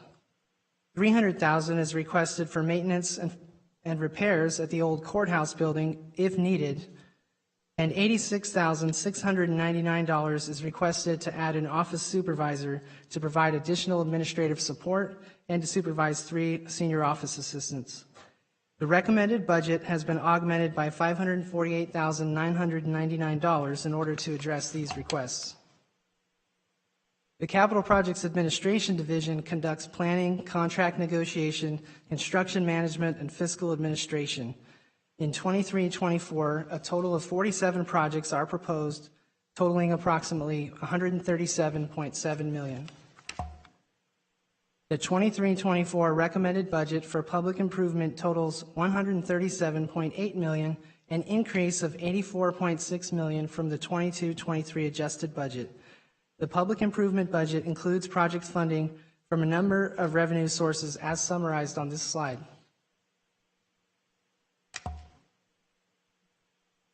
Again, the increase is primarily due to the planned construction of several new facilities, and they include 6 South El Dorado Street tenant improvements for the District Attorney's Office, the County Detention and Program Facility, the Emergency Medical Services Warehouse, the morgue medical examiner facility, and the sheriff's office training facility. A number of existing facilities projects are also planned for 23-24, and a few of the highlights are listed here on this slide. The complete list of new and existing facilities projects can be found on pages B15 and B16 of the proposed budget. Approximately $82.6 million of the capital outlay fund balance is not recommended for appropriation in the 23-24 budget. However, $39.3 million has been designated as shown on this slide. In 22-23, Air Park 599 development activity continued, including significant progress on project infrastructure, as well as the first building, Building 4, a 1.2 million square foot spec building, was completed. Catellus is marketing the building in search of a single user at this time. The second building under construction, Building 1, is a 1.4 million square foot logistics facility, and Target has signed a lease for this facility, planned for occupancy in spring 24, and approximately 2,500 employees will staff the new facility when fully operational with seasonal variations. In 23-24, county staff will continue to collaborate with Catellus to ensure the successful build-out and marketing of the project. Now, this concludes the capital maintenance and improvements overview. The Director of General Services and I are available if there are any questions. And if not, I have the next section, and I can just roll right into that soon. Supervisor Canova. So on the floor, the jump in years, I'm trying to figure out where the funding comes from. So the capital improvement fund, so how do we know what we can fund each year? Obviously, that mental health one is kind of important to me. So where was that fit? You know, out by the county hospital. So through the chair. We're always looking 5 years out, especially from a financing perspective. On July 11th, we'll be bringing the overall 5-year capital improvement plan. That is a living document that continues to move forward. So in addition to earlier today, they talked about tobacco settlement. There was the operating transfer in of $16.6 million, if I'm remembering correctly. We have capital outlay funds that was just presented to you totaling $43 million. We have county facility fees that we look at that we are able to leverage to do the capital projects.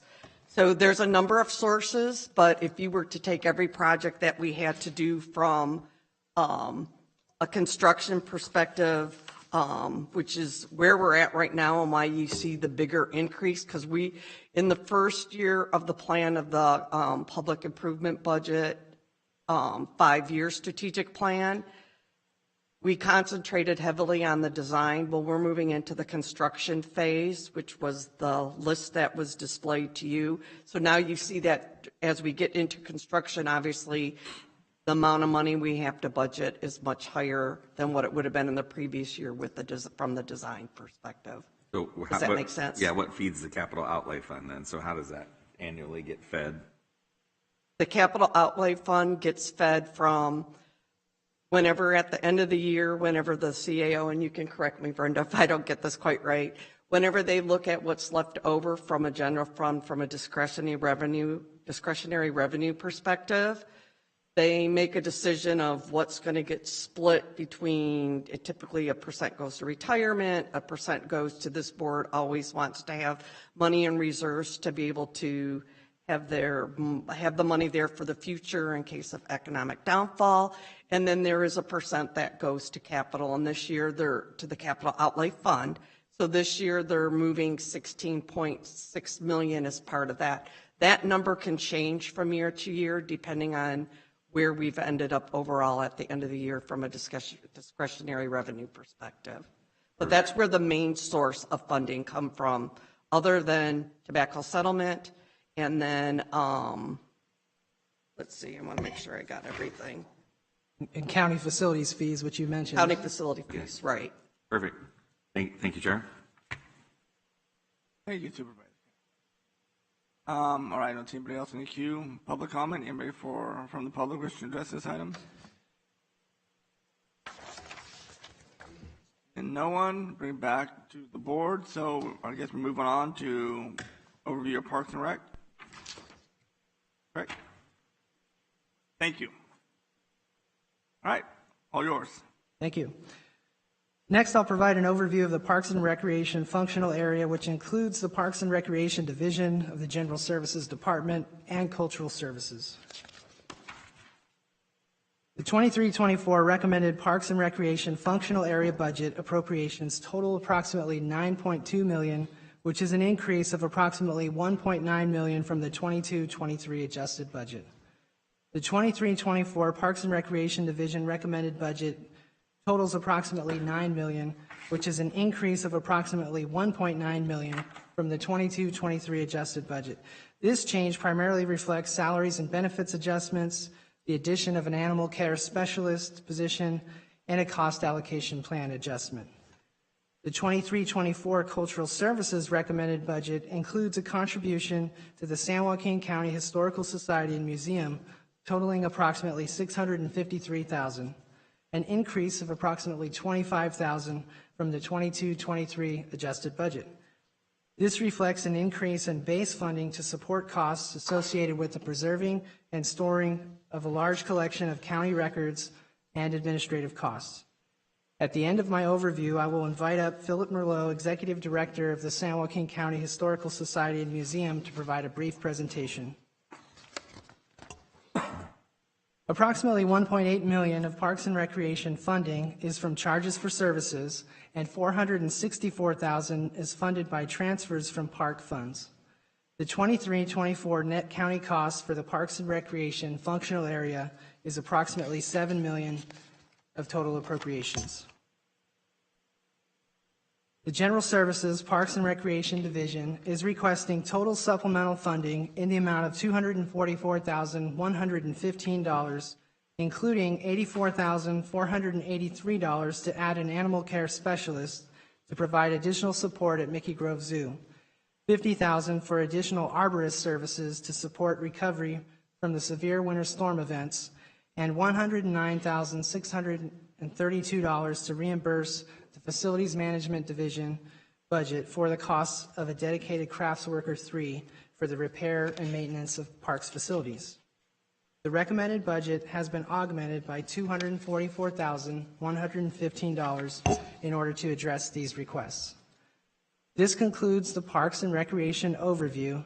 And now, if you would like to ask questions first, or I can invite up Philip Merlot, Executive Director of the Historical Society and Museum, to give his presentation. All right, now, Supervisor Canepa. Just one question. So it's been coming up on Facebook. Thunderwoods. Who fixes that old play area, and what are we doing with it? Or someone said miniature golf is coming out there. There's all these stipulations, and does it need to be funded? Afternoon. Right. Now I can try. Okay, there we go. Good afternoon, and through the chair, thank you, Supervisor Canepa. Yes, so the old Thunderwoods Funtown was a concessionaire agreement we had in the last 40 years. That has no longer taken place. The original owners moved, sold it to another couple. That couple, COVID hit, so they can no longer run it. So there is no longer a operational concessionaire agreement at that. So the plan is, as part of the public improvement plan or public improvement budget, is to create a miniature golf course, and that area. There isn't one within our immediate area. We found that there was a need for some sort of a additional recreation activities at Mickey Grove Park. Supervisor Ding just shared this with me. Oh, that's nice. So funding for that is, It's coming through. It was part of the facility-related budget request, and it's part of the public improvement budget. Nice. I've been attending a few events there, and so it's nice to see something coming back. So, yes. Thank you, Chair. All right, thank you. All right, seeing no one else. All right, go ahead. Okay, Philip Merlot, would you like to come down? Been sitting here all day, man. You have to Oh, come I down know. and say Yeah, a few words. yeah. I wasn't sure when we were going to go. So, Chair Rickman, Administrator Wilverding, Board of Supervisors, thanks for having us up here today. In the past year, the county government and Board of Supervisors have empowered the museum to preserve critical collections of historic records, service over 1,000 historic records requests, present engaging exhibits about the county, and provide educational programming for approximately 12,000 students in the past school year. So we've got a lot of good things going on. We're thankful for your continued investment and look forward to future collaboration and partnership with the Board of Supervisors, CAO's office, Parks and Rec, and the Assessor-recorder clerk. And if anybody's got any questions, I'm willing to answer anything. You had to take a guess. What do you think? Be me. Supervisor Canepa. Here all day. I see it. Good thing we're representing on this side of the desk. Yeah. So, no, the events that you're having out there, there's another one coming up that you should plug, right? And then Yeah. If any supervisors would like to attend, we have an event on July 11th. It's called Lodi Wines and Vines. We've got a panel of economists and historians who are going to be talking about the past and future of Lodi viticulture as an industry in the county. And it's going to be a really fun event. We'll have paella as our meal for the evening. So. And also, barring the rain, the Chinese New Year parade, obviously, committee was out there. You know, I was told to keep it short, so the presentation was only a couple sentences. But the we get paid to do this, actually. So, yeah. You know what I mean? Yeah, whether it's our Chinese New Year celebration in March or our Festival of Trees, we have a lot of cool events. And again, we encourage people from the county government to come and have fun. Good to encourage things like that. So thank you, Chair.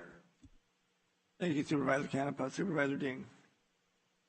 Well, there's a lot of exciting things going on in San Joaquin County. You know, the parks, Supervisor Canepa and Patty and I were at Pixie Woods this last weekend for their fundraiser. Generally when you get older, things are smaller than you remember. I don't remember Pixie Woods as a kid being that big and that well. I mean, it was beautiful out there. It was very well kept up. Mickey Grove Park, I mean, it's just amazing how many people go out there. I've never been out there before. The Festival of Trees, I've got cases and cases of Christmas ornaments from the kids. Every year they got to make them. But in recent years, the Chinese New Year celebration was on its first year. I think that's going to become absolutely magnificent. I've got some specific questions. Your record keeping, is the county, for the amount of volume you're doing and staff time, is the county paying its way on that full 100%? This year, yes. This coming year. I mean, I would say that it's subjective, and it's certainly, we've had really good partnership with the Assessor-recorder clerk over the past few years, and in general, we've received a lot of support, both administratively, but also financially, obviously. In the 2010s, our budget was predominantly funded by internal fundraising. A lot of that had to do with austerity programming during that time. The past 3 years, the county has really stepped up and been a very critical investor in the museum at a time that we desperately needed it in the wake of COVID. So I would say yes. I'd say that the county is very much an equitable partner in what we do. Approximately 50% of our operating budget. Okay. And is the water sewer hookup on schedule? Is that I would defer to Marcia and General Services and Judy Vassbinder, because when it comes to the water hookup, I mean. Hello. Hello, and I'm back. Thank you. The water sewer hookup with the city of Lodi is still progressing. We are in the process of collaborating with our Public Works Department and with the city of Lodi on running that project. So it's still moving forward. Great. Thank you. Yeah. All right, Supervisor Patty.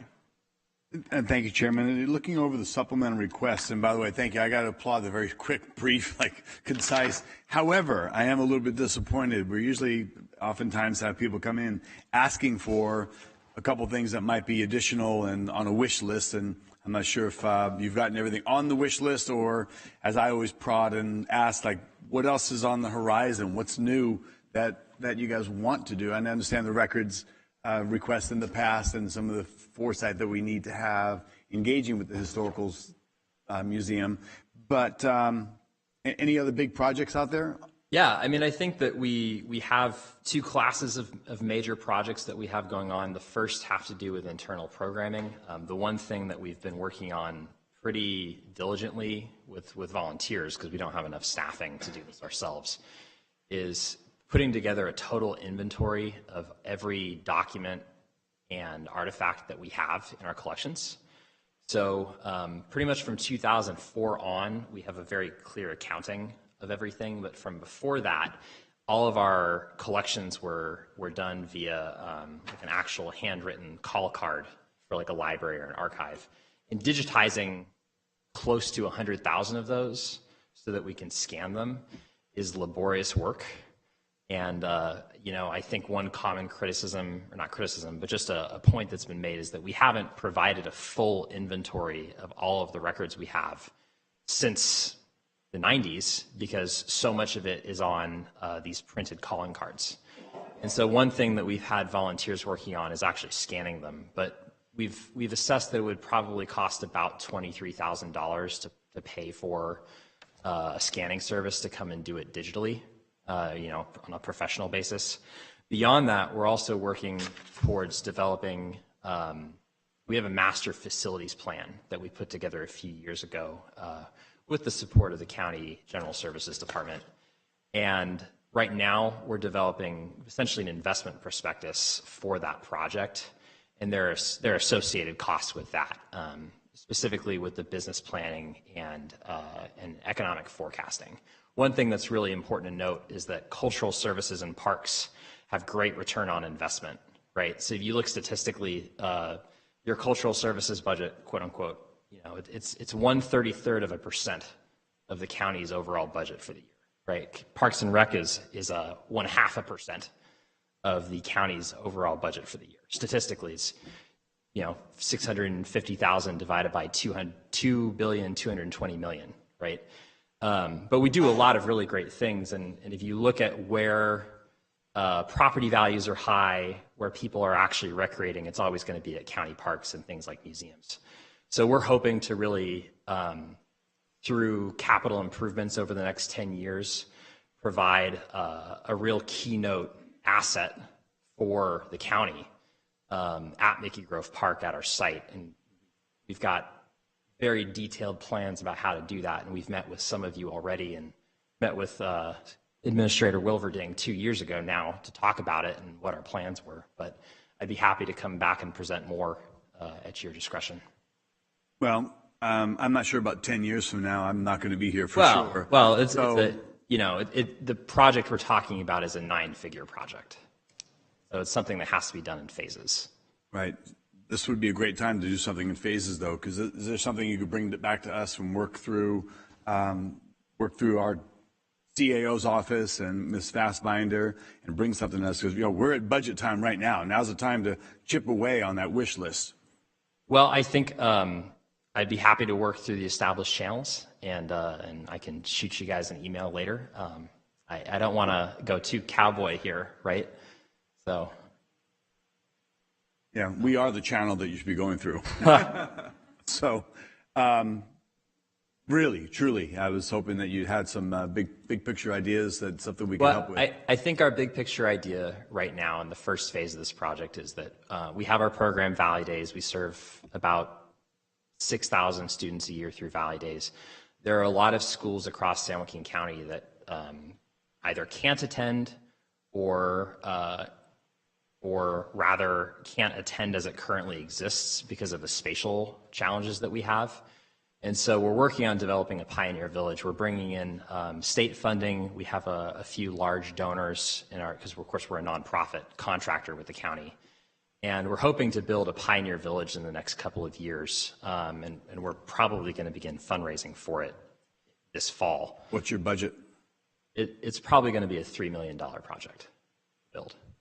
And it would involve doing quite a bit of landscape work, building some structures, remodeling some structures, and creating a much more efficient space for having programs so that we can have more students attend. Have you priced it out and broken down the cost? There's just a ballpark idea. We have a fairly good cost estimate, yes. Probably about 3.1 million, give or take. Okay. And that's as of a month ago.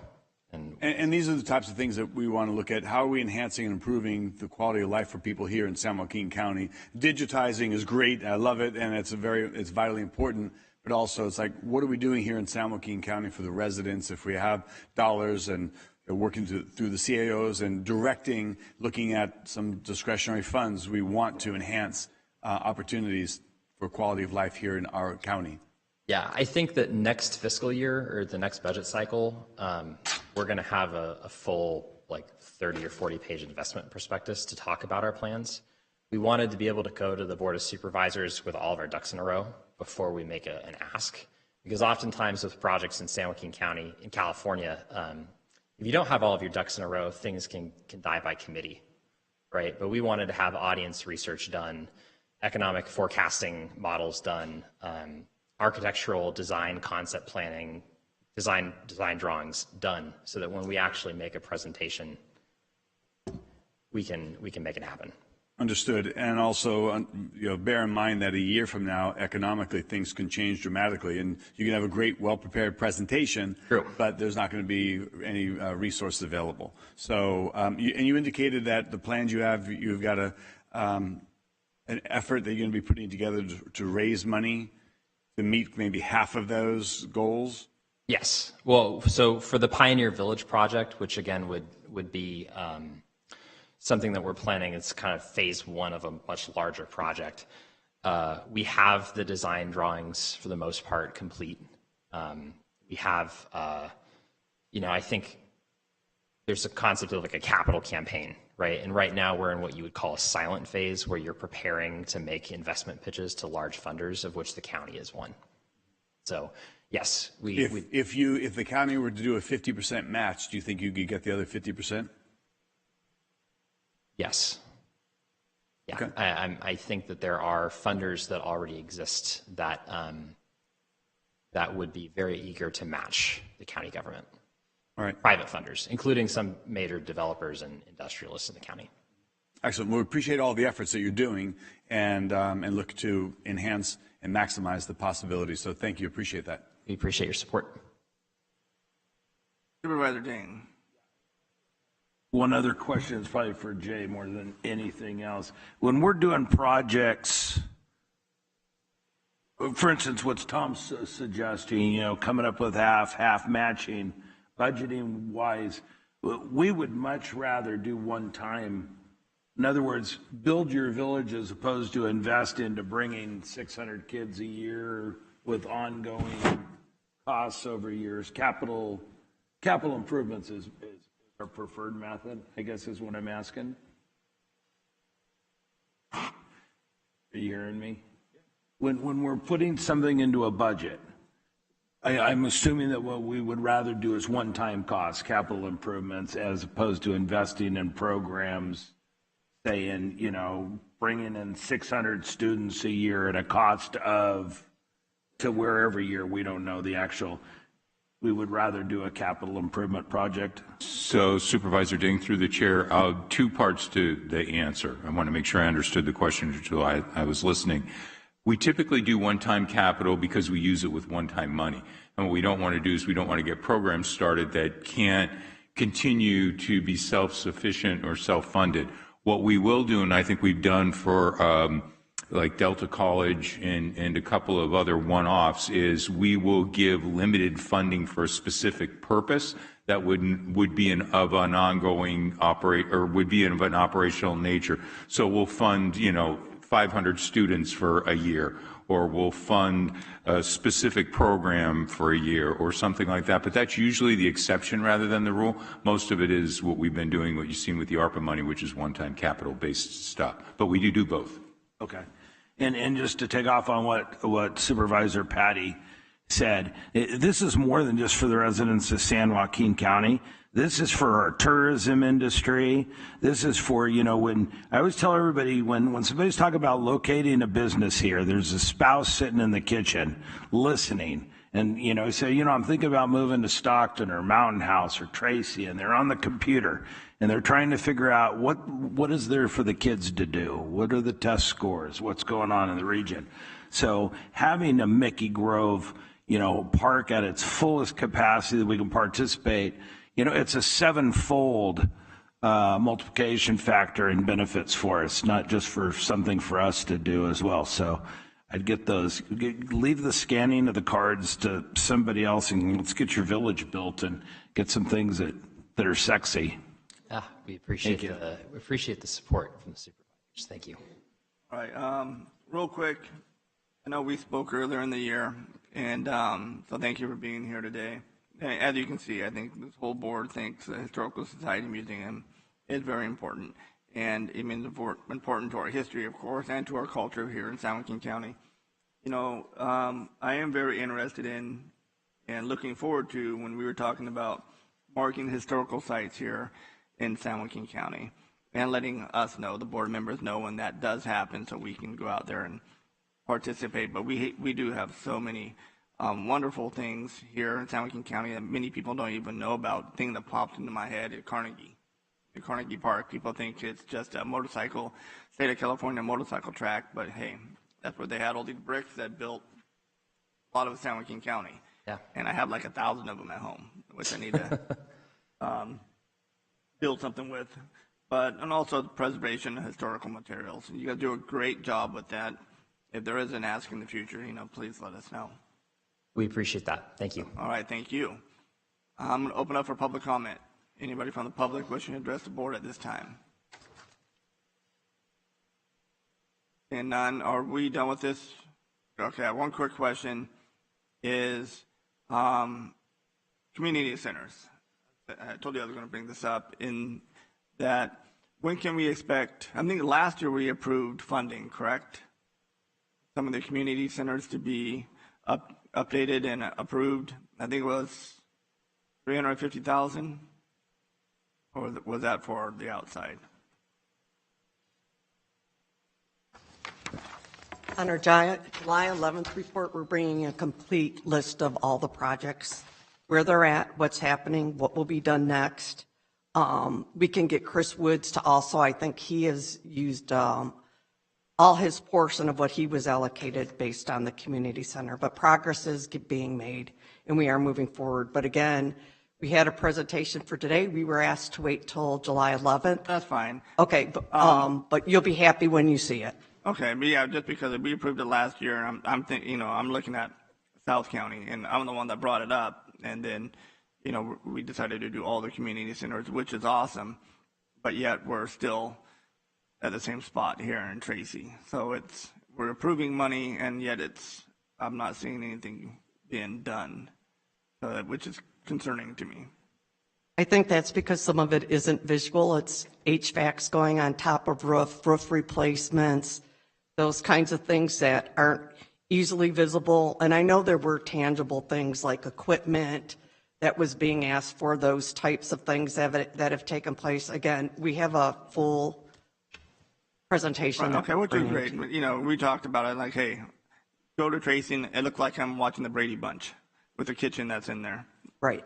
So which is going to be fully renovated and upgraded. All right. And then the South County Park, thank you very much for, bringing that design so we could, look at, and just like what Supervisor Ding was mentioning about parks are important, and they are very important. And if you don't believe they're important, look what happened here with, again, I'm going to bring up COVID again, and how important our parks became, during that time for open space. People go out and exercise and run, and our kids to enjoy. And that kind of fits in with our Historical Society Museum being a part of that space also. So thank you for bringing that back, and I'm looking forward to that design coming back at the end of the year. Absolutely. Judy's doing a fabulous job.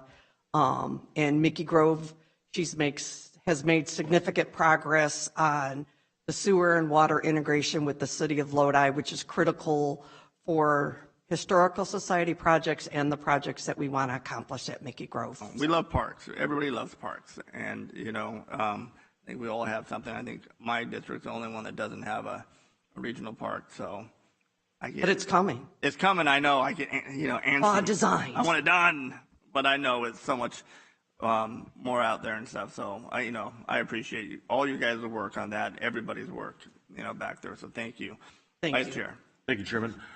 I just want to thank Judy. I sit on Parks and Rec, and she does excellent reports. I get it once a month, and I look really good at the Parks and Rec meeting. So, Judy, thank you very much. Thank you. And Judy, if you want to give some funding, his funding in my district, that's fine with that too. But I think that's it. We have everybody else in the queue, so thank you. The next item on the agenda is a special district hearing, but I believe we got to close this public hearing out first before we jump to another one. So we will close the adopt the fiscal year 2023-2024 final county and special district budget, unless there's any public comments. Before I close it, any public comments? Or what we just all addressed? None. So with that being said, we will close it. And we will open the public hearing for special districts. And we're going to start out with the General Service Department. We're back again. So Susie Sayers will give us an introduction for the special districts. Okay, there you go. Yeah, there you go. I'm back. You're back. All right, That's let's good. wrap this That's up. Okay. Oh, thanks. Next is a public hearing for the special districts budgets, and materials are located in your budget binder. The 23-24 budget includes 121 special districts governed by your board. Total appropriations are $61.1 million.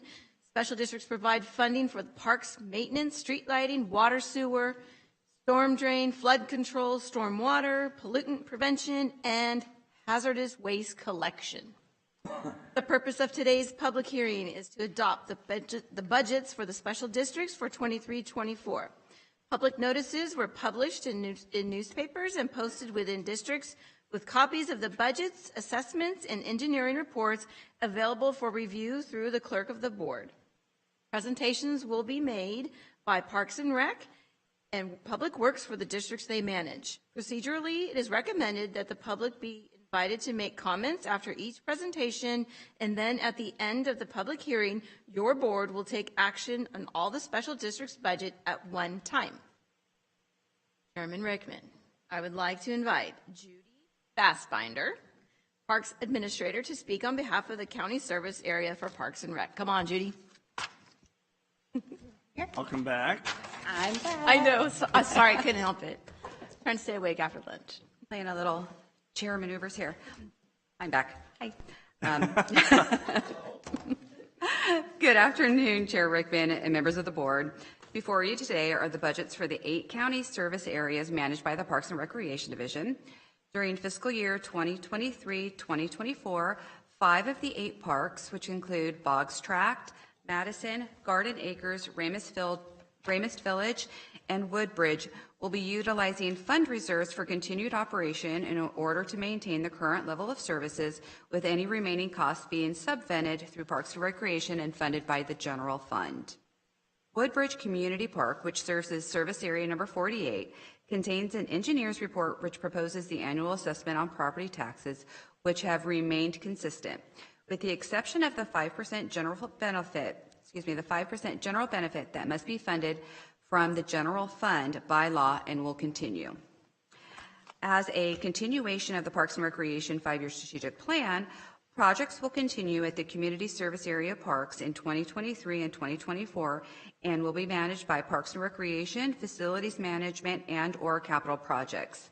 Funding for these projects have already been previously identified, and with some already in progress. This concludes my presentation of the Parks Managed CSAs, and I'm here to answer any questions.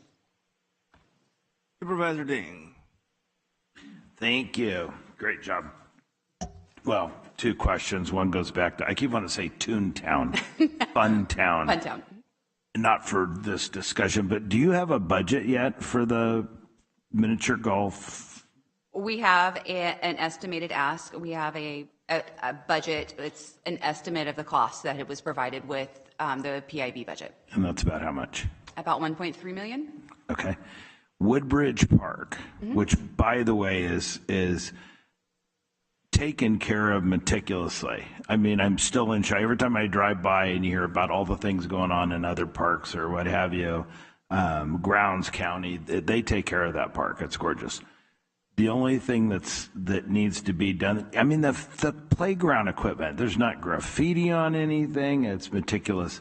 Is the underlying of the playground equipment. It's bark and so forth. And we were looking at doing kind of like the rubber that they've been doing in some other. Would that be a capital project? How would, if we decided we wanted to do that At Woodbridge Park, they have a fund. Okay. So it would be part of annually. Woodbridge is a little bit different than most of the CSAs. Okay. How that would work is that amount, however much that amount would be, we would include that in the Woodbridge budget, which is provided to the engineers, and then the engineers would include that in their proposal for the taxes that year. Individually, each year, Woodbridge has a tax assessment, and that is provided by Parks and Recreation. So if that is something that we wanted to consider, we would include that as part of their for the repairs and maintenance budget and apply that for next year. And then each individual taxpayer would be assessed their small portion of whatever has been approved. Thank you. And with the exception of 5%. 5% is required by the San Joaquin County, must be provided by the general fund. Okay, thank you. Thank you, Supervisor. Anyone else? Correct. All right, anybody from the public wishing to address the board on this item? Seeing none, bring it back. All yours. Thank you. Thank you. Thank you, Judy. Next, I'm going to invite up Alex Tetley, Deputy Director of Public Works, who will now discuss lighting and maintenance special districts. And the materials can be found in your budget binder under 2.3. So it's in the front if you're looking for the materials. Pardon? Front of the binder, yes.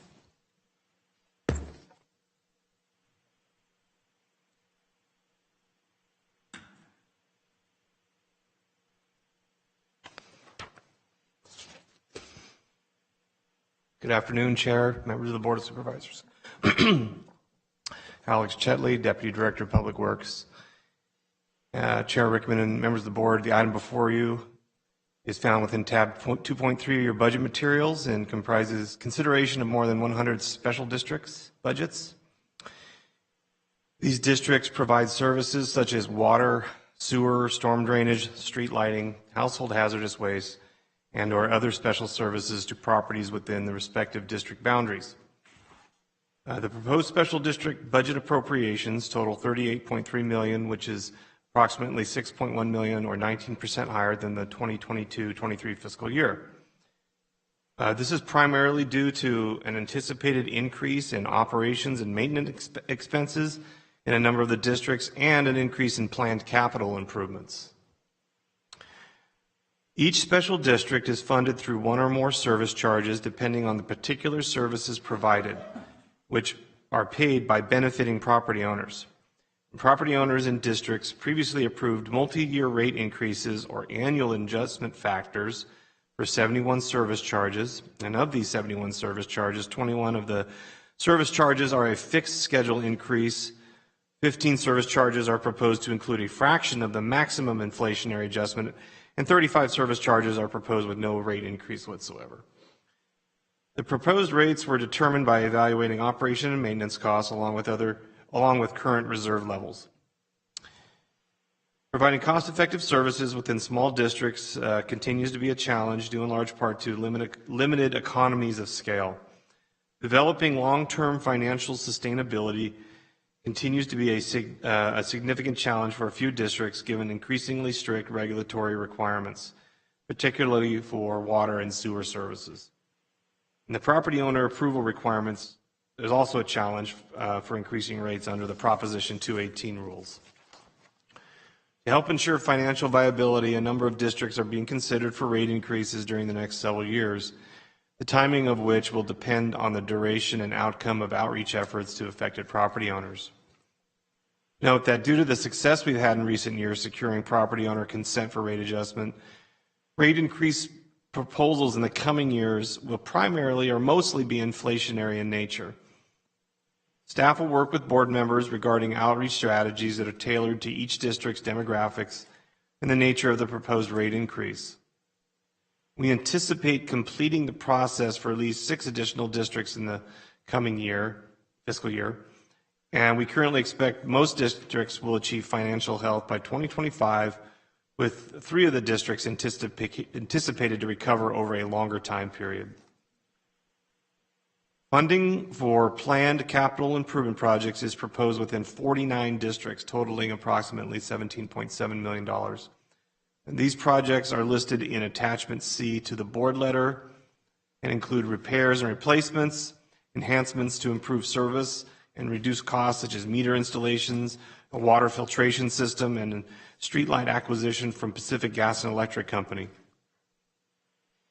Funding for these capital improvement needs is provided from capital reserves within the respective district funds. Chair Rickman and members of the board, this concludes my presentation. Staff and I are available to respond to any questions your board may have. All right, thank you. Any questions from the board? Where's attachment C? Go ahead, Supervisor. Where's attachment C through the chair? It's behind 2.3, tab 2.3. It's at the very end of the tab before the fiscal policies tab. Thank you. Then, so, I mean, some of these, what can you buy with $61? I mean, isn't it kind of moot? I mean, on those, which one one lighting, or that lighting assessments? I don't know.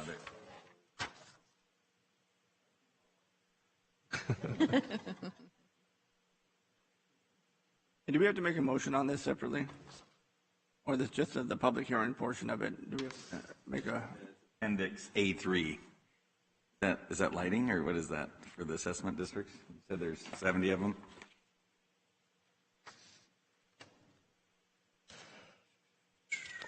Bear Creek Terrace is $16.74. And it costs you more to take the accounting than it is for that $16.74. On Appendix A2, A3. A2? B. A2. B2. A2. But you just sent us to this thing in 2.3. 2.3, 8.2. This. I'll show you, Alex. B2? Okay. Right here. What are those? Bear Creek Terrace. I think that might be a lighting district, and there might be just a few lights in there, so it's paying for power. So then what happens if you ever have to do any... Oh, these are metered rates? Okay. So then when you have to do a capital improvement, how does that... That looks to be a metered water rate. Yeah, that's the metered water rate for Bear Creek Terrace. Okay. So then the lighting is... That's per 1,000 gallons, so that's... Okay, so then like for the lighting assessments, how do you ever do any infrastructure, though, if they're... For lighting districts? Yeah. Generally, we don't. We're using the money for, obviously, for operation and maintenance, but if there's any knockdowns and replacements, occasionally we do get requests to add lights in some of our lighting districts, but generally we're not doing a lot of capital improvement projects in the lighting districts. Oh, so that's on the budget, you do an ask, and then if somebody, a car drives one over, then you just... Some of the districts have money available, capital reserves to handle that, but if necessary, we'll go back. If we need more reserve funds, we may consider that when we propose rate adjustments for those lighting districts. Because at the city, the storm drain funds were never, you needed 2/3 votes, and you would never get anybody to agree to it. So these increases are just... We do need to go through the Prop 218 process if we need it. Now, some of the lighting districts have annual adjustment factors built into them. Not all of them, but some of them do, and then we can rely upon those if we need to adjust. So in my introductory comments, I mentioned that some of them have adjustment factors, annual adjustment factors, and we're proposing a fraction of that annual adjustment factor, and it's based on their financial needs. Okay, thank you, Chair. All right, thank you. Anybody from the public wish to address the board on this item? And now bring it back to the board. This is only, we have something else? We do have Yeah, we have one more. All right. Okay. Thank you, Alex. Lastly, we have Matt Sider, Water Resources Manager, going to come up to discuss the flood control and water conservation districts.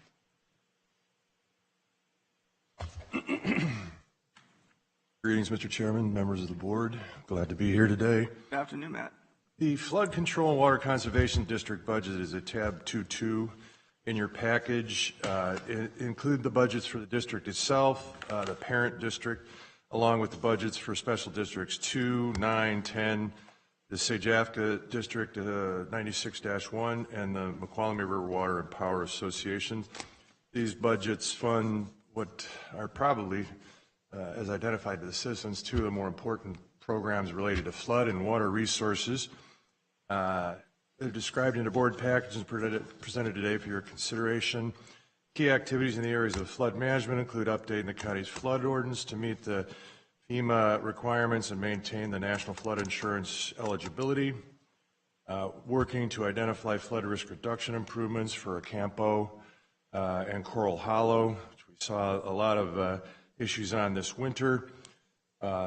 3, participating in ongoing efforts to plan for implementing the 200-year flood protections improvements for Mossdale Track area, administering 2 state emergency response grants referred to as Delta 2 and statewide 3, totaling approximately $850 to enhance the county's ability to predict and respond to flood emergencies, continuing with the 2023 flood recovery efforts and seeking disaster relief from both FEMA and Army Corps of Engineers, continuing to support the floodplain management and permitting activities under the NFIP and, of course, under our own county ordinances or titles.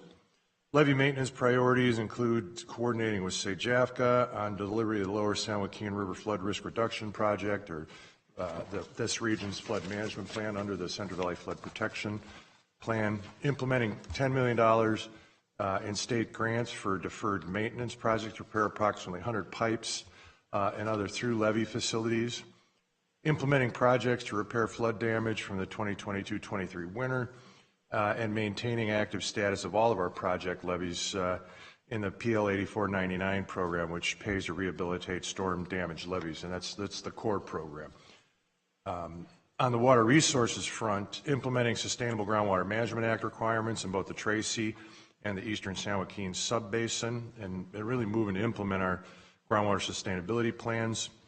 Other high priority projects include initiating work to develop and perfect the Mokelumne River water right for application 29835, which include beginning work on a $3.3 million state grant-funded environmental and engineering design effort. We got awarded funding from the Sigma Round 1 program, administering $14.1 million in state grants, both integrated regional water management plan grants and other parts of that Sigma grant that were awarded to us, and to our local project partners to do their projects that are in the relative groundwater sustainability plans or the integrated regional water management plans. Working with North San Joaquin Water Conservation District, East Bay Mud, and the other local partners to identify and develop future phases of the DREAM project for groundwater banking. Continued advocacy through the Delta Counties Coalition and taking all actions necessary to protect the Delta. These activities are consistent with the goals set forth in the strategic plan to meet water needs adopted by your board in 2015. Chair Rickman and board members, this concludes my presentation for the Flood Control Water Conservation District. Staff are available to address any and all questions you may have. Thank you, sir. All right, Supervisor Patty. I had to put that request in before Canapa spoke, sorry. Barely beat him. So, question for you as it relates to flood control. Everybody here knows that the dredging, the silt, everything's building up in the levee bank pressure. There's actually, Congressman Duarte was telling me that there's a temporary emergency dredging permits being given without the normal parameters that would basically prevent dredging in our region. So we all know, anybody with common sense would know that as the pressure is building up on the banks, because these levees were never engineered to contain water. They were there just for the flow of water. But again, the ground is building up with sand and silt, and there's more pressure on the outer banks. Do we have any estimation or any utilization of some funds that we could relieve some of that pressure by doing dredging, especially now that emergency permits are granted throughout all of our waterway systems? One of the Paradise Cut is one example, and that's being led by, say, JAFCA and the South San Joaquin Water District out there, John Herrick and company.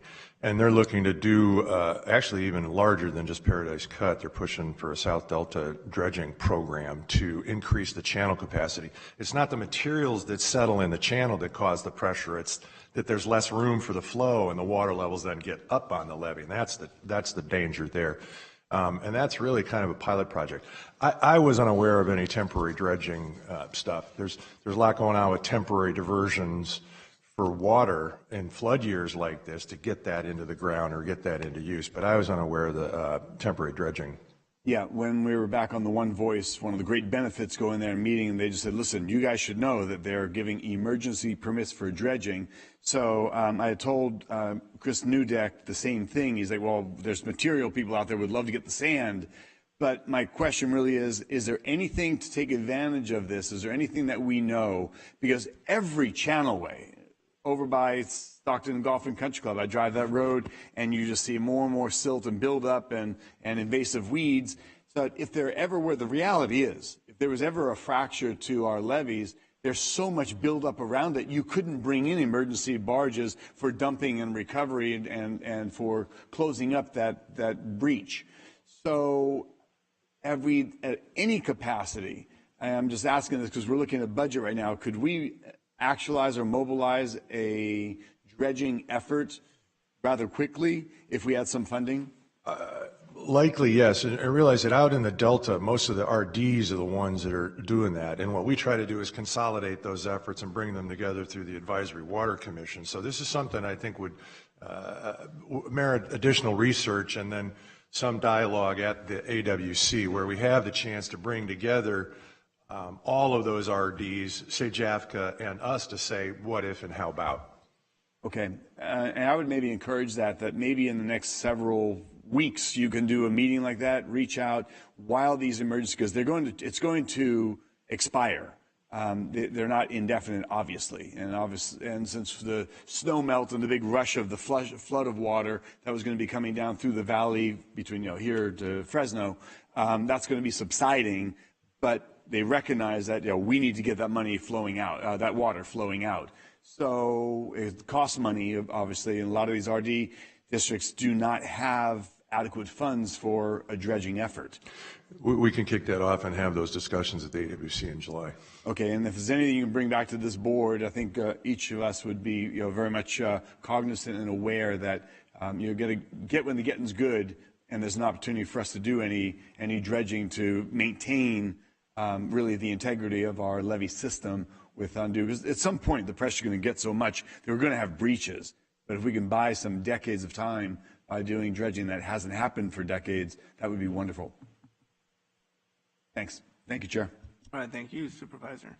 Supervisor Canepa. 3 questions. I'm on K4. So I'm on SJAFCA. Where does their budget money flow through? How do they get them on SJAFCA?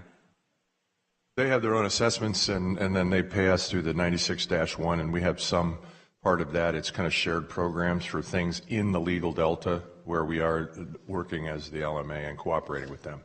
So that's their budget on that one page then? So we don't fund any of that? That's through their assessments? Because we just passed the other assessment, so now for the improvements for the one assessment. Those are shared costs, but the budget specifically for this unit. Oh. You said A4, right? A4. Under special districts in the back of the book.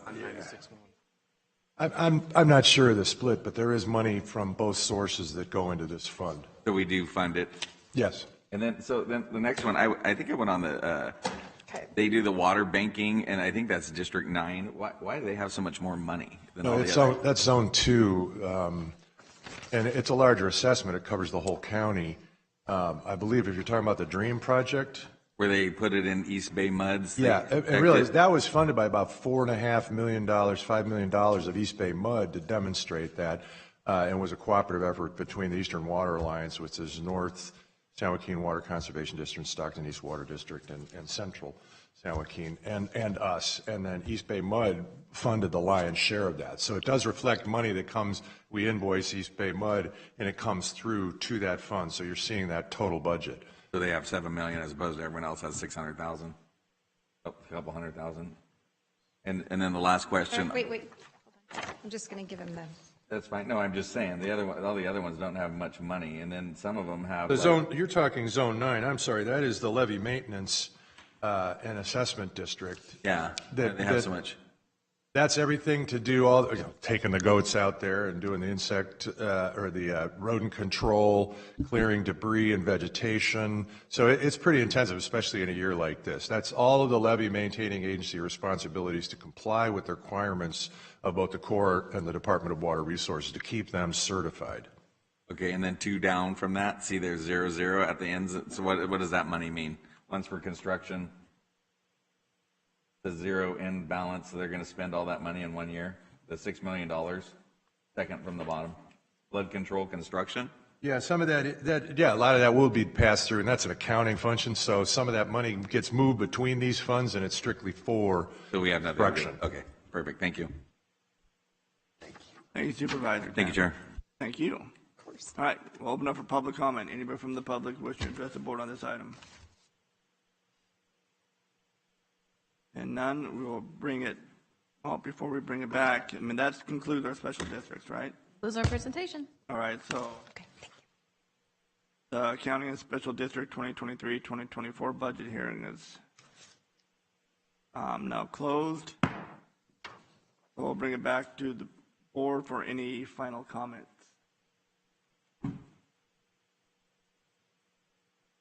And just confirm, the special district, the motions and stuff are tied in to the final. Would you say that again? Sorry. The special district, there's some motions that we have to make on that, correct? Correct. It's separate from the final county budget, which will go okay, on so to. That's tied in when we do our final motion at the end? Or do you need to do it right now? It's up to you, but you could do it now, and then we could go back to the final county budget where you're okay, going to. I think that'll be cleaner. Okay, so I thought so. Why don't we go ahead and do, I'll entertain a motion. What do you on need? The special district. On the special district? Right, unless there's any amendments or anything that this board would like to Barring do. any change, I make a motion to accept as presented. Second. Got a motion and a second. Get a vote, please.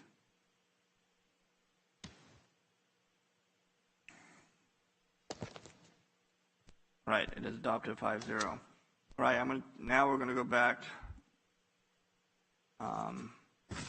to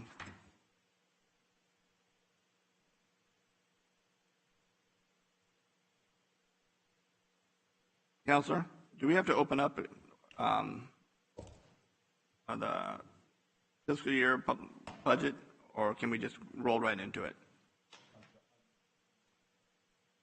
We just came out of the special district. Is there anything special? Can we just turn it over to Jay and go through the budget process?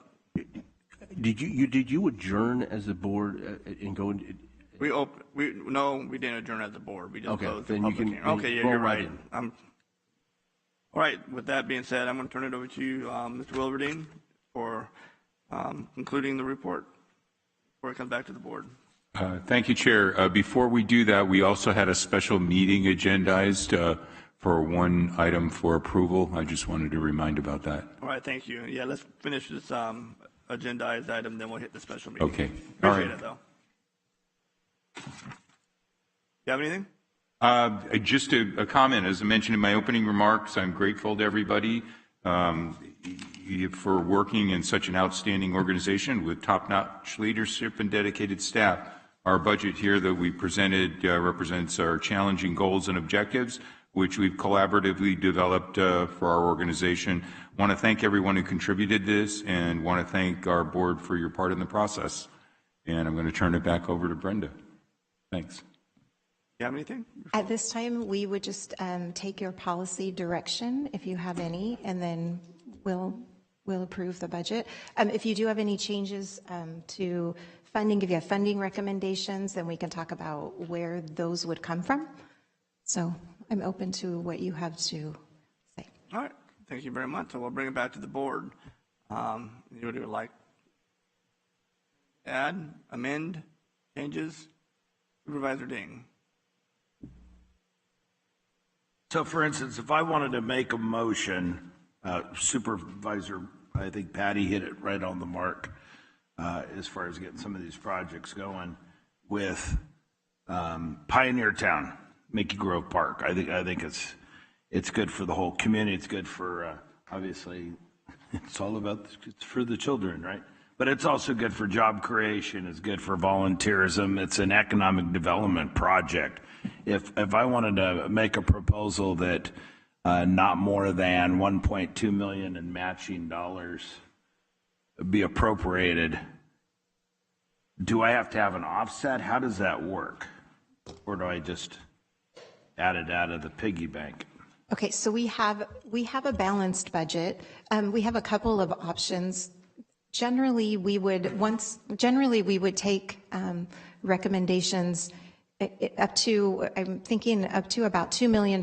We might suggest to take those out of our contingency provision budget. So we start the year with $5 million in there, and that really is to be used throughout the year for unexpected issues that come up that your board might like to address. So I was thinking from a prudent fiscal perspective that we might not want to transfer more than about $2 million out of that reserve, or it's not a reserve, out of the provision so that you would have enough throughout the year.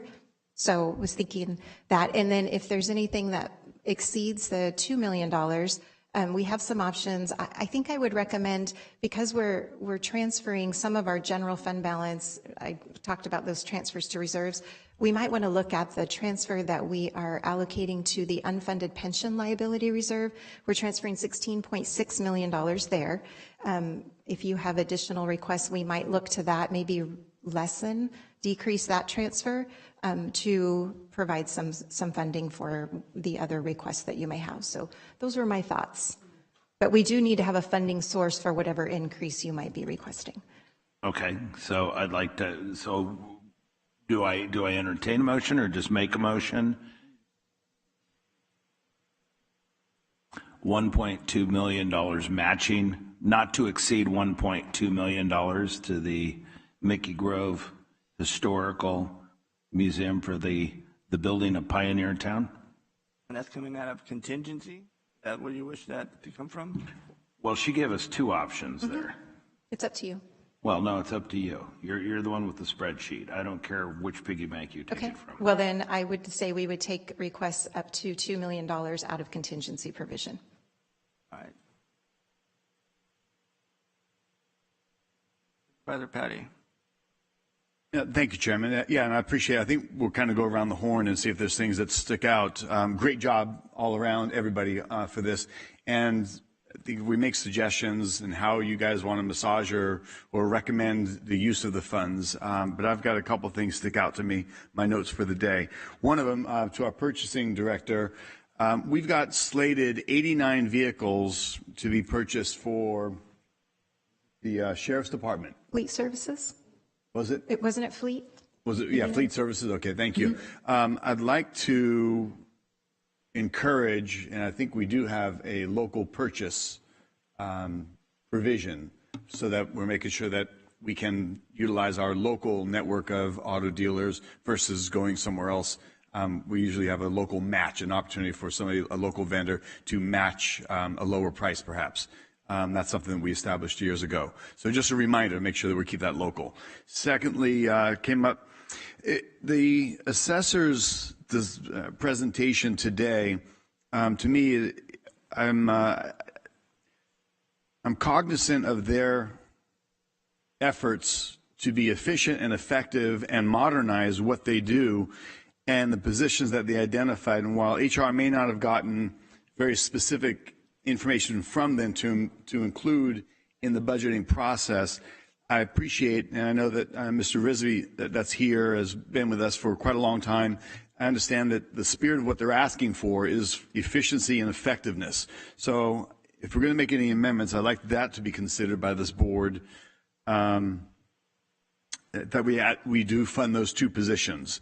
So that's an amendment I would like us to consider as well. And those are really it. And through the chair, County Council, before we adjourn the meeting today, if I want to make a motion to reconsider the previous board action, we don't do this now. We do it before the board meeting is adjourned, correct? Before we do it before, we'll wrap all this stuff up. And then I can add that. Okay. Then you can add that on to another motion. Okay. Thank you. So yeah, Chairman, at this time, that's all. I'd like the board to consider. I would like to add the two positions for the assessor's office. All right. Anyone else? Vice Chair. Thank you, Chairman. I just want to thank CEO's office and all the department heads for all the hard work they put into this budget. I know it's very complicated and a lot of hard work. And I appreciate everyone everything what they do for this county. Thank you. Thank you, Vice Chair. Supervisor Canepa. I also want to say kudos. I mean, there's a lot of information, and thanks for putting up with me with all my questions. There's a lot of moving parts. So yeah, I mean, people trust us to do this job. I don't know how many hours I spent looking at that, and then Fonse calls me up on one thing that I obviously didn't read. But I try to do the best that I can with the limited amount of time and resource. As time goes on, I'll get better. But I mean, it's a lot of money. $2.59 billion is a lot of money. And I think we need to do due diligence for taxpayers to make sure that we are spending their money. So some of my questions may be dumb and mundane, but there's a reason for it, because I think people want to know that we are reading and that we are checking everybody's work, because there's checks and balances. So I want to appreciate everybody. I want to appreciate all the non-county folks that got the money. I wish there was more of that. But I think that's important. And two, going forward, it's just hard because there's all these positions and all these different, healthcare and, I'm on behavioral health, and we outsource so many of the positions, and it's hard. I wish we could just have county employees do all that, but I understand the importance of not having that. So this was a good year, so I'm glad that we're able to meet all the obligations for labor, which is huge because everyone wants to get a paycheck. I mean, that's the most important part of working. I mean, I know loving your job and coming to these beautiful meetings and listening to me is so high on the list. But I do appreciate you guys putting up with me and answering the questions. So I look forward to approving this with all your guys' hard work. So thank you. Thank you, Supervisor. Supervisor Patty. And thank you, Chairman. I had one additional follow-up I wanted to check with. If I can get Director Cunningham to come down. I had a question, as was discussed, we have brought up, and we're asking about, with Funtown, Toontown, whatever it is, closing down, an idea for a miniature golf. There is no ask in this budget. Is there a reason for that? Did you have this planned? Because right now is the time that we could actualize and move forward without it being 3, 5, 6, 8, 10 months from now. Sorry. It's my understanding there is $1.3 million of ask for the golf project to proceed in the budget. It's in the budget for today? Yeah. Can you make sure of that? Because Judy said there wasn't. I thought they said it wasn't, Ms. Van Vassmeyer. No, it is. There's the request for $1.3 million. Yeah. Okay. Yeah. It's in the public improvement budget. Is that the same what you were asking for, Supervisor Dean? No. That's different. It's, no, this will make us, Disneyland North here. So you're talking. It'll be Pioneer Town and Fun Town. So which one are you asking for? Pixie Town? Mine's Pioneer Town. Pioneer Town? It's on the historical property. So if you make a motion on that, so what would you call it? Pioneer Town. Pioneer Town. How did I get Pixie Town? How'd you get what? Pixie Town. That was last week. All right. About your favorite hairstyle? I don't have any hair.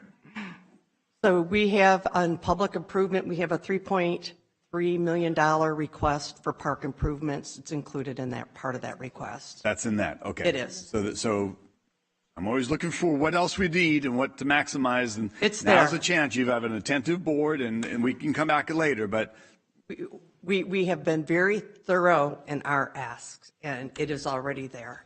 And if it ends up, when the final design's done, if we need additional money, we will come ask. But that was the preliminary from the quotes and so forth, from a fiscal perspective and budgeting. all right, thank you then. Yeah, I was unaware that that was there, so thank you, because there was a little chatter about it. Chairman, before I turn it back to you, I just also want to recognize and say again, the fact that we got this done in one day, the effort that was put in for everybody to be as succinct as they were, the CAO to be as studious and dedicated with your staff, the team, everybody that contributed for this to be a very efficient and effective meeting. And really, none of the departments came up really wishing for much. So, bless you, everybody's sneezing here and there. Great job, and this is a well-done process. So, thank you all. That's all, Chair. Thank you, Supervisor. Supervisor Ding. Yeah, just one final comment. I am thoroughly impressed with everybody we do, as Jay says. We got a class team. You guys do things a little differently here in the county. I just wanted to point out is generally after the members vote, then I give them this binder. So it's kind of interesting to me to get it first. All right, thank you, Supervisor Ding. Marcia, I don't know why you ran all the way back there. My exercise. Okay.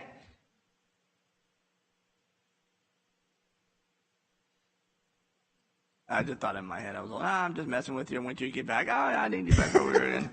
But the South County Park, so on the design, we're good with funding for that design process, right? Yes, we are for the design. When we actually go to move forward and go to construction and all that, we'll be having additional requests for that. And we'll also go after Prop 69 funds. Right. I know Assemblymember Villaputa is going to help us out. That's right. You know, and community centers, we're good with funding on that? Yes, we are. All right. Just wanted to make sure there's no price increase since last time. That's all I had for you, so thank you very much. You're welcome. Last question I had, I know it sounds like the DA is going to come back for some bodies, so we're prepared for that, correct?